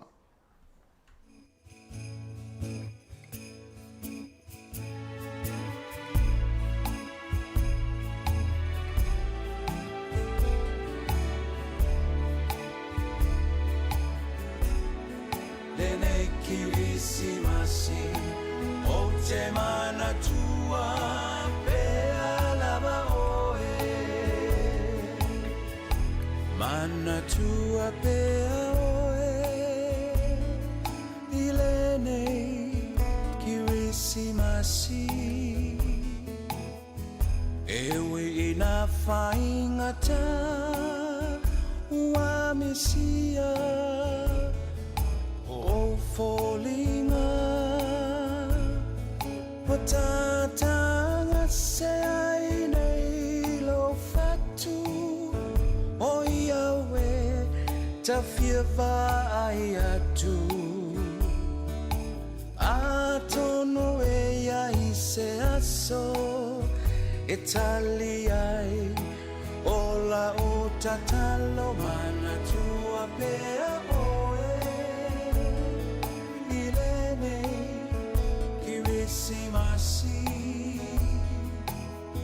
Ewi na whaingata Elevaia Olau ata ata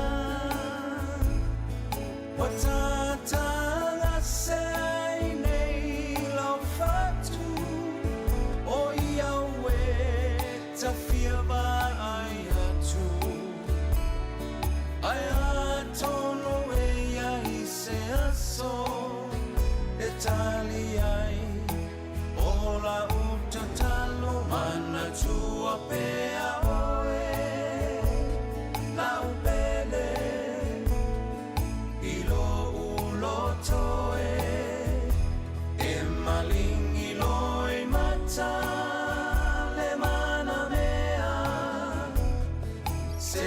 fai mai se tala Tau fia fusi atu ma opo mai oe E mani e ai lo ulo toe Nene kiwisi masi O te mana tua Pea lava oe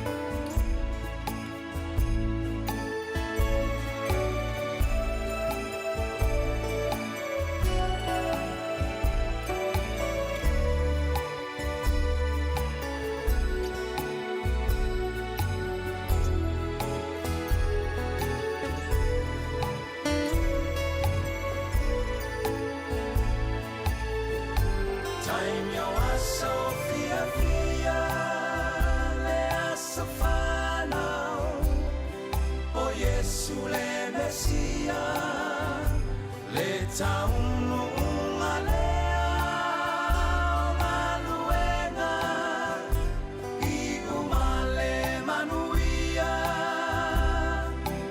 Aole au fatali pea Besa wa fea le mana mea Atonu e ai se aso e tali ai Ola utatalo mana tua pea oe le mana mea Ilo ulo toe E malingi loe mata le mana mea Sei fai mai se tala Ta fia opo atu ma fusi mai oe E mani e ai lo ulo toe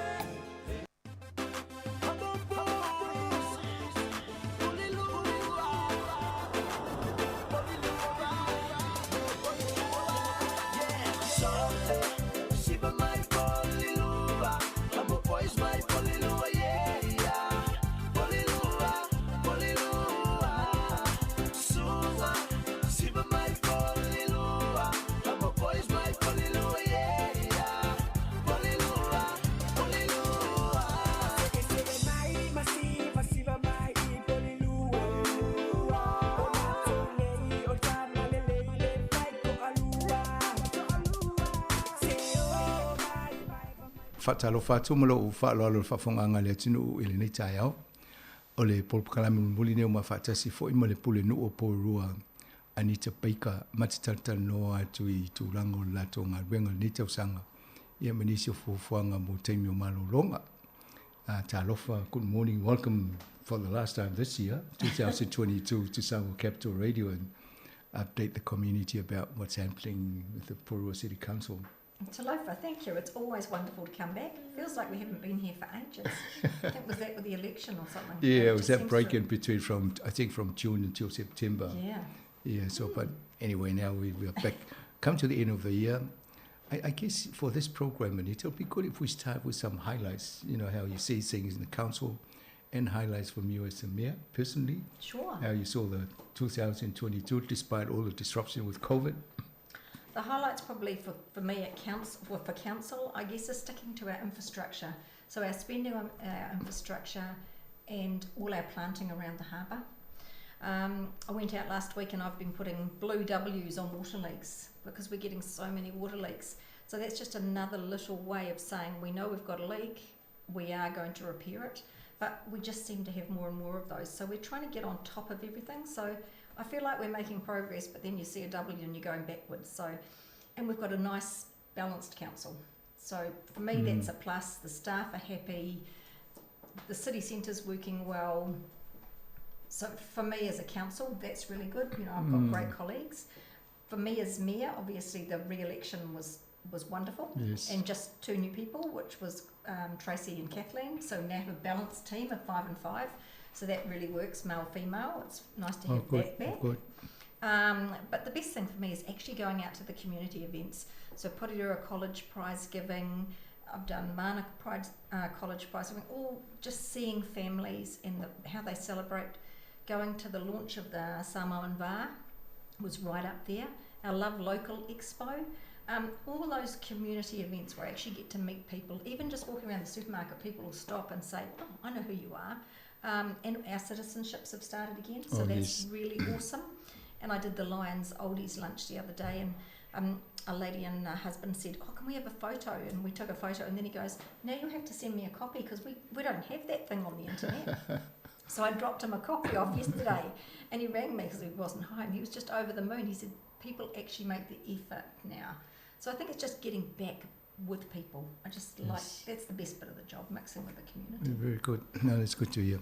Let me try and ole tato por kalame ole tam fai fa Samoa Tunisia vai ngol tan ngol tau ne fa tasi foi mal pul no ia ani te paika. Ia or por kalame mulmuli ne mol ne tau sanga lua fe lus fu lua. Ela na sidi ia va in tulanga fo e laulunga ila na ia sila inga luenga ale pulenga no ia me se foi mo ia ole pul no por lua. Ia pe ole fa mo ia nga luenga te tele ia le wa amata na fa tatia ma fa nga yui. Le tau infrastructure o vai ngana le ia male tonga ola au I ngā tai whale o porua o isi vai ngana o lo tamwhaiala nau ina ia whaatino ia leo whaanga ioi o le si vai ngā whiwhia ia o le pāleni o le tūlanga o le pūlenga nuu leo ia nei whiwhiringa ia o tō porua le na pālota o leo tōlu le tūpā tamaitai tōlu le tūpā o li ia pe o mana ia na o pāleni ele la tō fōi le tūlanga we nei pōrua. O le si vaenga le vai mo ia lava i lona I tangata. Fia tele ia mua o na o toi whiwhiri a vea ma pulenu ia a tono o le whanaunongana le sa iei mai whaptai e fo le malu o tōna pānota. Ia ma le tūlanga o le mawhaile ia o na awai whatsinga a tato community. Tangata lau tele e a misi fo la tato Pasifika. O le o tele alona malamalama fo ia tato ia mwhaafitai fo ila tō e tahawhi ia mwhaape mai o te loa oe ia ai fo whanau longo tato polkalame nei. Ia o wahangana lai mawaile e whaafianga ia te ia pule no I tono porua. Ia mana ia lewa amatana I loa atu tūlanga na o iei tato e le tō fo I nau e lango le tō pule nganu ia me se fo I pule no o tō whiwhiri al tausanga nei. Now, some of the things we've discussed during the year, the Kenneth Creek update, the Bothelmee. Bothelmee Park yes. sewer upgrade. Yes. It's actually happening now. I think all year we've discussed the resource consent. Correct. So now we've had the resource consent and had the blessing on the site, and now we've shut down part of the park for up to 2 years to lay the new pipes. So it's coming out of the stream, and the sewer pipe runs about 15 times through the stream up there. So they're bringing it out of the stream to bring their natural environment back, and they're putting in the new plastic pipes. So if we have an earthquake, they don't crack like the old ones. Yes. So that's really good. So they're starting that, and they're starting cutting the trees down at Cannons Creek Park over the Christmas break. I know straight after that, they're taking down all the big pines. So that will make a big difference. Yes, it will be disruptive to people, but it's us working with Kaingaora and Ngāti Taua. So in the long run, it'll be a fantastic park, and we can put more things in there. Whereabouts, if we're sitting here, whereabouts in Porua is the park? So Bothelmee Park this runs... side or this side? That side, the other side of the supermarket. Okay. That is Champion Street, isn't it? Right. Yeah, Champion Street. From the bottom of Champion Street up to Horsebite, opposite Te Kurumare. Right. So it runs right through the spine. It's actually the old road that was used in the old days, the actual old road. So most people will know it. So the car park from Champion Street up to the Blackberry Harvest area, which is near the bottom of Aotea, that's the bit that's going to be shut for 2 years, but you'll still be able to get in and out at different points. So people there should be warned that this is going to be closed from the beginning of next year? Yes, they've stopped the park run, so the park run has finished now, and they're going to go somewhere else. Just not sure where at the moment, but yeah, it will seem like a long time, but in the end it'll be worth it because Oh, it'll go hopefully we'll be able to put toilets and all those sort of things. Yeah, that go people are very asking quickly. for. 2 years is run very quickly. O le singa venga tele ale matalta no ai o le ngalwenga le ile potami Mechanics Creek le avo le ngalwenga le o le fa yenga venga te tele ye fata ti ye pipa ya lo le ala vai I tulanga na o le von tam fa ye ne fai o le tele o te misa mata no tona isa tala no ile consent po le malienga le I la lo tula fono ina ye fa yenga venga tele fa pe ya le la o umona pansia mai e fa moi moi a matal tau sanga foulinga luenga mo le lua tau sanga e o le fo ila e ile ave ile o ile tala al pulno e fa marulu to I la tele taimi e de mfai ona fa ngai se vaenga I mala to I fo le fo ingo ta vale I vaenga le polu e na ia utangia mai fa linga le mo ngalwenga tele e lua tau sanga e fa ile ngalwenga le ia na uma fo le to e fi lo le fa ngai si pak o lo fa moi moi fa ina I see that this project, you've been lucky working together with Kaingaora and Ngati Toa. The Yes. council has been working together. Yeah, it's a really good project because obviously Ngāti Toa want all the streams and harbour health brought back, Yes. and Kaingaora are paying the funding has come from government Right. to do that infrastructure because of the housing they're building. Mm. So it's a big deal just to get the money. I from think it's a government. win-win for everybody. The Oh. government wants all this climate change thing to take into Absolutely. Yeah. and yeah. Ngati Toa is making sure they hold to account. Yep, they certainly and, are. and the council wants to see something action happen. It's nice working together, I have to say. Yeah. Yes. Yeah, o le vaenga le pe onta no lo nga lue fata se Kaingaora. O le pule nga nui polua Ngati Toa. O le telefo nga luenga I o lo fatu pel malo pe on sa no le. Yeah, if I need to pick up. Now, you got a new cycleway. Well, we've got funding for the new cycleway. Oh. So it hasn't happened yet, but it's tying in with Whitford Brown and Papakowhai Road interchange because we're going to do an upgrade to the interchange. So it's going to tie in with that. And it will run from the Aotea Lagoon from the Whitford Brown end, so that's where the traffic lights. So that cycleway will run from there down to the start near Parramatta School by the dance studio. So we got 7.2 million from government under the climate change emergency response. So there's not too much to do. People are panicking at the moment saying we're losing car parks. We're not. The road's quite wide in most places, but we only have 15 months to do it. So it will be a fast project because usually roading projects are slow. It doesn't include the bridges at the other end, but it will mean that the joining of the cycle trails. Why 15 months? That's what the government have put the timeline. Oh, Excuse me, okay. on the spending of the money. Most unusual. So Election year, 15 months back from the election. yeah, I'm not sure. It's really weird because we've only just found out, so I'm not sure what the timing is. But Well, I guess in a way it's like an incentive to get people moving and get the project done. yes, well, you need the cycleways to connect to each other. So you have to go over the bridges if you're going to connect to the one that's going to Parramatta. So yes, hopefully it will get more people on bikes. All right. Do you ride a bike yourself? I do, but I ride an e-bike. Oh. I've tried a normal bike, but with my two new hips and knees and feet and everything that's been upgraded with metal structures. I haven't ridden a bike for ages. I don't know if I can get the balance if I get back I on. love my e-bike, I have to say. O le vaenga le matanoi, e ele tupe leo whamatu umalmalo, fitu tesi malua miliona, mai le vaenga tupe tō te lau 5 miliona ale malo, e whaanganga mo le whainga o wala vidivai, I mo wila vidivai. E ele vaenga tupe le tau le Climate Emergency Response Fund, mo mai le tupe le fit tesi male lua, ai se 5 masina le tu umalmalo, e tau ena wha tino ngā luenga wha anu tupe lea.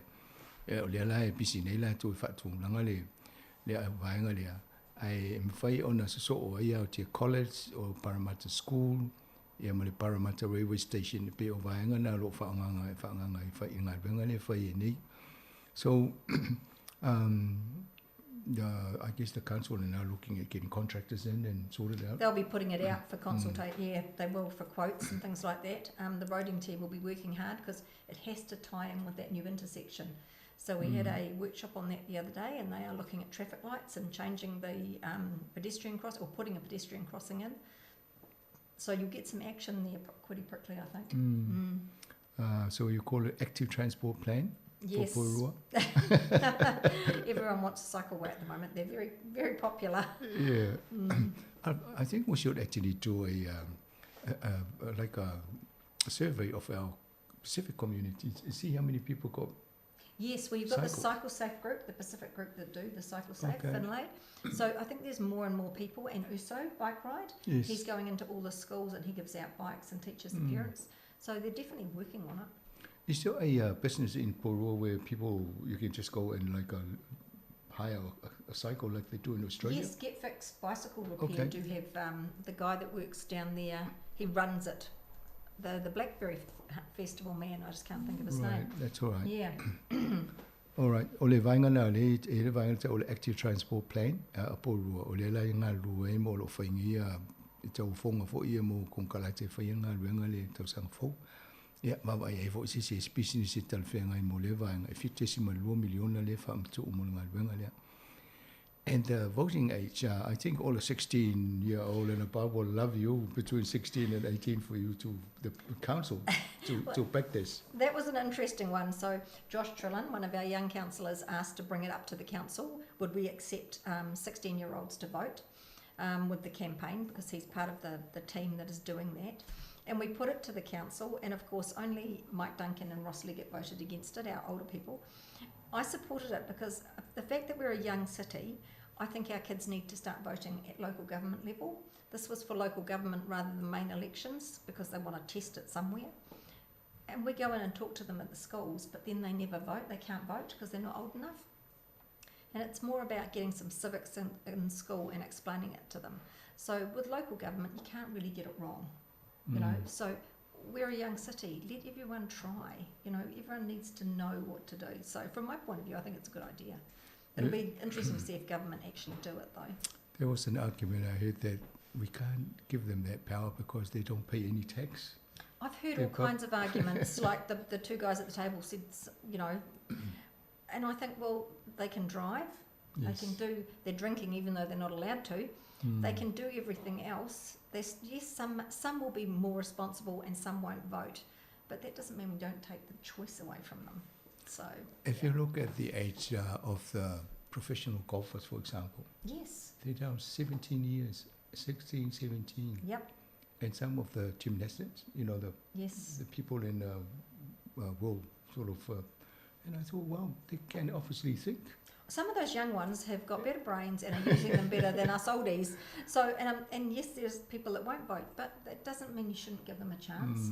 And so it'll be, yeah, that's why I supported it. So it was interesting around the table just to have the two that didn't vote, and they were both older, which Yeah. was disappointing, but talking to them later, they're pretty firm on their Well, ideas. that's democracy at It play. is, it is. They got to make their own minds up, and why they obviously got some good reasons why they. Well, they do, because Mike's got lots of grandchildren and great-grandchildren, so he said he'd spoken to them. So, you know, both of them had very good, valid reasons, and that is democracy, so it's good. Yes. And then, is it easy for the council to vote for this, or what's the process to get it? No, so it was vote to send it into government, so Right. it's purely So supporting. just saying we're supporting them. Yeah, this council supports it, so And the government will have to make the final call on this, probably a majority vote in parliament. yes, and the local government commission, it was going into them as well, so it'll be interesting to see. Yeah, the government's got so many things they're trying to get through at the moment. It's Yes. probably just another one too far. Mm. Yeah, and the other party didn't support it. So But it was a good majority, 9 out of 2, so Yeah. obviously that was good. O le tūlanga le matitala noa iei, o le fuafuanga fo le ia pe te tau o na pālota le taisfulona tausanga i ke ato whainga pālota New Zealand. Le lana whaile pālota le pule nganu i pōrua. E iwa i la tau na pālota i oe, ai lua na te, a leo tala noa le pule nu, o nei tangata to ina matutua ia e te dia la ua le vaenga le ia. Asanga lango ia, o moa lana i wa ai tonu tu o le pule nganu nei pōrua. To tele o tangata e pōrua o tupulanga la iti. E tele no tala no ia, onga matana no i te miti ia ta isfuru onu so fita o sanga. Ai lele mwhai o na pālota la to e whai, o la to la vava ai. A tatunu, mo te tau on ave le wanoa le te me.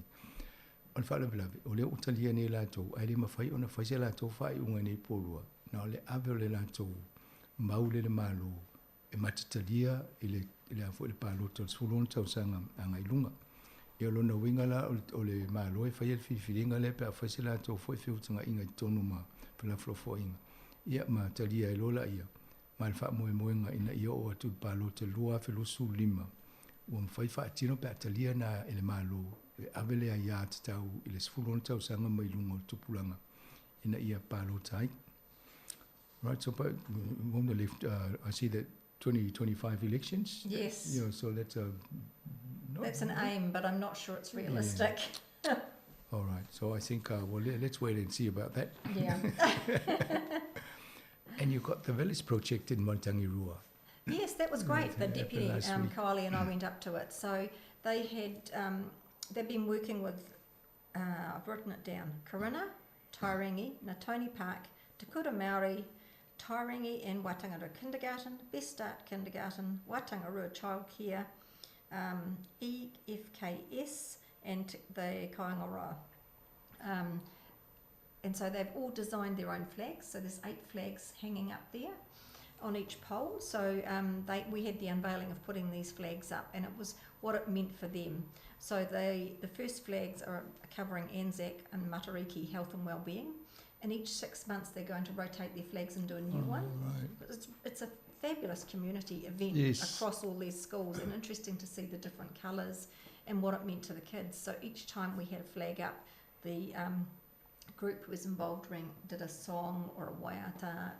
It was a wonderful morning, I have to say. And Lorna Fuanakova, I'm not sure I've pronounced that correctly, sorry Lorna, she's the one who's been driving it and worked it all through, and then we went to the Oasis Cafe around the back, and she had lunch bags out to all the kids.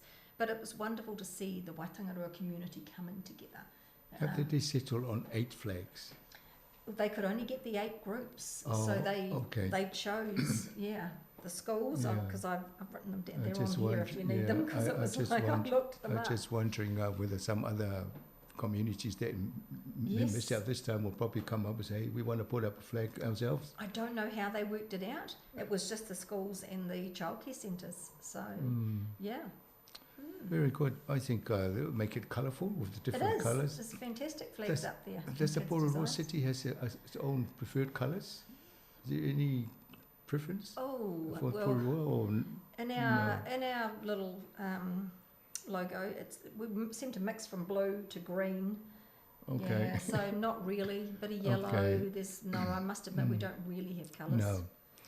Ole vainga le ta ole ploketi I Waitangarua. Ele e valu ia foa I la tō whiwhiria, o la tō ia tala noa, la tō mana e whaise meri e whailonga, I la tō le tōno Waitangarua. E ia I la tō nei e wa uma na whaio ele o a onga, I ele e ka le sia, o whaala tō tau soi fua maloloina. Ai ti e ma le foa le Anzac, ma le Matariki, ia le tau sanga fo ile le malo o le Māori, le la tō New Year. Ia o le la o whai whaatasi ia maisi la whaala tonga ia le valu ai foa ia. Ai ono masina le tu e wha ngi ai fo I vaenga lea. Ia ma mwhai ona tu e sui. O lona winga e leina e wha fau e fo I le lanu pe amana o sui. Ia ma whai loa la to o la to le tono vaenga le tono poro e Waitangarua. E lana o siri ai. Pe wha whia la te ui nisi wha raptonga mana fo la to e whai ni fua. Ia atono e mwhai a ona wha sota I le pule ngā nu. Ia ona whitutanga I la ia po laltu la ngai o iai. I like the 6 months rotation, make it refresh every 6 months. If they want to change the color or put some other logo, change of logo, they can actually add to it. And they've got this stick, which is really easy to put the flags up and down. In the old days, they used to have to get a high-ab truck, and it was really hard. And now they've got this new system on all the flagpoles, really easy to change. Oh, very good. And loans of Ava, obviously. Have you had a ride on this? No, I haven't had a ride on it yet. I don't think my body would get into it, actually. But I went to the start of it when he did it. Gosh, I think it's been in his garage now 3 or 4 years. It's taken him to build this because of COVID. So we went to the launch, and it was just amazing to watch such a small vessel. I think they had 4 of them sitting in there. And then when they pushed it out and the flag went up, it couldn't cope in the wind, so they turned it sideways, and it took off like a rocket. I was amazed just at the speed. But it was an awesome, the community events I like. So he'd built that for his grandmother, who had talked about coming, the boats coming from Tokelau. And so it was to honour his grandmother, and he'd put a turtle on the back, and then he had the Matariki stars down the side. And, he'd hollowed all that out, obviously with the help of people. And he's planning on doing it, teaching kids how to do it. So I saw him last week, and he said to me he's still got to train the people on how to actually row it or sail it before he can get kids into it. But it was really exciting and big turnout, really big turnout. You probably have to recruit people from Tokelau. Yes. More familiar with this type of... Well, the hull, really deep. Yes. But even though they've got those bench seats, they were pretty powerful, rowers. And there was quite a few people there? There was an awful lot of people. It had been on the news, 1 News and 3 News, both nights. They had cameras down there, and people had come from all around the city. And from out of Wellington to see it. And then they had events all day around it, so they had a lunch and everything else. And I see that it's also the project is raising money for the Bible translation to Tokelau. Yes, that's what John Miskey had said. It was for the Bible translation and still in honour of his grandmother who didn't get to see it. So, but he's just done such a huge effort to get that onto the water. That's very good. O le vangale matano ye le vaale na whau tangata ni ngoia John Miskey. Te tonu singa te Tokelau. O le ana whai e lua vai asta roi na tu ele vaale le sami. Ina ua mai anga ina whole ngā ruenga na whau le tangata ni. Ia mai o wha moe e wha manatu ilo na tua a o le grandmother. Ia po le tina o lona tina. Ia e mai o le tupe mō mai e ave sosoani e totongi e le wha le liunga o le tuspa ia Tokelau. O le alai e le wha moe ma amata ma le tausanga lua fe ma le tonu. Na amata e lona whailinga luenga ne e whau le waalea. Ia le alana tui sami le ruwa staluai. A le wha pe ia il pule nu sa ia mai ese fo le va inga o me fa pere fi ia tu fi pule nu e de i va ai se me va pe mo ma sa fa tu mudia sa ia le TV tasi ma le TV sui na pu e le atalia ia fa amana tu ele fo ele le temo mo tu ele va o le tanga te le sami mo probably ask if we could have a ride on this one day and see how it'd be fun. All right, this time of the year, I mean, during the year, obviously the council would be planning our events for Christmas, New Year, and then they have to consider the COVID and all that. But, you can't keep harping on the COVID. You say, just plan it, see what happens, and put it out there. There is a council lunch, a Christmas lunch on the day, Okay. which they're not doing in the arena now. They're going to be delivering or doing a pickup of food. So if people are wanting the Christmas lunch, because some people... This is on Sunday the 25th? Yes, yeah. So usually we have a sit down in there for people who don't have families or can't, I'm struggling, and so they're doing it again. So Helen Brooks Smith at the arena is organising it. So they might want to ring the arena and get on the list if they're wanting to participate in it. How many people normally turn out for sit-down lunch? Ooh, I think they usually get a couple of hundred. It's usually quite large. So, because I had people asking at the Lions, the oldies asking at the Lions function, but Helen said yesterday it's going to, because COVID is rampant at the moment. And it's Helen Smith? Helen Brooks. Smith. All right, so she if used people... to just be Helen Brooks, but she got married. Oh. So if people want to I get think this, it's on the council website. yeah, they need to get a number and then book so that they can actually get onto the list Yes, and have something delivered. I'll check for They you. probably also would be asking for some volunteers to, Meal on Wheels like type things Yes, for people to go and deliver them. I think she's got volunteers, but Okay. I'll double check on the council website because I think I've seen something up about it. So not only you've got that, but you also got other things that are happening during that period or over the Christmas, New Year. But let me translate this about the food. Ole fufanga masani e poro tau sanga tatasi e le lato lunch e whai ele asol kisimasi e whai ele rina. E tau lua tūlanga o le COVID o le whai ele tau sanga nei ai mawhai ona e vili le arena, ia ona tusiele o lo swafa, wha maua i pēr manao tu e pēr manao e watu se e mausau tau mawha tanga i le aso lea. O Helen Brooks, o iana o lo ngawha malivaenga lea i le arena.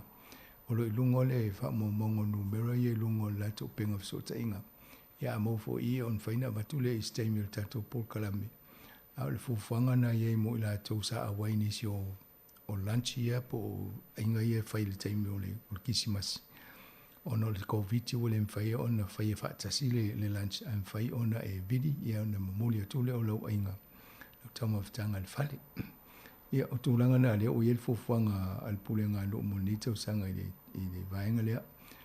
And then you got o le numero lea o le lua tolu fitu, tasi lima lua tasi, lua tolu fitu, tasi lima lua tasi. Ia o le numero na e vili, pe a fia moa sef so soani i le tūranga lea o le ainga o kisi masi.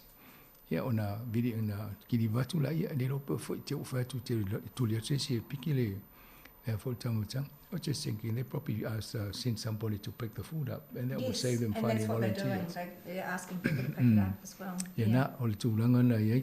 And then, in addition to that, you've got all these other things happening over there. We have. That's not till Wellington Anniversary Weekend. So the summer concert series start again in the Rose Garden. And they start on the Friday the 20th, and they run through to the 23rd. So we have 4 nights.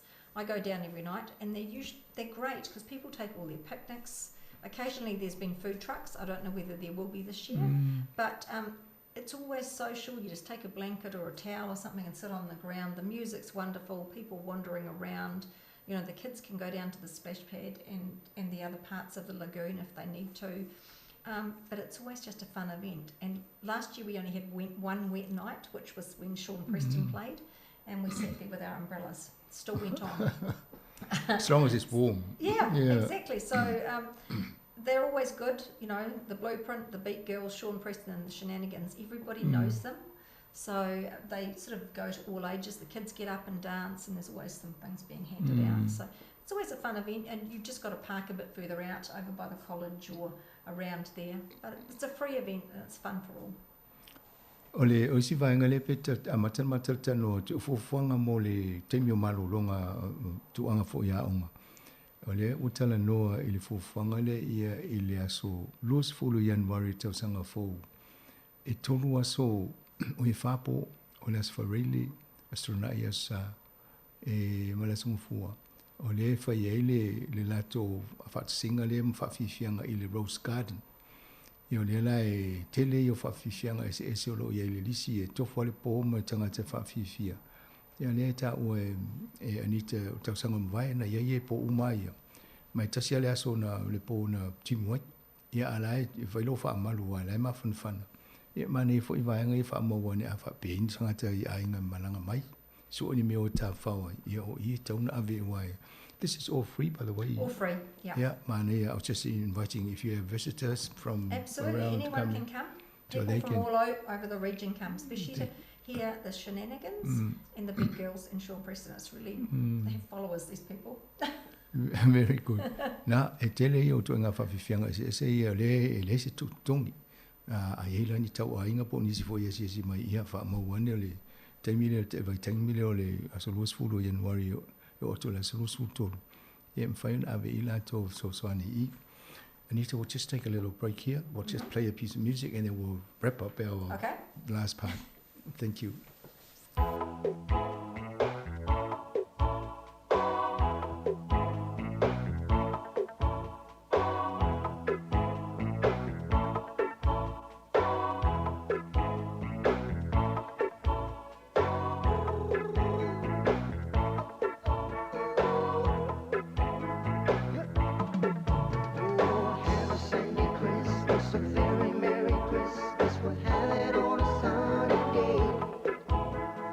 Spend it back.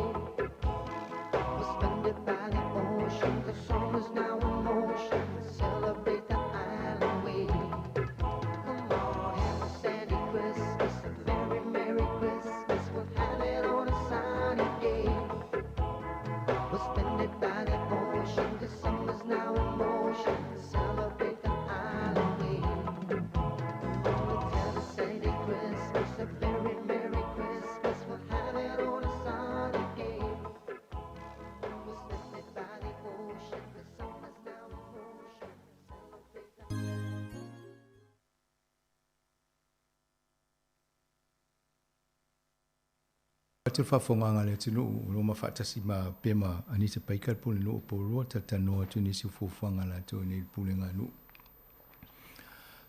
We've started off before the break, Anita, talking about some of the key events next year. We've covered the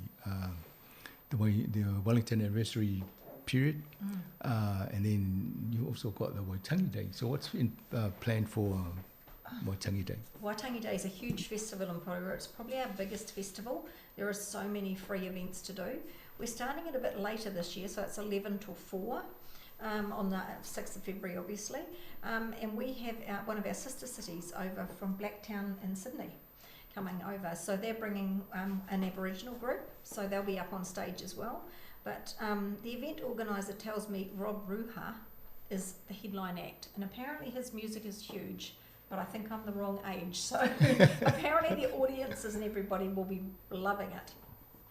Along with Ben Makisi, obviously, the local kura, TJ Tautua, yeah, and so many other groups as well. And then there's all the food carts, and then we have all the activities inside the arena and out.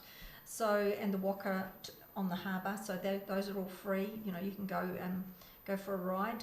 Last year it rained, but we're going to tie it all in. The only thing you can't do is smoking, obviously, and no dogs or alcohol. Parking could be an issue, so we're asking people to either carpool or walk down or get the bus, because we do shut that whole block around the city centre. So parking is hard, but it's a huge event, and it's always fun. There's so much free stuff and handouts. You can bring your picnic if you don't want to buy food, but there is lots of things to do. And it's free again? It's free again, yes. Yeah, and it's our largest event we put on.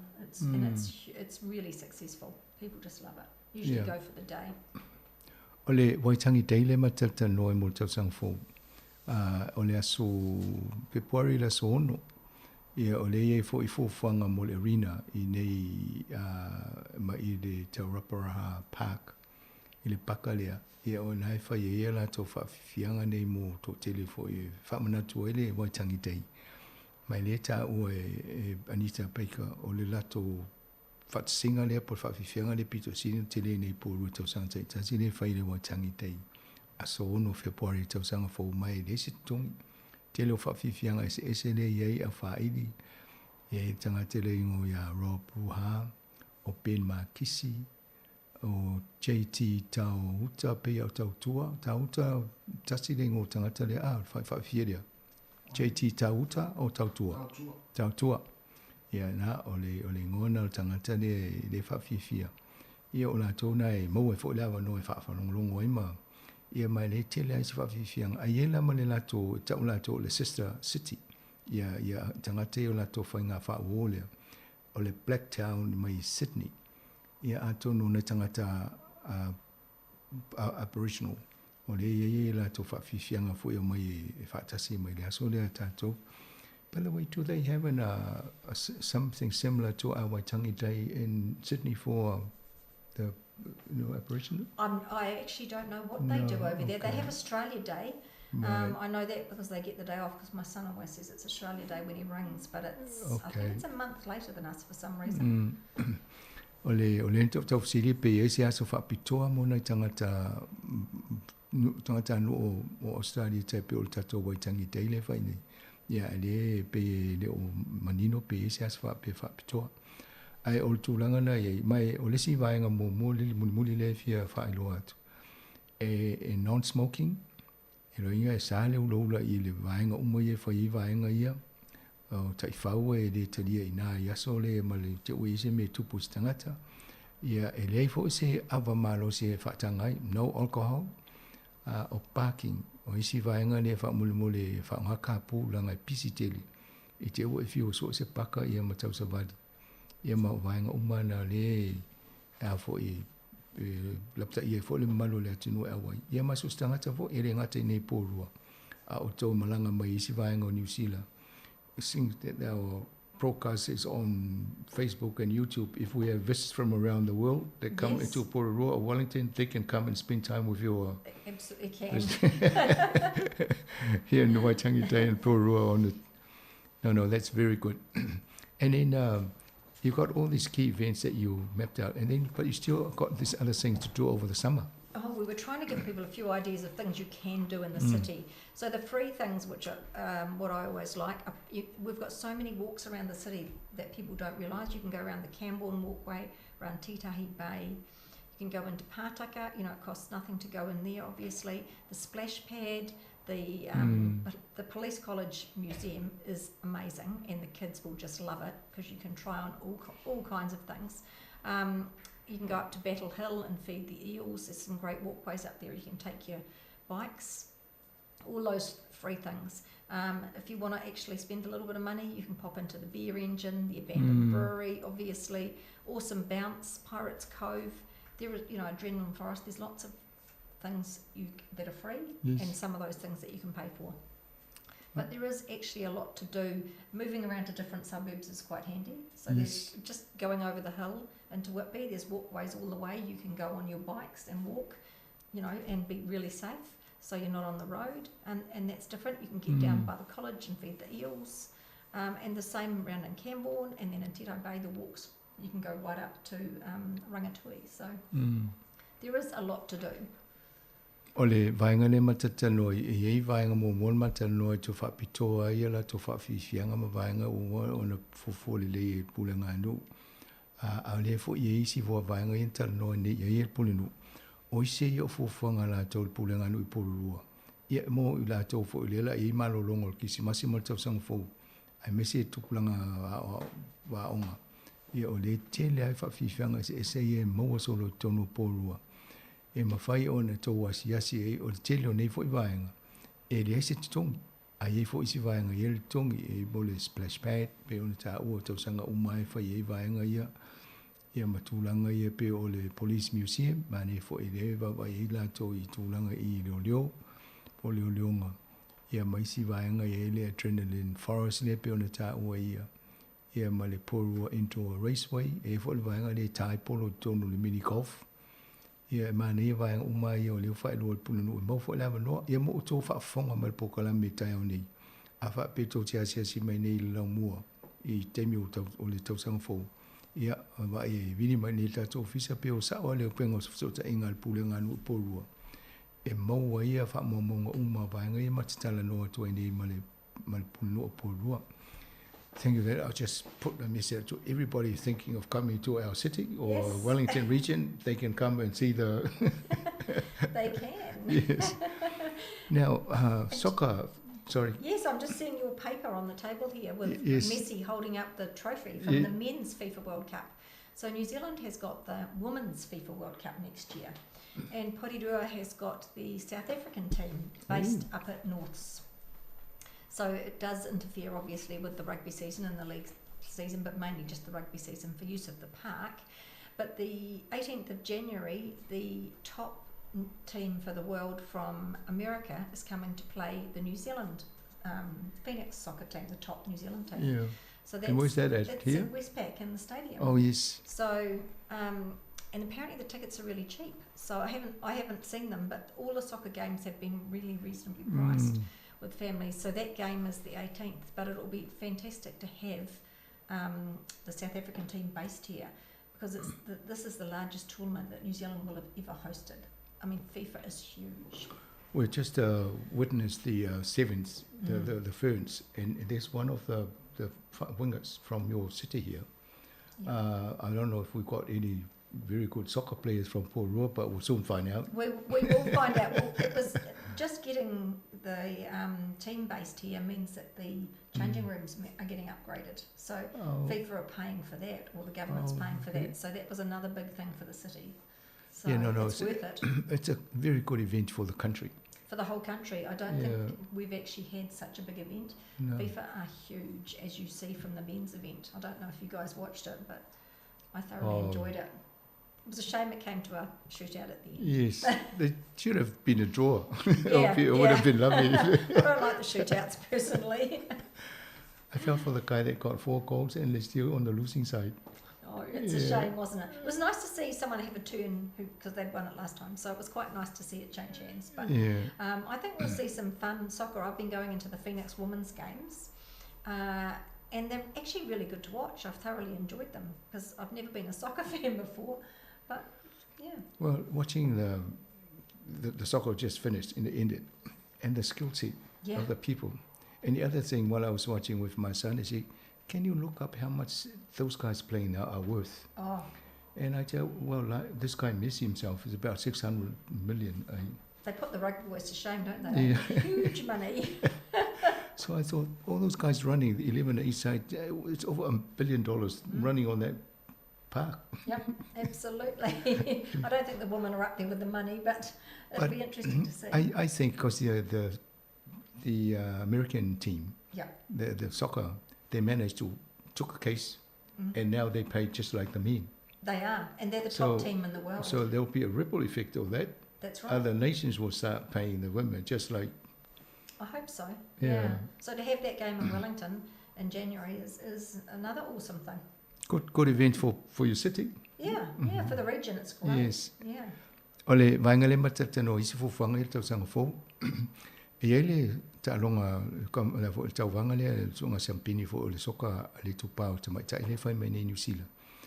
Ma ole asis fulu valo o January fa ta longa I nei polu le malai ta tole no male au ale Amerika. Tene Amerika. A ole fo o tu e api ma ile au South Africa nei polu. Ia o sisi fo ina ta uli le fo polu ia o le lana tani malo le au ma South Africa. Fa mau tu mai nei fa la tu koleninga ia wale tau vanga le fai mai nei I New Zealand. So you got your calendar already mapped up? Mapped out for all the events? I have. All these events are in my calendar. So you'll be attending a few soccer games next year. Haven't had those invites yet, but definitely going to the one on the 18th. Looking forward to that, yeah. No, very good. Anita, thank you very much for this year. It's been good hosting, doing interviews with you. And informing our community, especially those in Porua, of the things that have been happening, what's to happen, and what has happened. Lots happening next year, unfortunately, because we've got the revaluations of houses. Yes. So that's always a tough one. Oh. Paid parking starting again in March. So I'm sure we'll be covering that in the first week in February when we come back, or whenever, February we're back, aren't we? Well, they're now talking about sort of there's a reduction in the value of houses. So Yes, I but guess.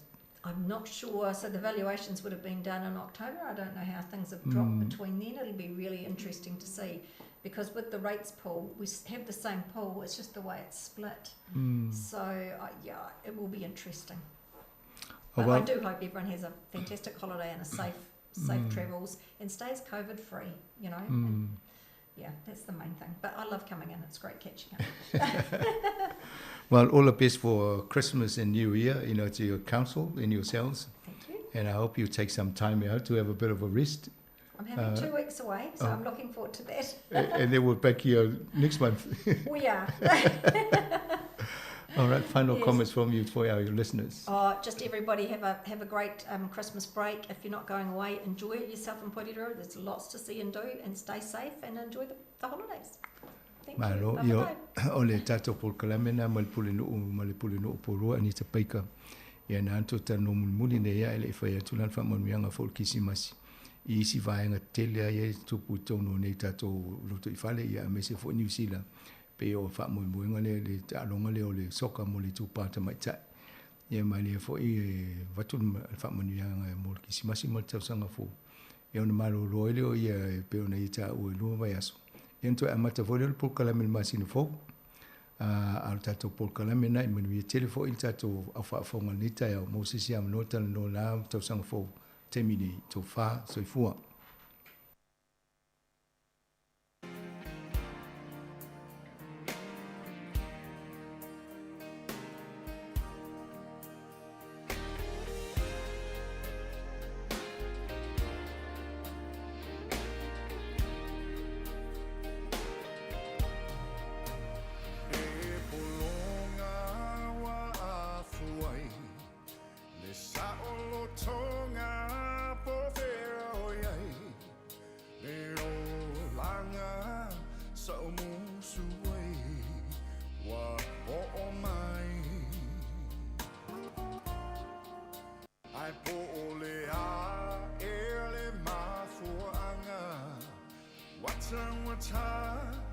Le soy fuanga le atunu lo cha Faila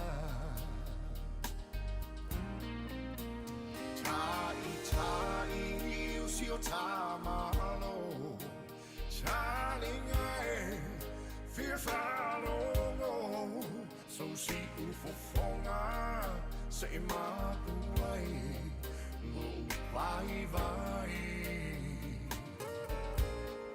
Ayawa ete Fateme teme Va ai mamao Le lau tele Olo o tau Fatso alota La wele ele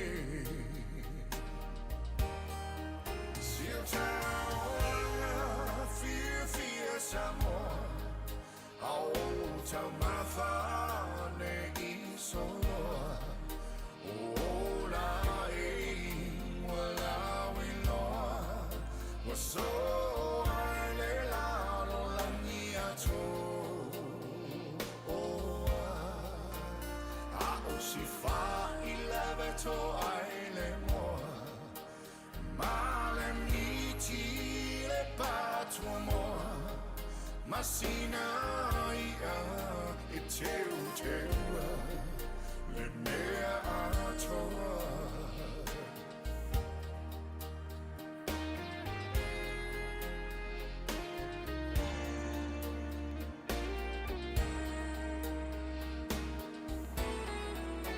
Ama fau ia soalu Inai tua Wamava atu Le tau mawhainga Pela ea E lava singamu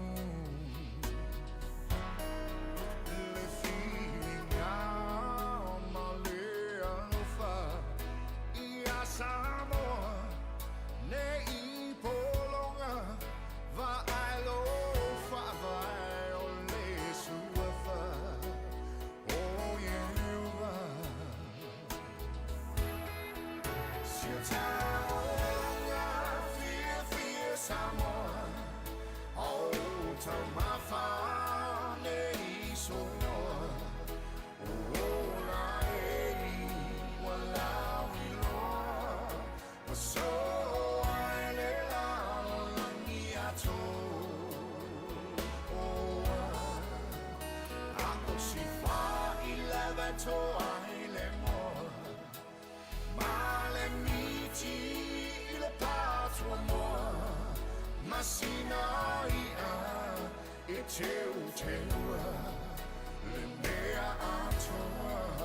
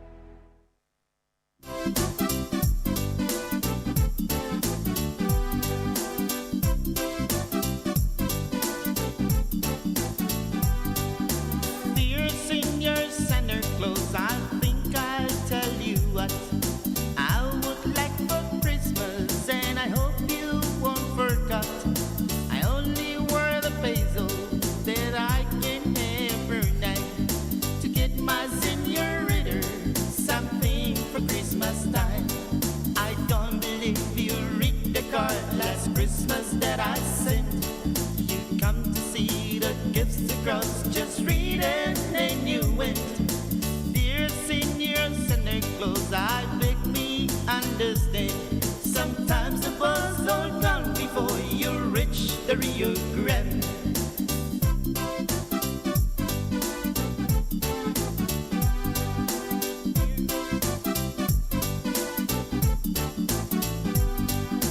Years in your center clothes, I tell you what I think. I know got no stocking, I get out my piggy bank. So please bring your basil that I can have her name to get my senorita something for Christmas time. Don't believe you read the card last Christmas that I sent. You come to see the gift girls, just read it and then you went. Dear Senior Santa Claus, I beg me understand. Sometimes the ball's all gone before you reach the Rio Grande.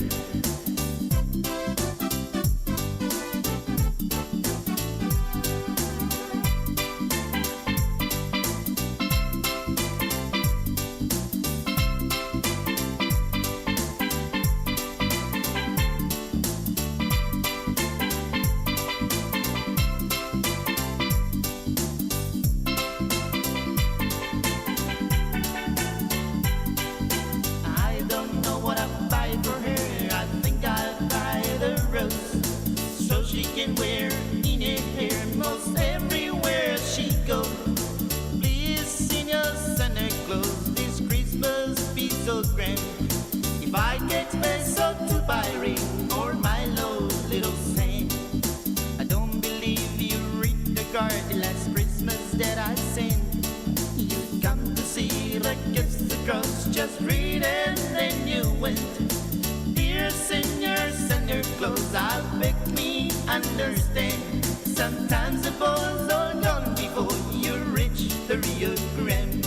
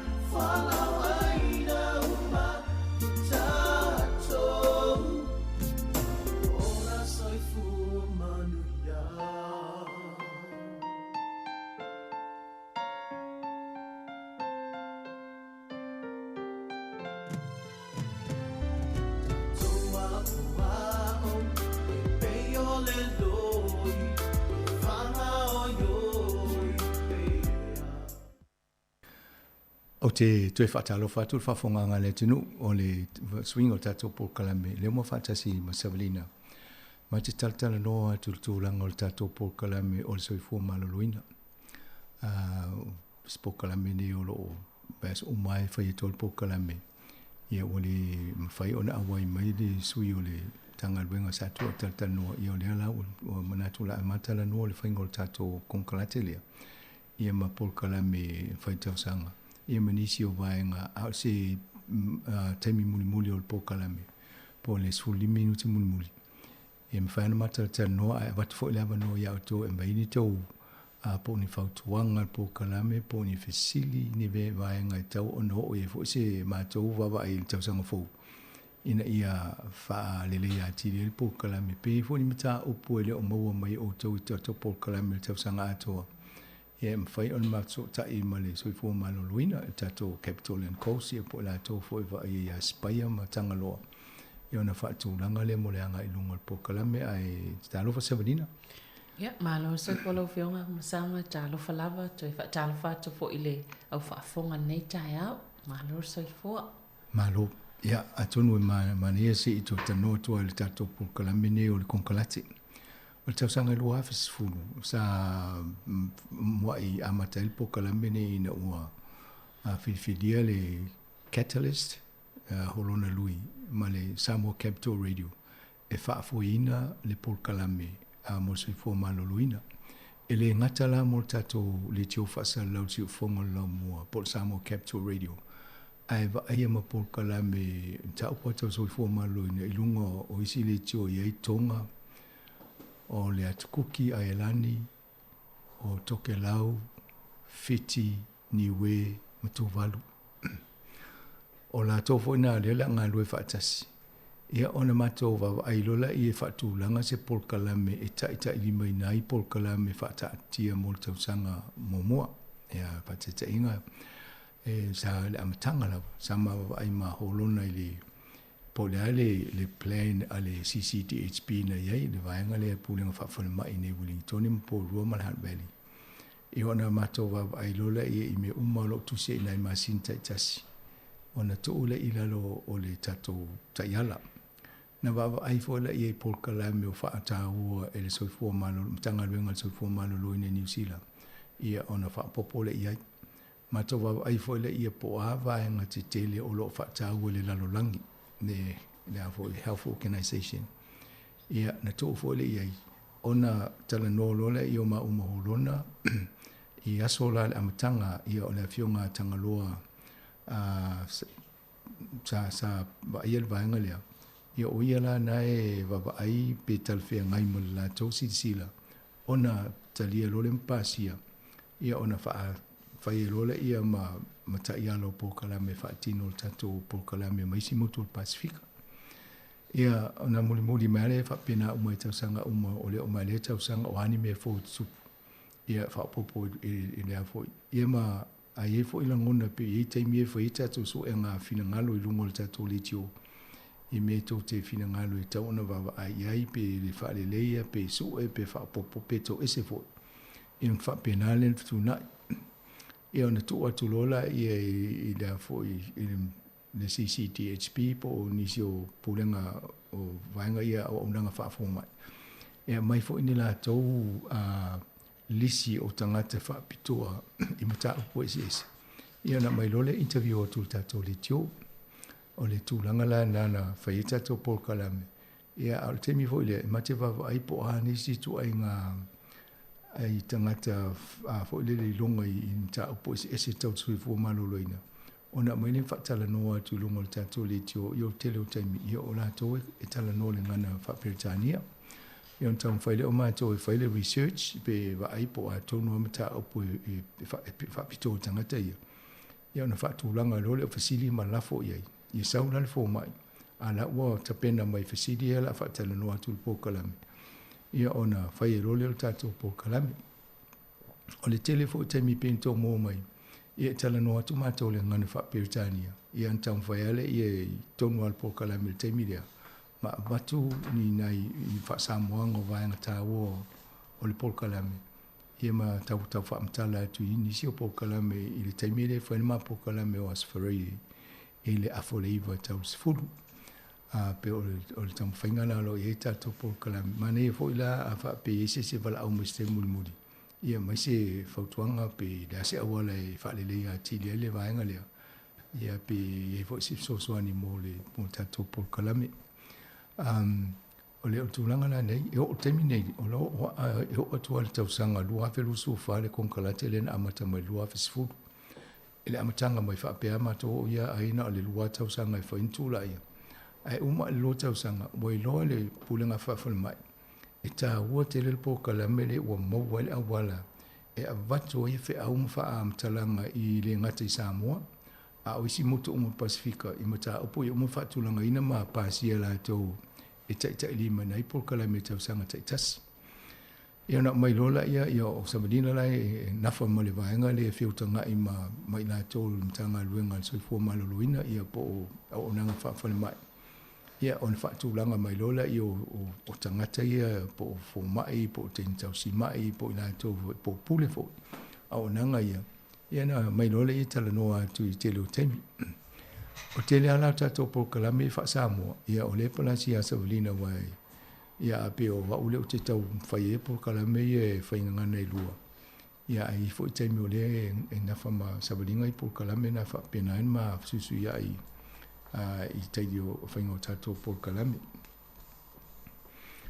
Savalina, mane fo i lo tala noa i vaenga ia tau va no nofo ma po kalame ma fo i malta i ia lana e mai a. Bano, ia pe o nei uso ia o Rose ni marota ma Ivana Pereira. Les mato ngā luele whaatulanganga fo i lisima ma i nātou en whai lea wa i mai e wha ngā solo o nā whaatalanoa i lungo tātou kalame le si ufonga lau mua. Ia e peila le mātou atu i le tātou kālena mai lava ia Januari se i o mai nei masina whahi o le tausanga. Tu sei, pea ma le lua se fulu ia i to inga au onanga ese fo ia sa whaatala noa. Wai pe o isi au onanga e tasi ai tele o na la. But ita inga pe o le vaenga ia le Pacific Health Service, ia o le tai au manino wa pe tele fo ina o mai. Ia ese o mai si tangata o le ia i tono. Wau onanga te tasi am whiona wha amtala ina vaenga ia. Ia le ngata i leo le Melican Institute le tau noa le sanga. Ia o i le Pacific Health Plus fo i. Ia o le si au nanga na. Ia o vaenga tau, isi vaenga tau ia i o le o la maloloina o nifo po o loa se to lo. Le fo isa whaatal noa i nisi o tamaita ia i fo i au nanga. E mai sel vaenga tau pena po e mai na.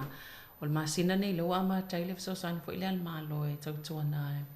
Mo la tom fen fai tong tinga man tol se lau ta la le wasi i le afe ta la fai ona tal sanga ai hui atu i vaenga i o le wings i tong tinga ma san le sa tol se lau i tangata nga va ai tu langa le af sili wow tong ta ti le tong tinga ni fo pe o isi vaenga ta wana nia o isi male tele la vo isi o nanga ia me fe safata no ia Dr. Semisi ia o nisi o nanga nei sa whaatalanoa ia o le vaenga o le Health Pacifica po lato po ia nga whamale soifua maloloina o le mafofau ia o tina le tupao tina maitanga o le maisuka i sunga ia Seiuli ma Sarah ia whapena fo i vaenga ia le Pacific Units le tono le whalmai ia Elisabetta Solomona malana team le fo isa whaatan noi vaenga i tang. Ngai peo lam tanga mea tau sanga te le lava o le COVID-19 ian whaasol solo mai lento e o wa ima isi vaenga ia e fo ila lisi poka lam fo sa ili ne tau sanga o le vaenga leo le sata tau sa ili esta se tala nom whain tala noa e vaenga i o mea ai fo i e tala pia ngai ma le la tau i fo ili to mai lea ia le fo isa ia i le sunga le ia longo Crenshaw le samfain whaatal noa tatou so sani e fo i ia vaenga pe o isi vaenga isa mana o ia le mamalu fo o le whaafonga pe nei pokala. Yeah. Ia pe o le tali atu le inisi o mana onga o tangata ina ia ni nei pokala me va pena. Ia whatase lava maisi pokala me ona kanesa sa whatanoi fo istasi le o tausi soifua le o le clinical nurse specialist. Ia sa tanoi fo i lātou tawhai oi a lātou ia e fo mai a tausi soifua ia whaapatoa i le tāua lātou o nanga. Ia o le vaenga o tinai i le breastfeeding. Tāua i o vaenga sa tanoi fo le sunga ia vesi toi lolo. Ia manisi lava o vaenga ia le fo isalo tano ma Dr. Yupati ele nei masina. Ia me se fo i o le au nanga i o GB services. Ia le sa whaatanoi fo i nisi o vaenga i o tamaita ia tausi soifua ia ia fo i au nanga. Ia ma le tele lava o isi vaenga misanga sa whaatanoi i le tūlanga o soifua maloloina mo tātou tangata. Ia e o fo i le lau tapaa le tamwhai tulituli le whaamoe le maloloina i o atulua whelua lima ua.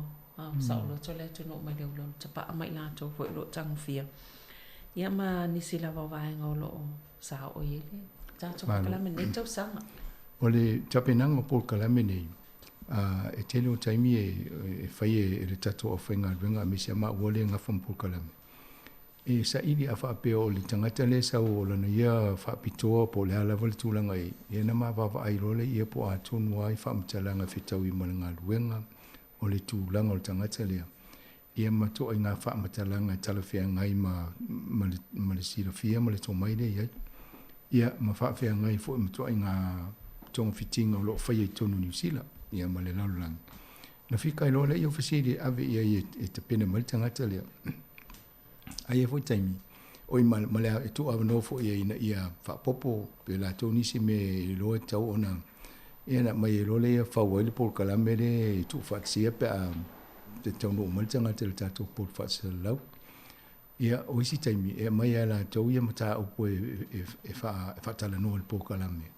Ia ona whaingo fia e lole ngā ruenga wa le vai. Ia e muni a e mai a la tau. Ai whaifa ngā ruenga ma ue. E vai ina ia mama mlama le mita upu ia. Ai le beto le Paul Kalame. E uma le kuata. Pa tai tolu masina. Ona ave le o le li poti mai e mo le Paul Kalame a toane e Pasifika. E ngafa ma holona lui. O ia le Catalyst Pacific. O ia na no whaile amatanga sau tatonga tanga lue whaatasi le whainga Paul Kalame ia. Ai o e whaia li poti me i on avere o. A masina taitasi. O Savadinga e whaia le Savadina e whaia le Paul Kalame le tato ofisa nei. I mata upu uma na whaatala noa tau soifua malolo inga lunga le tato le tio. O na lafo le ia le kopi a lona whaamatala o mai o Paul Kalame ni whai o aia ni whasidin tūla i mai fo le tau ona ai. Highlight pe whailoa lau whalau lunga li poti. Ia na avele ia o lona a o atu mali poti maisi motu al Pasifika ia ona tu whaatasi lole ho lona le polka le li poti mo le kuata. Ia ona lafo lola ia le tanga luenga le Capital and Coast. Lona winga le ngata le tapena le Paul Kalame ai tusi mali poti. Ave male li poti le ia o lona. Ia ngā ruenga nā holona tu whaatasi li poti mo tonu masina. E le kuata lea. Ia ma awe le tolu.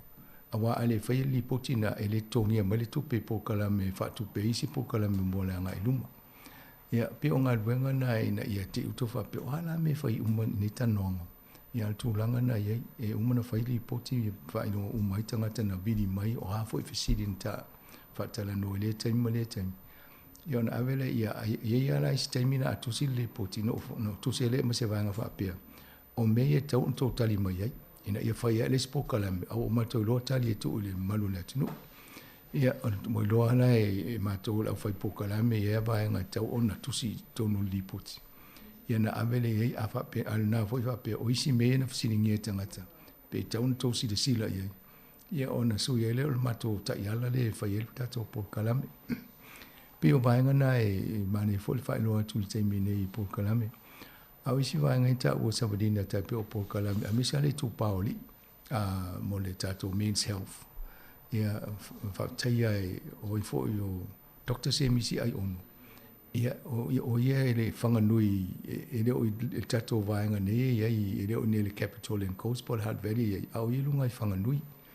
Ia au le whamano ina o lona taimi, o le leo Semisi, e wha Samoa, e le tau whai wha, le ngana wha Peritania. Ia maua lava te lano ia tau mai o ia o se fō mai tipi ia tono se tau whawhaingo fio le surgeon. Ia tele fo lona si le fia wa ia pe o le ngafa ma ta upu tau Pasifika la tau fo i pulenga nu o i le la tau whawhalmai, pulenga whawhalmai. Ia mai tele no sosoni mai whamam lamba ni sio vaenga i tātou Polkalame. Ia ole mitanga na e whapeo whafonga mai ia Dr. Semisi nei taimi moli atu whaftai tele alo sao tātou Polkalame nei fo tau sanga. A fia tele le tato o whaafonga pe a e lungo le mana ia lo whaasolo tuwha mai fo o lo silafia. So soani e tato o whaafonga i lungo le tato le tio. Ia oisi pe o ne mou malpo Kalame le sama tanoa i ma Dr. Iupati o fo i o Douglas o Taka Iupati. Ia ese fo le to inga to mai i Dr. Iupati la to ia o le radiation oncologist. Ia pe o la tau le whaapito e tong fitianga se ngati o tātou tono tātou tino tōtonga. Ia o le sa awa tualis whateta inga pe o le prostata o le tūpā o li. Ia lona winga a whaapeo e tau maua le vaenga na whailau GP pa mana e refer o se specialist whai. O le ana o whaalongo le tanoanga i lungo le litio ma Dr. Douglas Iupati. Ia na whaile e pim whai ona refer iei oe. Ia na tūlo e klo tala noa e. Tamal lama al Samoa ia lai pe to mo mai Polkalame ia fatalo fo mai talo ni ia na nei lo o yo lon tamal to kela ia mai lava lona sila fia in ta upu ia tau radiation i tong fitinga fa pe mo tato e pe la Polkalame na afaine ia male American Institute lenta o ina ua tato afia le COVID Sabava ai po le ase tu inga Polkalame fa malmalama mai le science perspective po le tununga malmanga po le sila fia fo imata upo fa science i vainga tonua o le fa mai le na utupu malalang ele to telenisi na malmalama po le tonua le ngase o le COVID ia nana telento fa fonga mai fa tala no tu sui o le vainga le o le American Institute of Medical Research. Ia amata mai lato Pulisili, ia Professor Graham Lacrosse.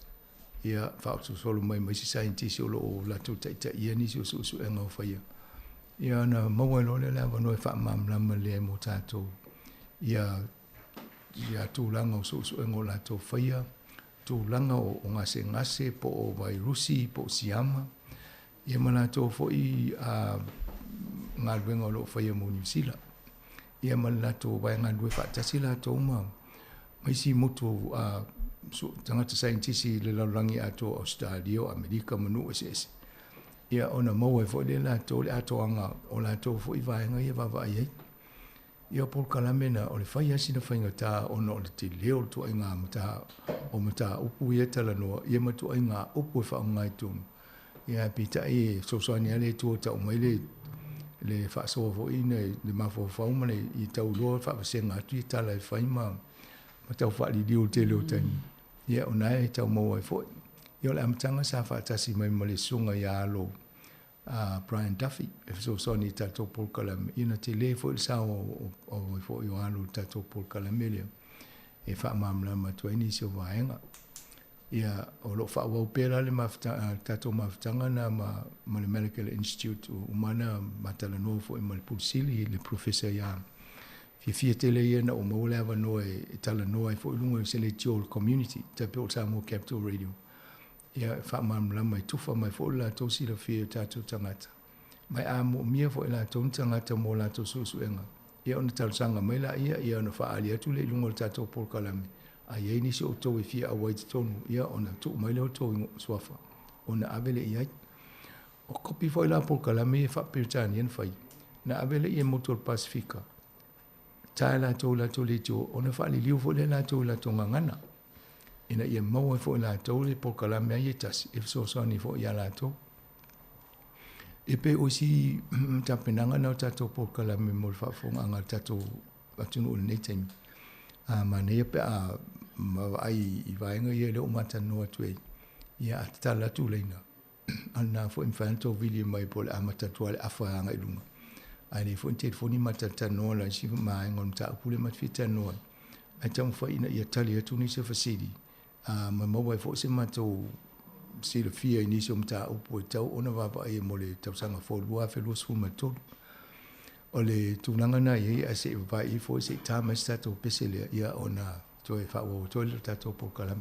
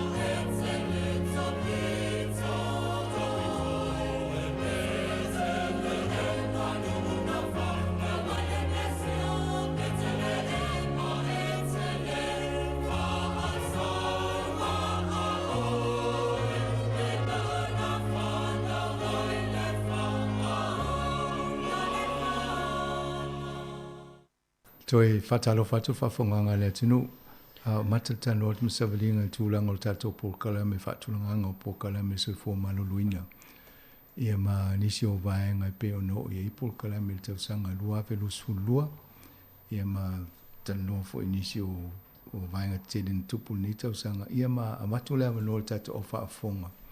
O tau lunga o le Facebook ma le YouTube e mwhai o na tā mai nisi o tau finangalo fifaalia fo le tātou Polokalame po ni fasili, po ni fautuanga fo ina ia whaalea tini le Polokalame mo le lua whelus fuma tolu.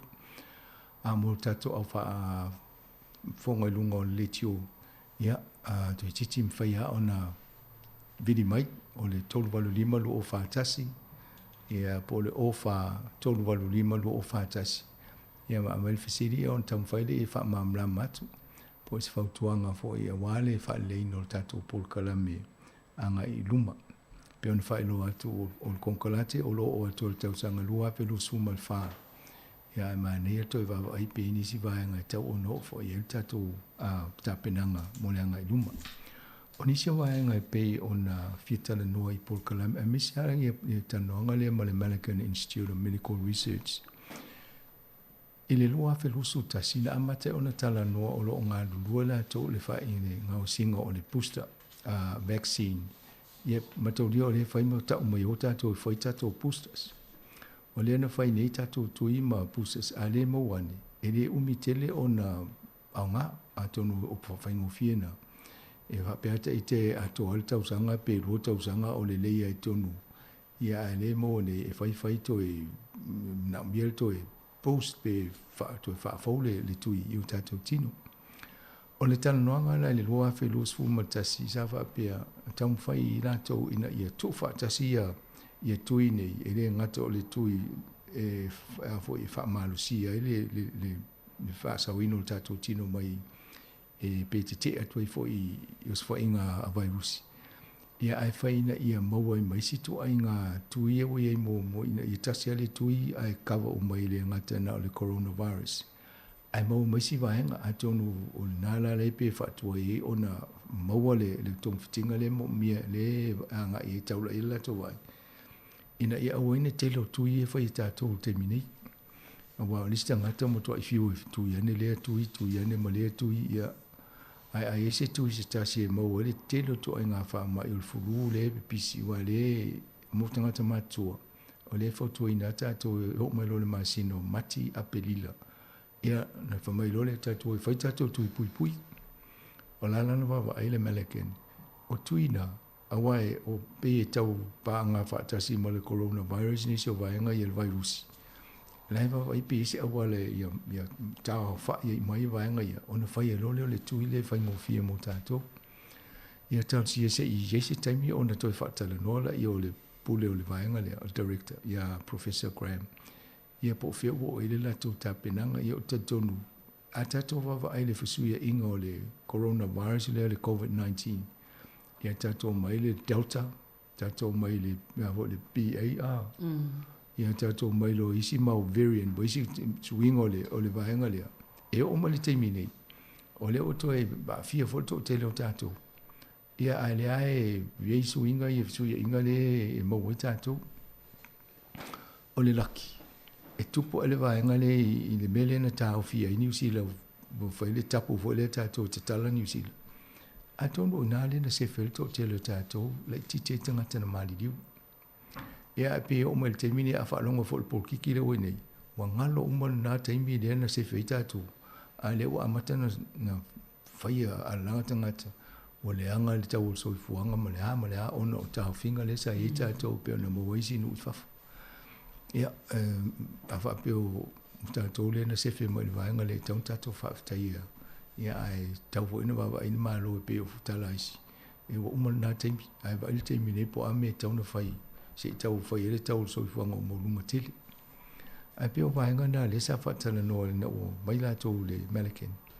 ta o mai po le me ta o coronavirus o hale tu ai nga mas so nga na fai ia na va me mo e fultong fitinga le na fai ta tu tui ole ngalwenga la ta to le tiu sa fai fa malama ma ta mo fai e fo i fa malo si auto te le ta to au fa longo ina ia tatou e whaiu tatou tui, ia nana tele alu taimi, nei a waifo e mara tatou o whaasalau i tuinga ia na whai, ma sa whai fo le drive-thru i nei lesi vai tausanga, ia na ye fo matato ma fa sala lau ina ia mo o to le nganga o le tato le tio ma le komiti fa to tato e fa yo tato e se fe tato tu so le na fa ia fa le tu le wa se fe oi ia se fe fo ma ia matato umana na lana fa ma lo si au tu langa na ni sina por kala mena mai na o le ngata tala no le booster vaccine le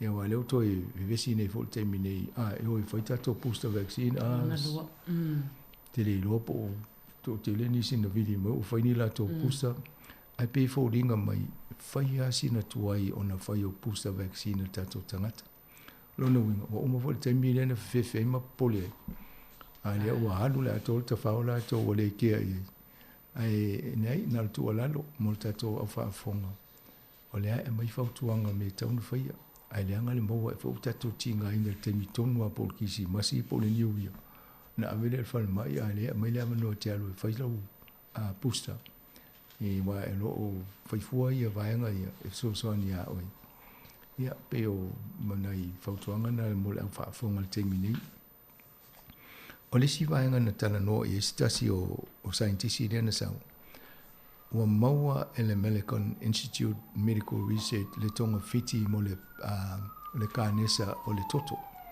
blood cancer ai ele fa pio o mo tonga fiti kanesa mo le mama kanesa mama mo si vaenga tu tonga le tino ana le pawal me na tana no ye o le blood cancer o ye tonga fiti ngai fa ye ai pe fo yo o la to fautuanga ma tala fo ina matu tato po kala me telu tem e fa lango le ya o e talo fa yo siaki il tele o tausanga i temi uma siaki wa a mo lo le o e tawa afia i e ona fa lo le ava no e siaki le e ma fa tonga fitinga ai afa pe mo o le blood cancer o tuai ia po le ala tonga fiti le ye ne tonga fitinga i o fa fo sina tuai sa wali po le meana le ya afia le ni so tato e se ilonga o va no ko ba tinga ina to ana nati lo le fa ma sa ole na le toi fo ia toi tol vanga le na ta o mo pusta sa nga o man to ta to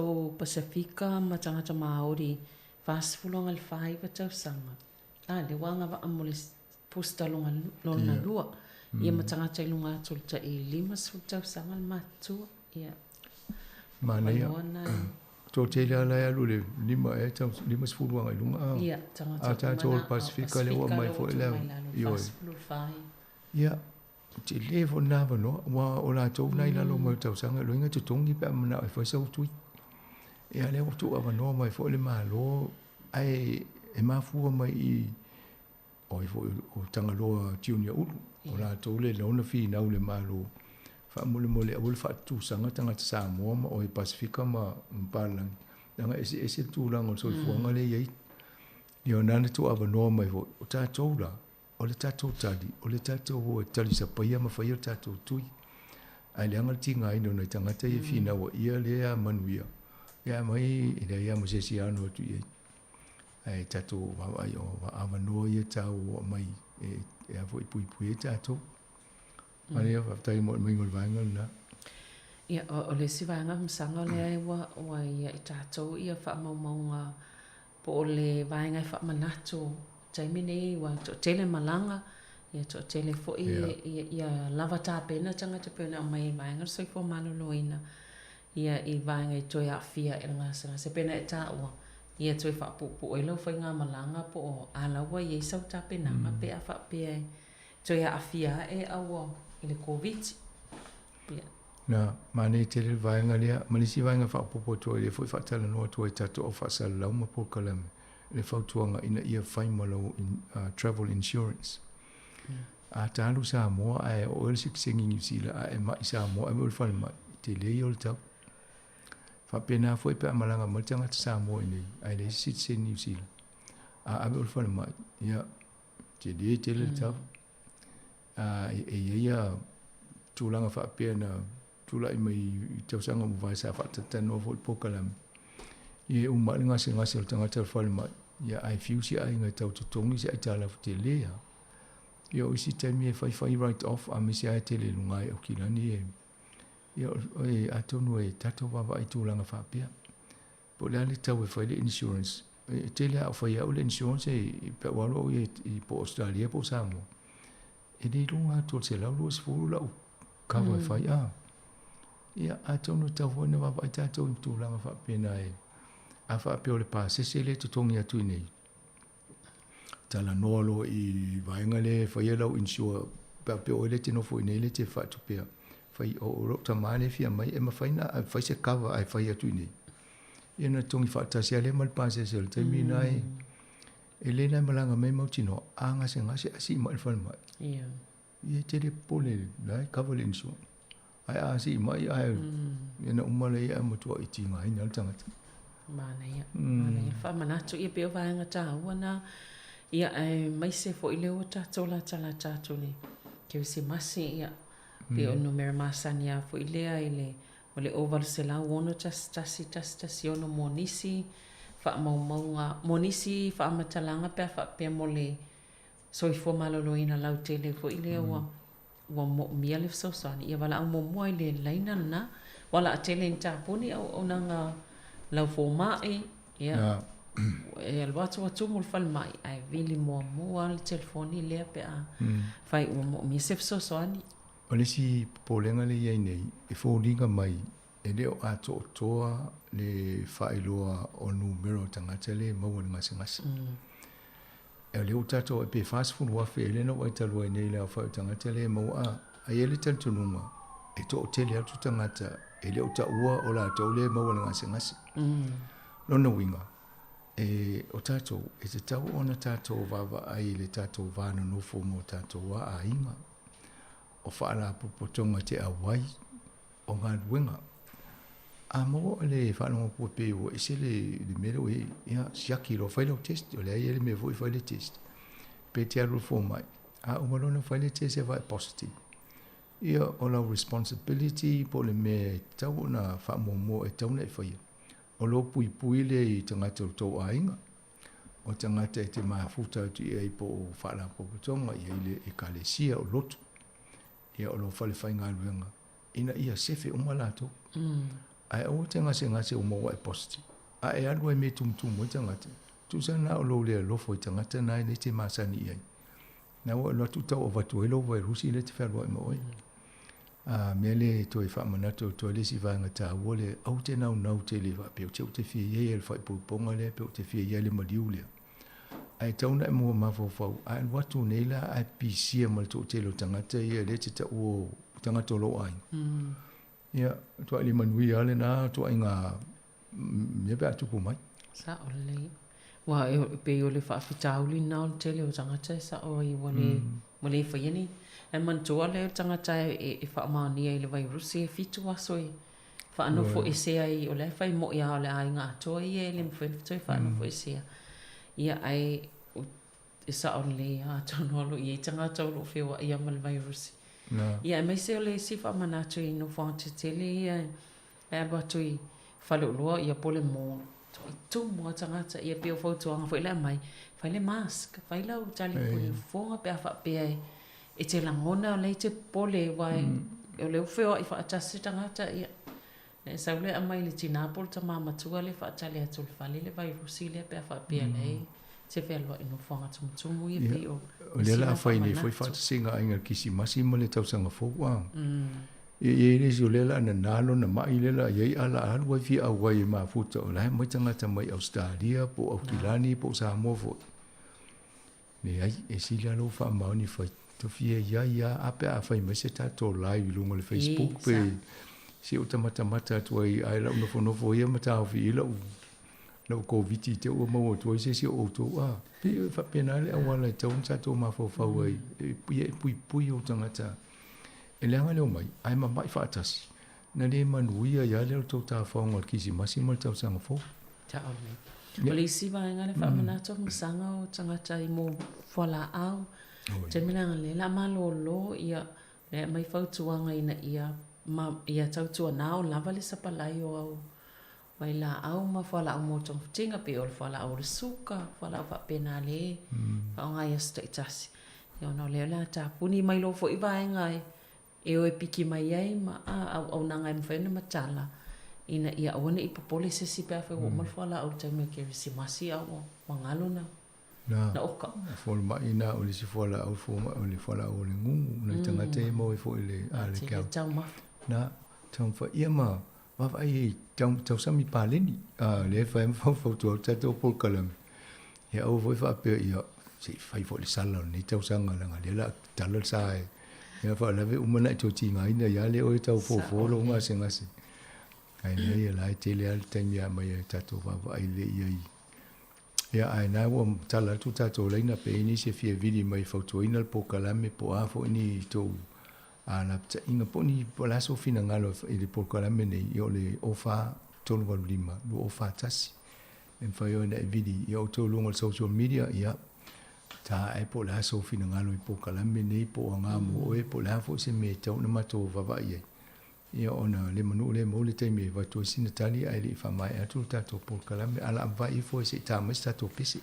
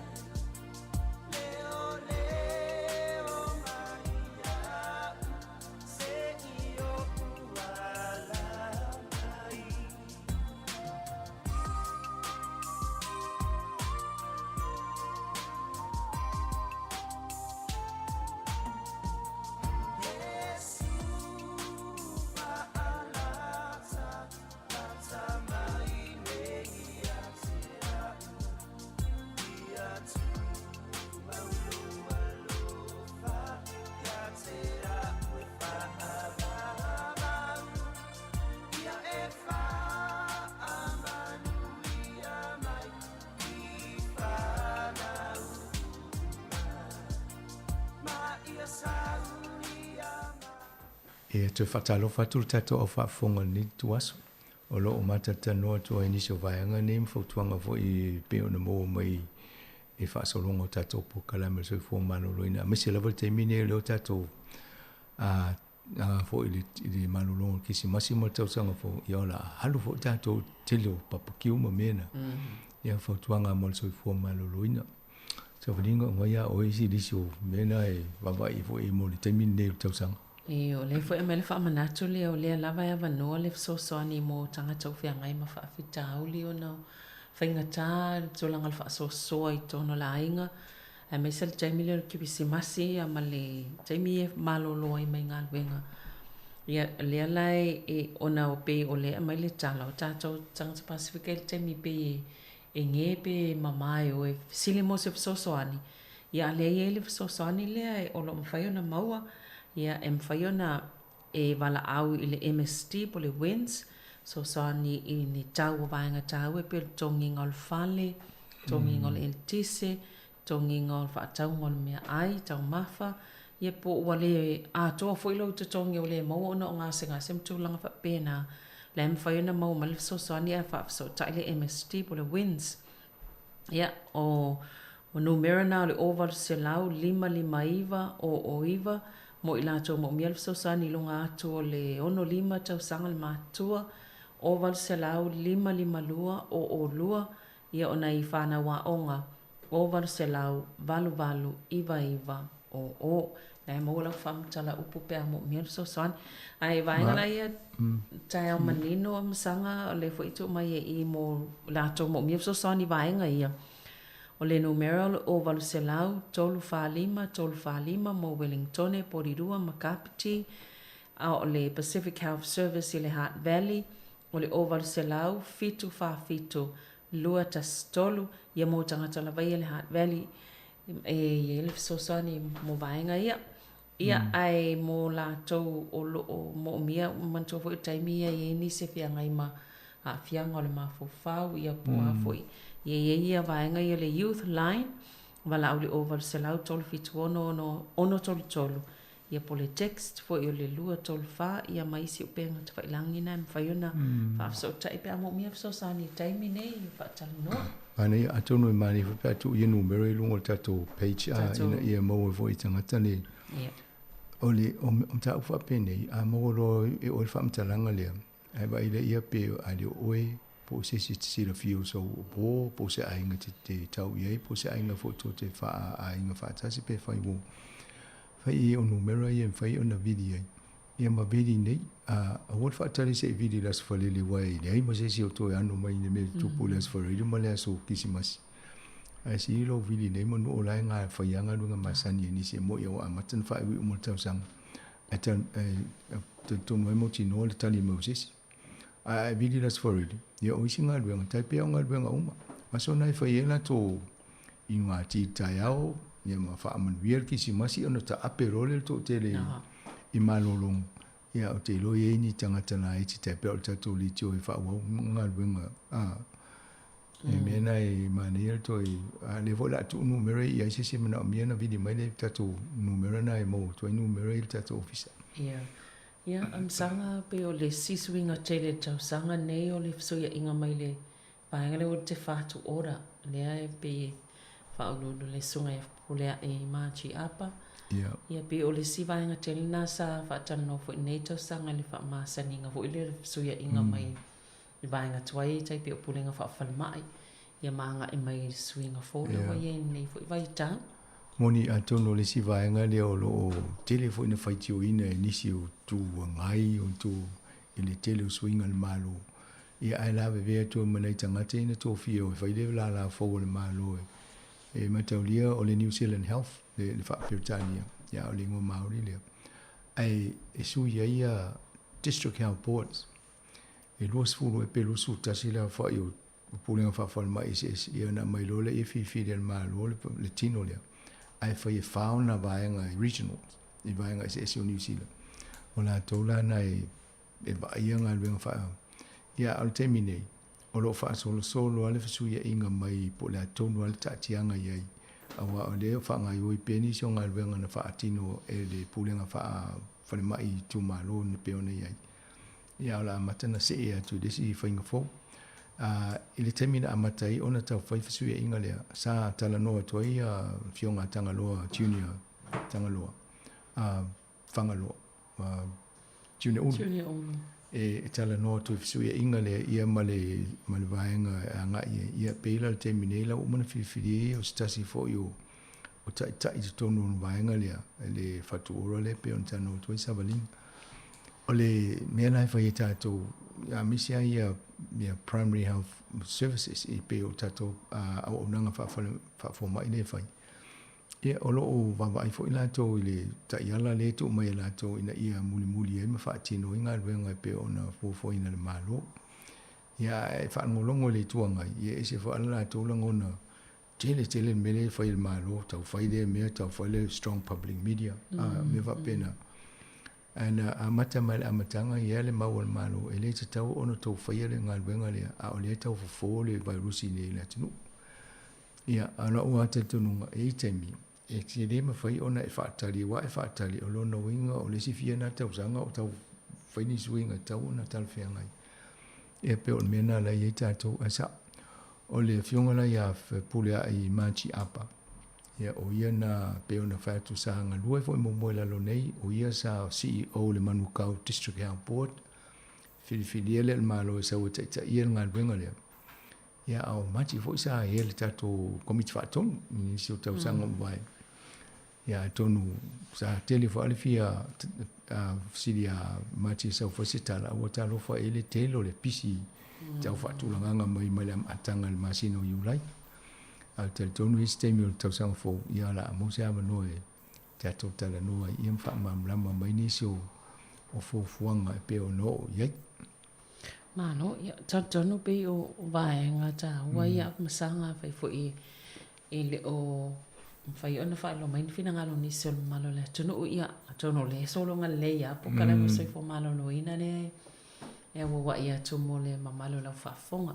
Peo isi po kala me sampai tani me tanga tai pa nga matato i to laulio le Facebook ia male tato male YouTube sampai na mai fina ngalo istanga tai me na fa tano to isi po kala me sai fo malo no ina ia me se peo po kala me ia le ale tanga tai le sa fa au mai le to lango tau ma fa sai fo malo no ina o i ni o si te malili o le pepe longo crane shop. Yeah. Long vai. Ia pe o le sa te le wa isi fesiri na o mai ia msau lo mo sin mai ia o ia ala me la ai no va tua. Ia pe o foto anga la valo o mai o le fofu tau le le o tau mafa. Ia ai le o le fa pe o le a. Na. Mai se vai tai mi nei o tato iai.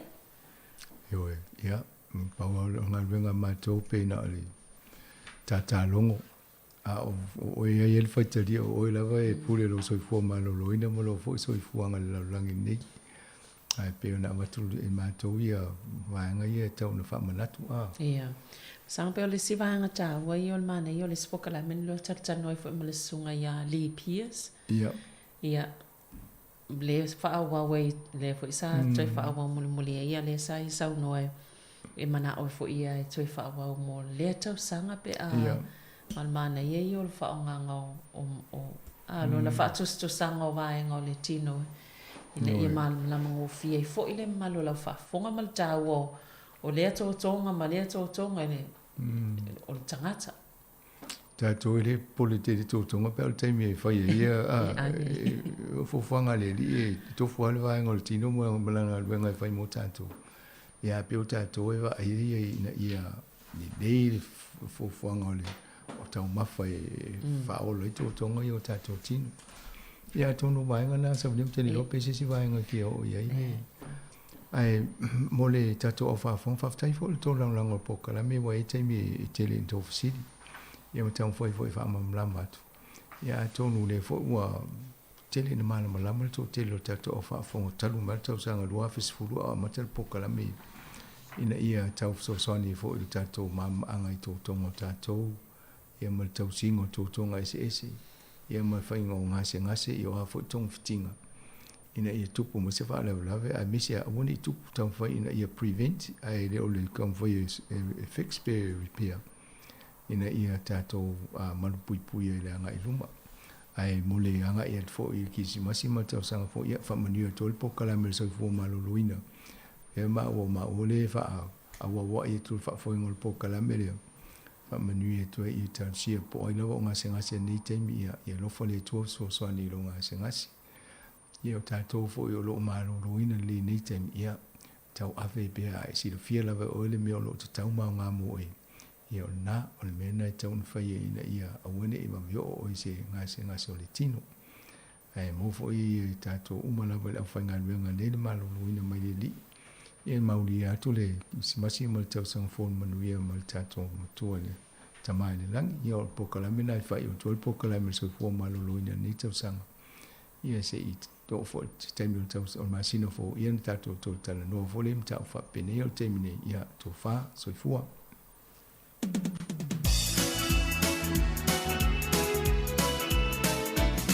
le a ke lu au na mai ma le te au mai i no na matai na ua tu ia maria o le ua na pania amu ia oe i fa fine uma wai a te oe le ali ole a to ole a na pai a ole a ole tu sing sing te quiero si más te usa que tactas te una wa pela na tua i o ai ma fo sa na fo bala bala ua o mai fa na si ta sing te fa a no ai le pe au ta ua au na mai le tua ua fo ai na yesu e fa a ola na ta ua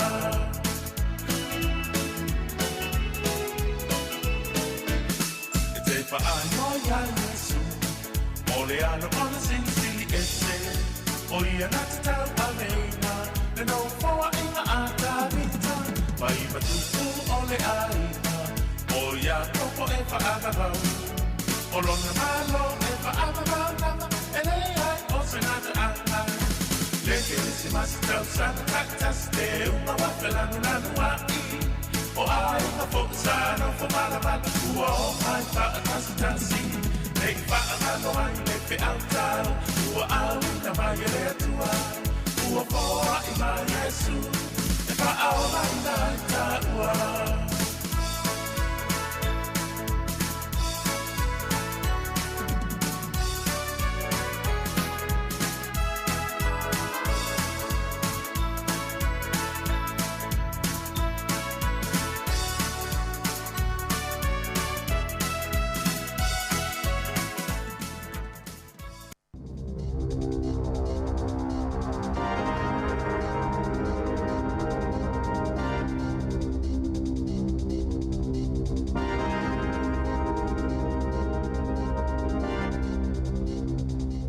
Ta alofa lava o telefou o le si ufonga o le lau mua i Wellingtone.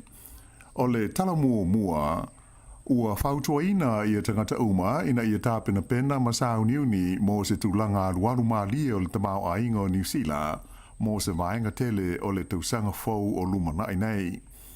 O le lipoti la tamai wha ale kuata ale whale tupe o le ASB mo le tūlanga o le tamau ainga o New Zealand o lo ta wai se tūlanga lau tele o le sawa o le manao tangata e whaaalua lātou tupe ai le o popole tele i le tau o le whao ngā ina o ia seleni i se tūlanga tāla whengai. O lo ta wai le lipoti o le a whasolo ina whaititia ma pa u i lalo le a whai tupe whaalu a o whaanga solo i nā whaina tangata uma i le maurunga o le tau o le soifuanga ma le aru i lunga o le tūlui o tupe ai tā lafu e ui ina o le a whiololo le tūlanga a whiai i a le pūlenga o mea tau tupe.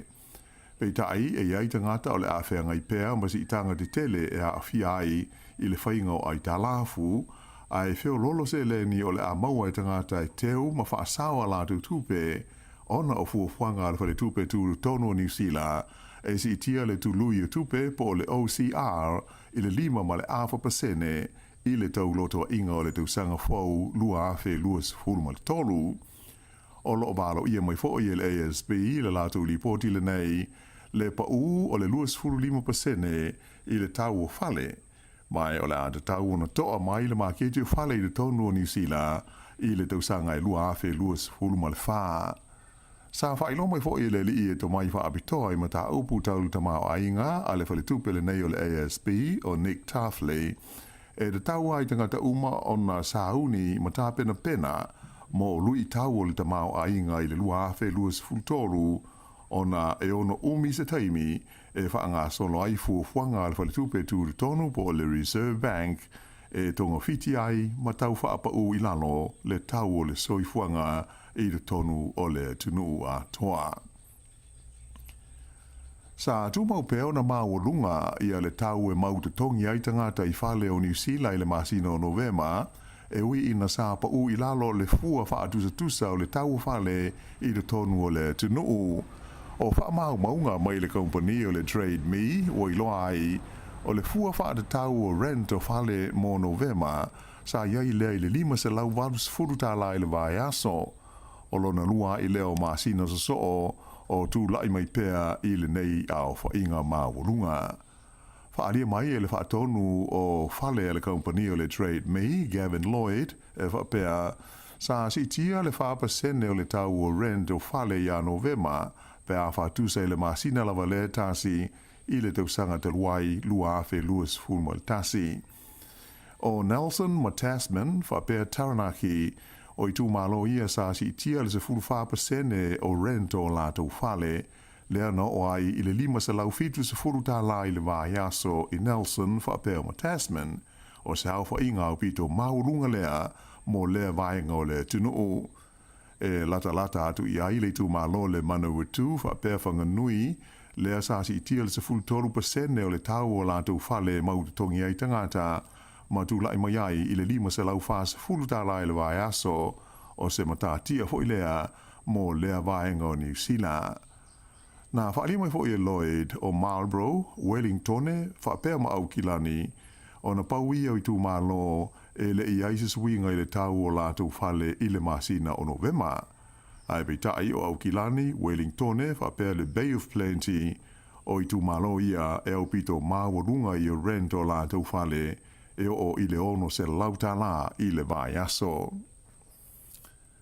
O le tangata lea na maliu i se whaalavelave i le astona i te luai le mta whanga i Muri Wai, ua whailoa mai e whapea o le li lea o stasi o le auta aloa New Zealand i le tā longa o le hockey e whaasea i le aisa po o le ice hockey e ngō i a Dale Harrop mai au ki lani. O ana nafi, lea sa whailoa mai ai alo ia le pulenga o le aua New Zealand, le Ice Blacks, ia le mariwai o le neitau le lea, ma ta wai o le a misia o ia malona sao i le nei ta longa o le ice hockey. Na a matata alo le li le nei o Dale Harrop mo le au Canterbury Red Devils i le tausanga i lua afe mo le ono, mai o ia o stasi o tangata ta alo mo le au New Zealand le Ice Blacks, talu mai i le tausanga i lua afe mo le fitu, ua whaase fulu ia ta amunsanga o le siampini le laulangi le nei lawa whaanga tama, sa tau wā i le nei tau lele a mō New Zealand. E tā pena tātou telefou, ua sidi atu i le se fulma le lua awhe, ia tā la, ia le a whai o se tupe, ua fōa i atu e tangata i se i tu lau wha apitoa, Give a Little Page, e ve soa soni ai mō le ainga o le Leo Harrop, e pei ona ua maliu i lea whaaleve lave. I le aio kalai estete, ua ioi na ai se fōma i mata i le mōrianga e whaasanga i a te ia. I lona tau mawhaile e wha o le maliu i lona landlord, ina ua nofo ma wha pā i ai se whana, i lona whale i le pito nu o Littleton. O le li fōma i mata le nei, swa wha i a William Dallison, onos furu ono tau sanga o le soifua, na ioi ana nafi i lona mōrianga, ina ua tūlai i luma o le whaamasnonga mā o lunga i kalai estete. O le nei whaalavelave na tupu le masina o kuso mai na manunu ai le landlord o le li soa whaia Alberto Cesarelli ma lona for le tua.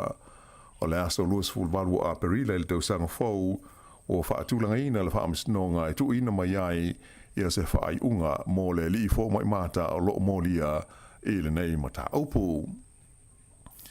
A tonu o le a le fia le nei kilisi masi mo le totelo tangata ona o le wha mai o le koviti e tu sai o la pata inga mai fo mai to mai wha abitoa i ngase vipisi. Wha alia mai fo mai wha abitoa nei e ono o atu i le tasi mai tangata umata i to luz fulu e maua i le wha mai le nei i le taimi e vela ia so fia o le a alo atu nei iai. Peitai na ta ua e maasani lava o na lua mai aso e tua iai o na maua wha maunga mo tangata e tau fia ai le wha mai. Mai o manatu fo mai o aso a mata o le tausanga a sau o le a whaato a i loa le iai le tūlanga moni o tangata e a whaina i le COVID-19 i le tonu o le tunu o a toa. O se lipoti mai le whale mai i le ai o tau pō na wha lia mai ai e le lifo mai i le vaenga o whale wala whaafo sei Jeremy Weber o mua o na o atu le COVID i le lātou a ai na i lo tangata tā whao e pei o na māsani ai i taimi o aso fia. Na i e tā ua, o le whae unga o le vai aso na tuana e tunei, sa ia wa ai sa fa inga mawae o te ngata ua fa ina i le COVID ua sili ma mawatu na i lo le taimi na ua i o tu ai le fa mai tau po i nai masina i le i ma mau te le atu. Fa alia fo i weba o fa le mai inu i tua e tau le lava te ngata whai ngā ruenga ai mai se pe a malo lo ma le a vanoa se fo mai po se tausi so i fua. O lo o popole pulenga o whale mai inu u ma taulanga ie ma sani o nā ngā i te ngāta mō tā whaunga ma malo longa i le ono lenga fatia e au nanga whaale so i fua malo loina o ni whaale tonu e ono tūla i mai ma fua i le COVID. O nuu e ma sani o na tumu atu i ai te ngāta mō malo longa e au fi aile tu malo le Coromandel o Thames, Northland i ai whape ai fo i Queenstown ma Wanaka i le motu saute. O le vai aso na tenei sa wha amalo si ai e le whale mai tele o Dunedin o na taofi tangata e asia si atu i se tasi o na wards o na o wha te tenga i le BPC o le COVID-19 furuiva. O le vai aso le nei o le kirisi masi o lo o masalomia le maurunga ai o le a whai o tangata e a fia i le vairusi o le COVID-19 mai o whautua i nai e le mtanga luenga le soi fua malo loina le te whatuora i a tangata uma e na ia whaai te i le vai taimi o aso malo lo ma ia tausisia tūlanga uma tau le puipuinga o le soi fua malo loina. O le taimi nei, o lea ua atoa le 2 miliona o tangata o New Zealand ua maua i le wha mai COVID-19 furuiva ona o le mawalunga o fuainu melo mai fau sa wha mawina i le tonu o le vai aso na se i mawai atu nei. O na nafi, lea na tuina mai ai wha maunga nei e le mtanga luenga le soi fua maloloina mo le vai aso o lea na amata mai le aso ngā fua se furulua o te sema se ia o mai i le sa na tenei le aso se furuvalu o te sema. Na ilo ai e fase furulua afe, fitu se lau fase furu le a wha i o mai fau sa wha mawina i tua i le lautele o le tino ma le onus fu malfao istangata na mali liwai i le tonu o lea lava vai aso tasi. E to alima se lau valus ful tasi le a wha i tangata o lo tau fia pea i whare mai mo tongo fitiga e au fia ai le to as fulma le lima i potu mo mai tinga hina. O le taimi nei o lea ua o atu i le lua afe lua se lau valus fulma le valu le a wha i tangata ua mali liu i le tono New Zealand taluona o mai ai le COVID-19. Ai o lea o te lenga lava, o lea ua o atu i le 2 miliona lea wha inga o tangata ua wha mawina, ua maua ma fia i le vairusi i le COVID-19 i le tonu o lea tunu ua toa.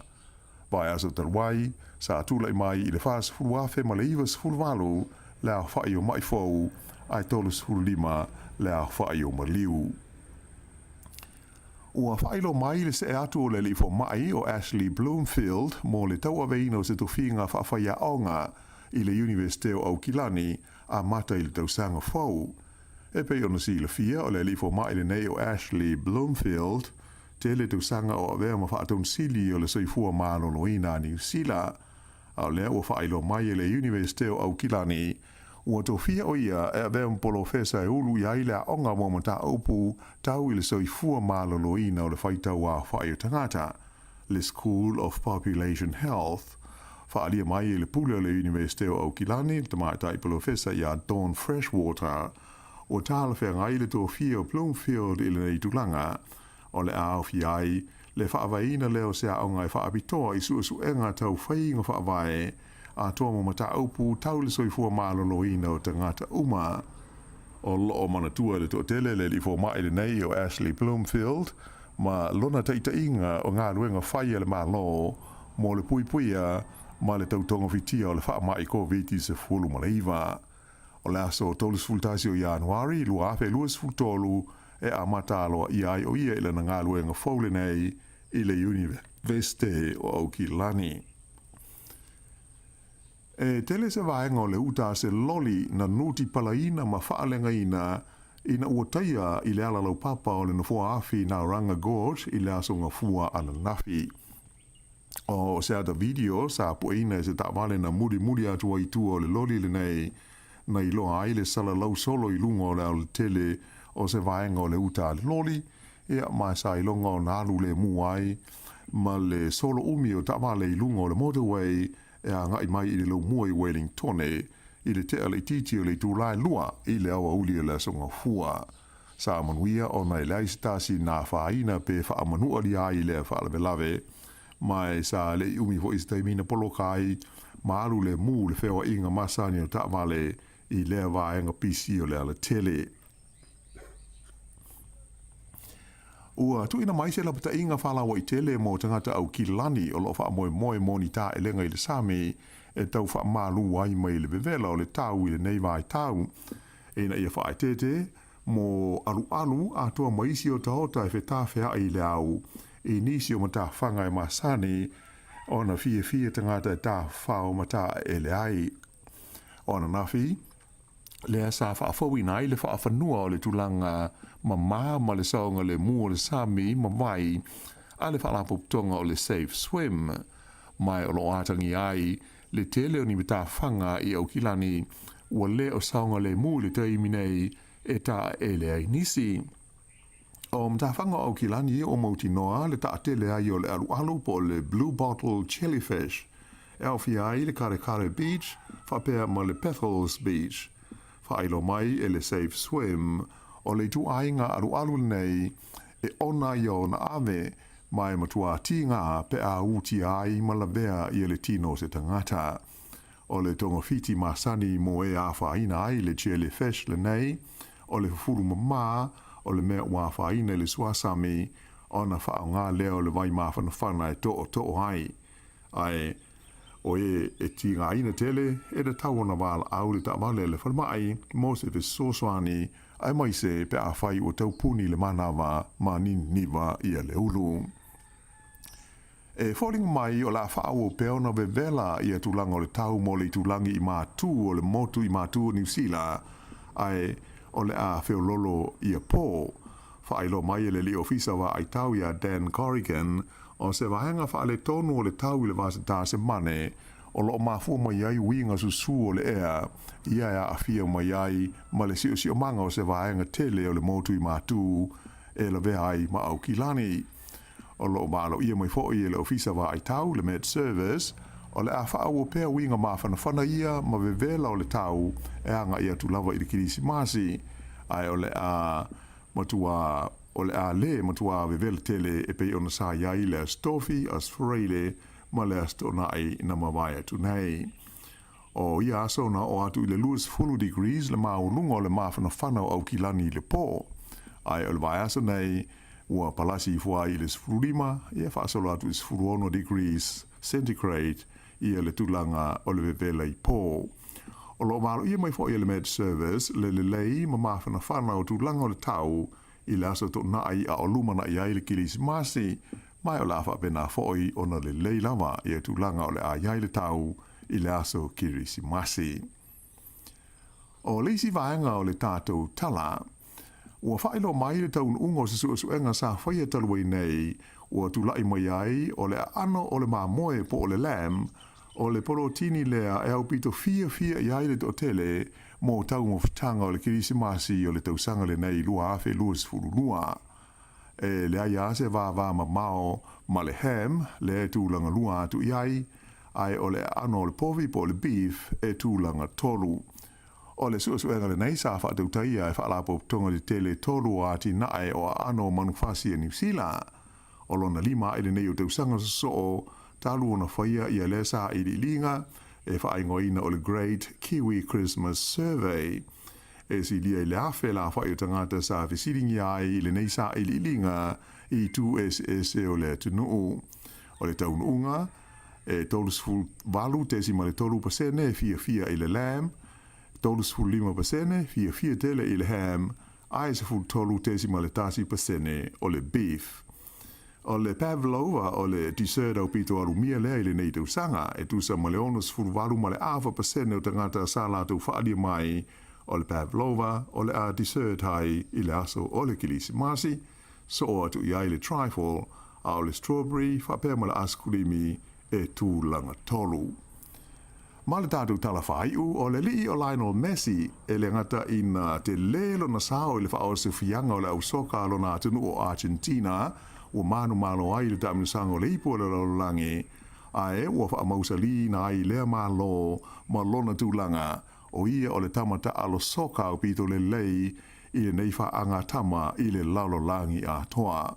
Ua tolu sfulima te usanga o le li o Lionel Messi mai o lona avanoa whai ulea e whaataitai ai i le li ta alo ta ua o le soka Argentina, Diego Maradona, ina ua manu malo i le ta alongo le ipo le laulangi i le vaveao o le asongo hua. E pei o na sirsila ma whaafonga fo iai o le i unga o le suanga fusi le vao falani ma Argentina, manu malo Argentina ina ua sua i kikianga i le pou le malo, ina ua uma le taimi whaatulanga ina o tutusa lea ta alonga mata ina. E pei o na sila fia o le aua falani, lea na umia le siumpini le laulangi le ta sanga talwai, ai o Argentina o le whaatolu ai leo taimi ua manu malo ai latou i le ipu ale laulangi i le ta alonga soka. O le whaiunga le nā o telefou.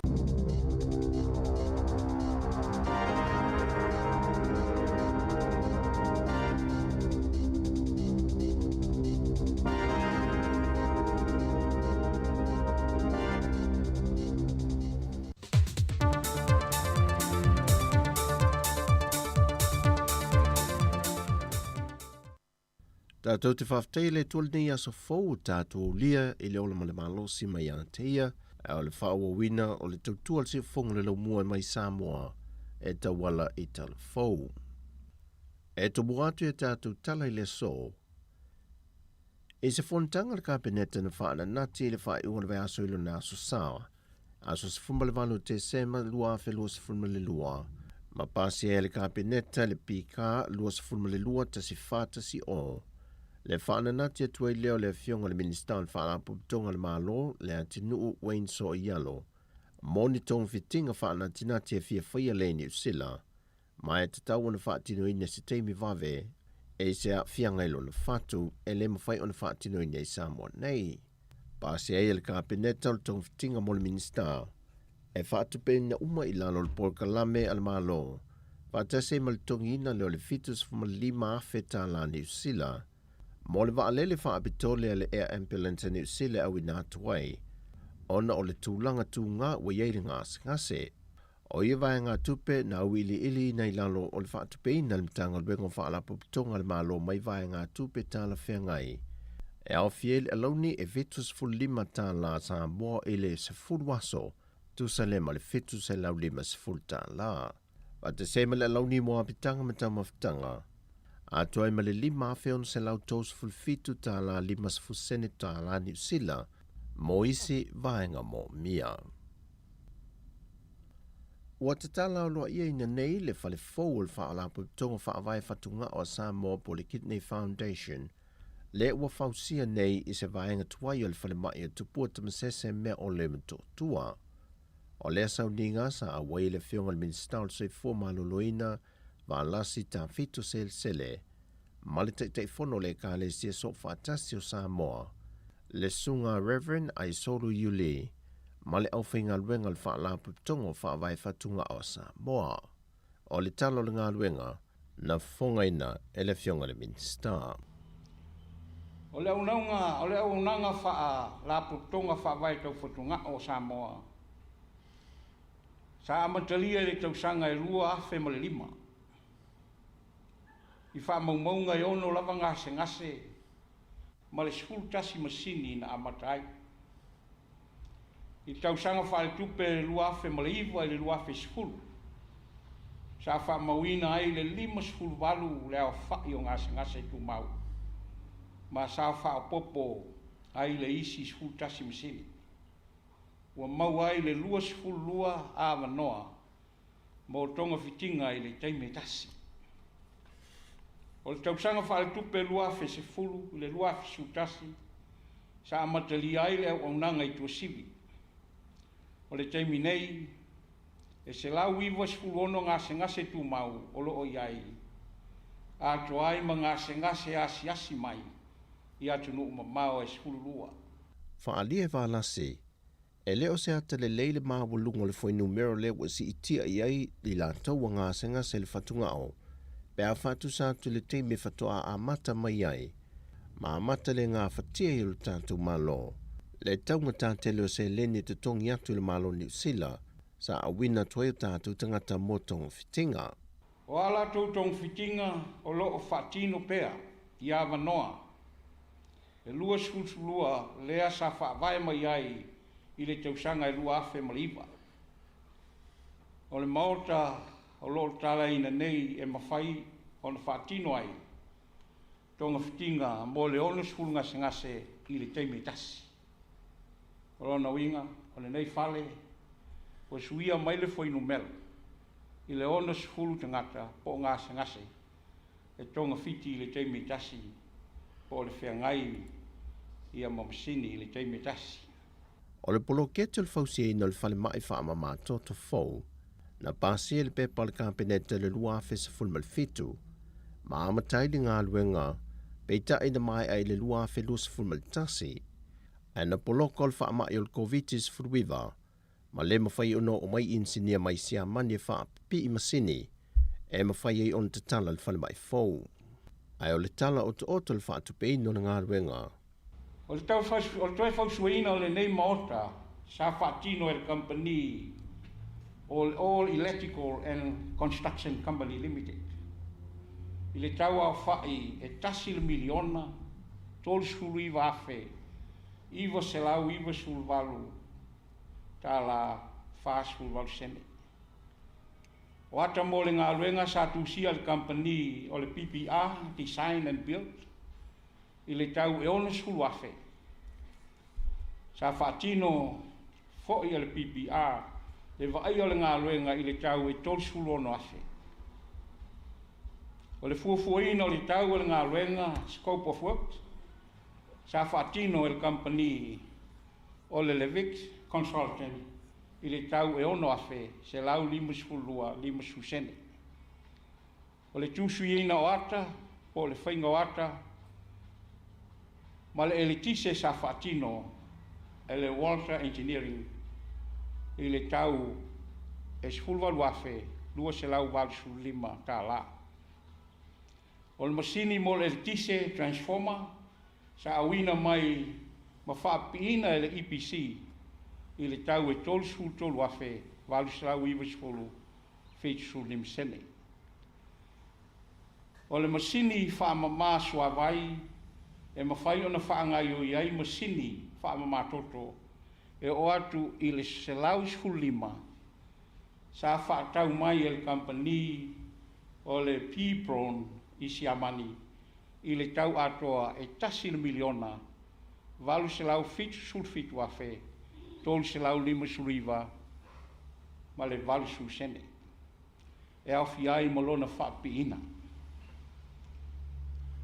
O le masini whaamamasua vai, sa whaatupe e le malo a o le fausiaina o le fale, molona whaatotongaina, e tusa ma le tasi le miliona, 5 selau 5 afe, 5 selau 10, ma le fasu walsene, o loo whaawau o na whaatupe mai, i tupe whaasao o le whaaputonga, ai mai sei o whawai mai e kalesia, ma nisi o pisi nisi tu maoti, o le nei maota whaamatoto, o le amata whaongaina, i le aso ata e o aso lua skulu o te sema, lua afe lua sulua, a o isi vaenga o le au whaingaluenga, o le ase mai i le amatanga o le tausang fau.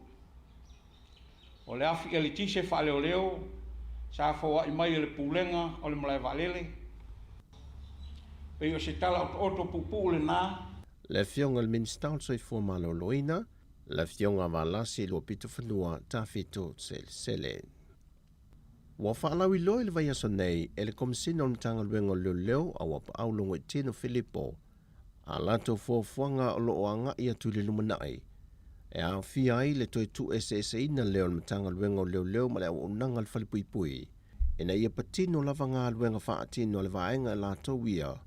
E fua le si o manga o lato fo i ngā inga mga luenga. Ai moise ai, o le sila mabao leo tāpenanga le matanga luenga o leo. I le anga ia tu le lumana i le tali ngā māloa sa mō ta ita i o māloa le taupulenga. Le whaatasi mai ai i sa moa i le lua fe lua sa fulma le whaa. o se vaenga tele leo le tāpenanga le mtangal wenga, o lo sila mamau atu iai. Sau no le fionga le minister mtangal wenga leo, le fau Harry Schuster, wa tāpena foi de kabinete le paketi e anga i tua ia tāpenanga, mai e mulmul ta ia foi le mtangal wenga, ia foi ta iala ua whata te tia. Wato ai tau nui lau whanua Samoa le sui mō le au al tō Samoa. Au le i tau nu mai le au i le aso lusa fulmal fitu e pei o na fuafua ina. O le alo le atunu i a Joseph Augusta Swalei. Le sa tali talia i se vaenga o le atunu no lātou silfia ina lo na malanga mai. I le malai va le whaavau malo i whaleolo le aso ana nafi. O le tai au nei whaatale noa i lunga le TV tasi le alo le atunu. Lea o lo mapu atu i le whaletali malo le lava i songi. Ma whaanga solo i nisi o Port Kalame e pei o na mua i mua mai ai le atunu. O tala fawia, real ni aso, whaasoi foia.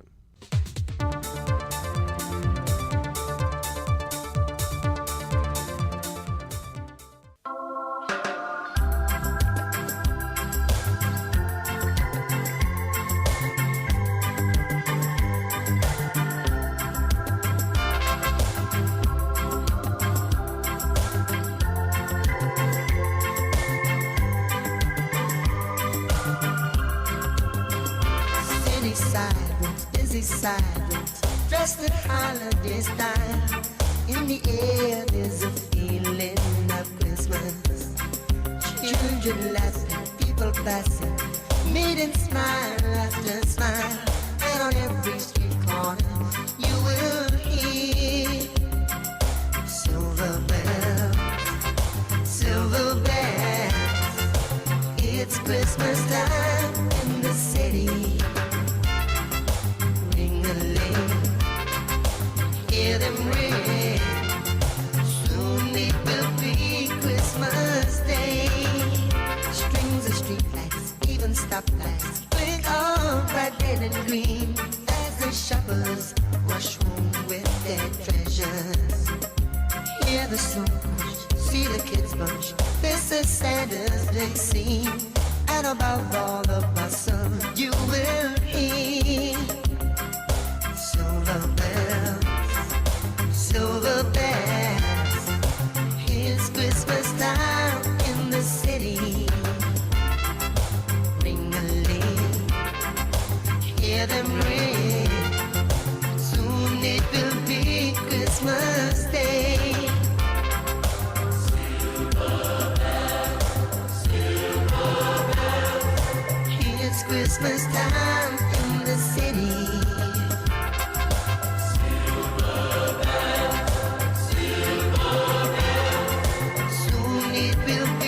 Christmas Day. Silver bells, silver bells. It's Christmas time in the city. Ring-a-ling, hear them ring.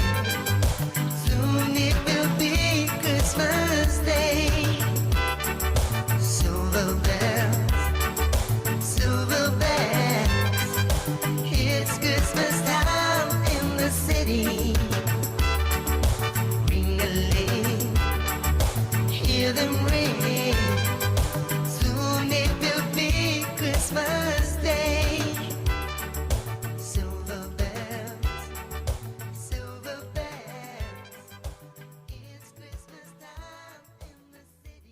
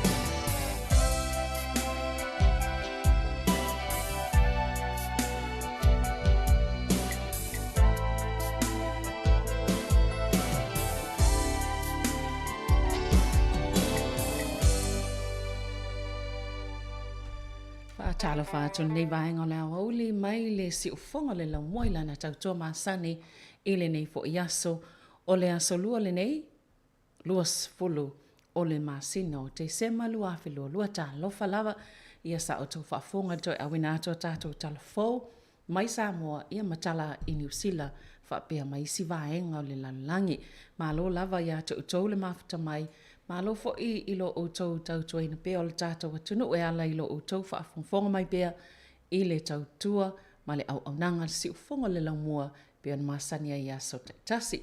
Whangasolo pea pesenga nei vaenga o le aso ia e pea na whaafonga Inisa Paul Kalame sa awina atu nei mai le tae awan leila e ei vaenga ta ua lava le soifo malaloina mo i lato fia maua le sosoani ia tanga il tato upenga tu whailangi po le Facebook a le si ufonga laumua o lo i ei vaenga o numero telefoni whaapena foi i au nanga e mawhaina e vala au iei taimi o le kirisi masima nei vai tau ia pe afia mausef sosoani a mai se lato fo fia ngai ma whaafita auli mawhainga tā, ia le lava fo le whaasoa mo nisi, e eila au nanga nā mwhaio nā tu ina atu, tanga i eilunga le tātou penga ta whailangi le Facebook, ale si ufonga lau mua, Samoa Capital Radio, ia olo i telefoni ma au nanga na iei, e mwhaina e wala au iei pe awhai ua mo mia le fisosoani, aua le mai wala au, a mo mia le fisosoani e tā ua tele le maua le kirisi masi fia i tono tātou ainga.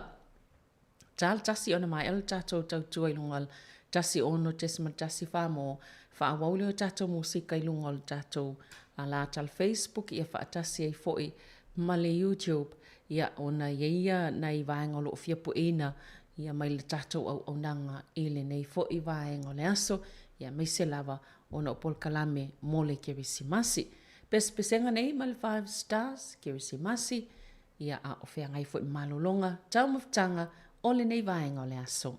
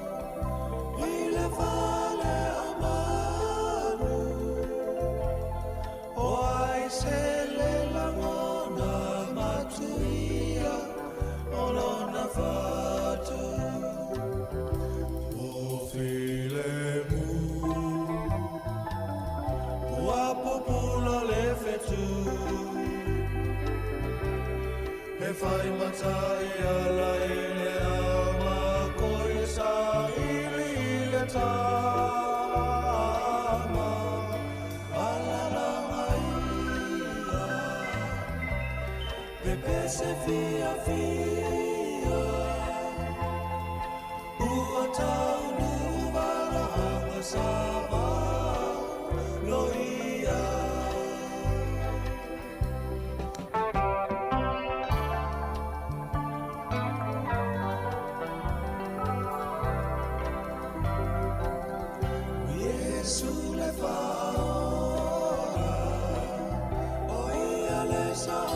tonga o tangata uma wa poronga i le angasara tato oli oli wa fia mai le tupu moni alalanga ia ua whanau mai o le mesia o file mu ua pupula le fetu e whai matai ala i le au mako e sa ili i le tama alalanga ia pepe se fia fia ua tanu valo anga sava loia o filemu ua pupula le fetu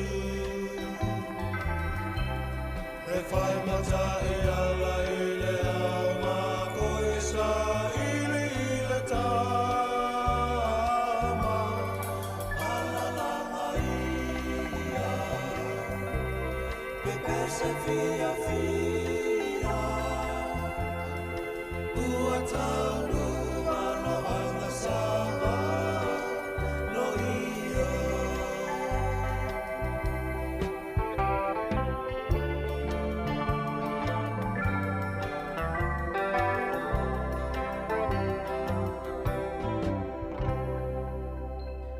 E se whaasisilanga nei o lo fia awina atu ia mo le mamalu fo i o le au whaafonga. Whaasisilanga le nei mo le fio anga o whale tangaloa sa fune. O le ata oto ia le la au mo na lai o pa ia sautua whawhawha sa moa mai le tai sama o le tui manua se ia pa ia tai ula ula o na whanua. E le ise vave po se poto na te ngā whatia tau limaina o sa mawhai ngā awa ua ta oto a o sei a mai vasa ua mai a ona tu o laupua. Whaatulo fo ile mamalu o wha le tala le lei, susunga toia ina, a fionga pātele, susunga ile sea, manisi whaululunga o e ka le sia e fia i so se whatawhai tau langa to low lava. O le nei whaasilsilanga e whaasino tonu i tama whanau ai maiseni o mātou paolo tau tupu, tau mālo, tau tamālii, mātou te maluai i le nei nuu o whale tangaloa sa fune. I le susu o le tangaloa, susu le alii o le nuu, ala ala tai le to ofia to la whale, malo la to olua, moana matuli atu, ma le malu o whale tangaloa, ma upo ia te oe sa fune. O le nei ua wala au mai le sunga le whaafia ngainga e whaka sa o le sui lavalea o se o tātou nu, ona o le whale o le ngā luenga ua fia whaafou.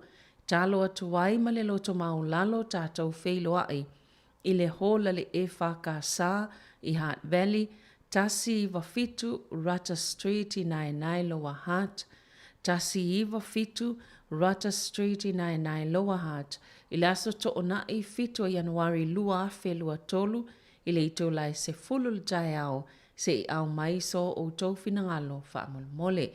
Whaaftai, o lepa po le pāpā tolo la whaele, tupa i matuna ta amilo le aswaso, talapa o sione ma mea. O telefoni o wha lua tolu fitu, valu o fitu fitu. Lua tolu fitu, valu o fitu fitu. Po o le o wha, lima lua fitu valu, iwa wha tolu. Lima lua fitu valu, iwa wha tolu. Po le o lua fitu, lima lua fitu, valu iwa wha tolu. O lua fitu, lima lua fitu, valu iwa wha tolu. Whaamani atu le ke bisi masi, ma le tau sanga fau. Iol wha se silanga le nā, mo le afio anga o whale tanga loa sa fune. Ia o tai au, le atu e wha fonga i fo i lea wha se silanga, ia mo le malo i la atu e le mwhena maua mai, ili nei vaenga le aso. O le a wha awau tātou pesenga le nei taime le aso, ia se ipa ia le ito la tasi, ia na wha mai a fo ilo le tātou tautua, tasi ono tesimal tasi wha mō. Manuia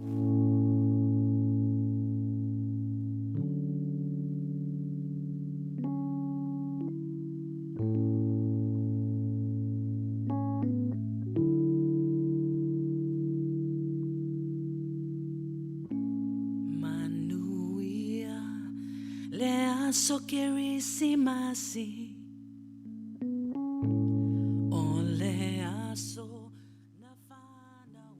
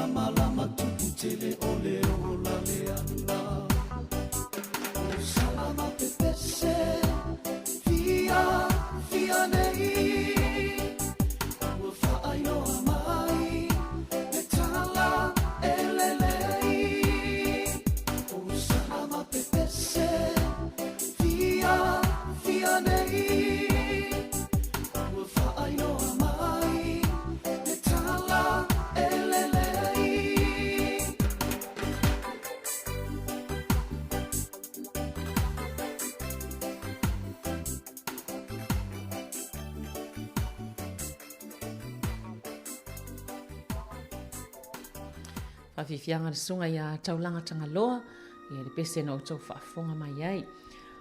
Ai, pe ono outou whaafonga iei au nanga ia sa whailo atu mo le mamalo lau whaafonga, ia po ilavo fia mo miel sosoani ia mo olo avanoa lava ia vaenga olo mwhaiona lango mai le MST, ia po le Wins, au nanga le malo ia mtanga luenga mo anga fsotai. Mo tangata ua whiangai mwhaingita mai se tau tongi ngol whale no mautongi ia o whale o le tūlanga i tau mawha ia po o tangata fo i wale a tole tu tongi fo i lea ua ona ua ngase O lo iei lava fesosoni faapena iei la auaunaga na lo mafai ona lea ua tuʻilunga le tatou penga tawhailangi a le Facebook a le Samoa Capital Radio. Mafai ona alu iai ma wale telefoni bala au mo outou mo tangata e alalai i Lower Hutt. Ia mawhai ona wala au numera le Pacific Health Service i le Hutt Valley. Na mai lava vaenga na whapena fo i nei Porirua, Wellington e Makapiti o le au o nanga taia manino. Ia manisi lava vaenga o lo o iei fsosani. Mawhai ona tu ina atu mo tangata mai senei vai tau o le Kerisimasi. E ele au nanga lewa ai atu i ai le supermarket i Kalai Estete. To tele lava tangata e anga i ai mo ni whaataunga. Ona o supermarket e whai ia whetu ona inga matangata whaatau ia. E ape atu i lalo le tau o lau o loa lea ia. Ona e whape nā la le whainga fo i supermarket i Kalai Estete. Lela e whape tele tangata uanga i ai e whai i whaataunga. Ona o le taunga tau le newa i tau soifanga. Whaatau wai ia tau mafa mo le Kerisimasi. O le bargain me le whaapea o lato o loa ia whaatau atu i tangata. Matua tau ngō fie mamau. Nei lo o loa e maasani o na whaatau e tangata New Zealand i whale o loa te tele. Ia mal tele lama o whale o loa. Ia e laki la tangata nei o lo iai e le o i loa. Po ia se lato au nanga e whai ai lunga o le interneti. Ia ai mana ia tele au nanga whaapea e mawhaina fsosoni i tangata e maise lava i tau mafa ona o lea ua le ngā whatia nisi tangata ia le taunga tau mafa mo newa i tau ona o si itia o le tau o soi wanga. Ia le ina whaalongo i talafoa le sunga i ala wano. Ia tā pena mo le tau sanga o le au atu iai. Ia atonu wa whainga tā tili le tau o soi wanga. Pesenga le nevaenga le aso ia a tali tasi ana wha mutale le tau tual tasi ono tesman tasi wha mo ia e wha awau lava le tau tual Facebook ia mo pesenga ia se ipa ia le itu lai lua ia e nei vaenga lo fai tono le tau fisa nei ia o le ngalu e mari matasi i le itu lai tasi la awau nei.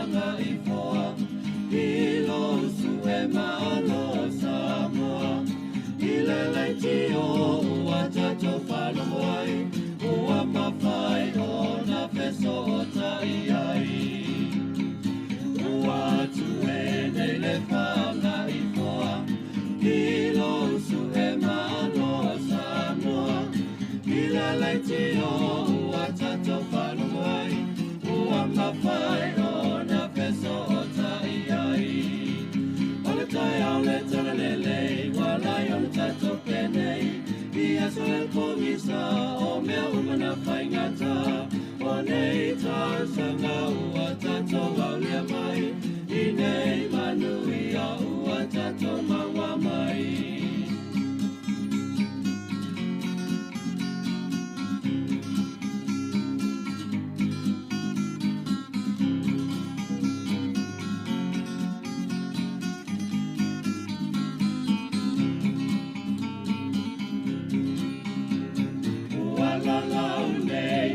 Whanga I pāu, uai loa ai e a tato whana, e sa I lima lona I matua, e ai le si whawhanga o le lau mua.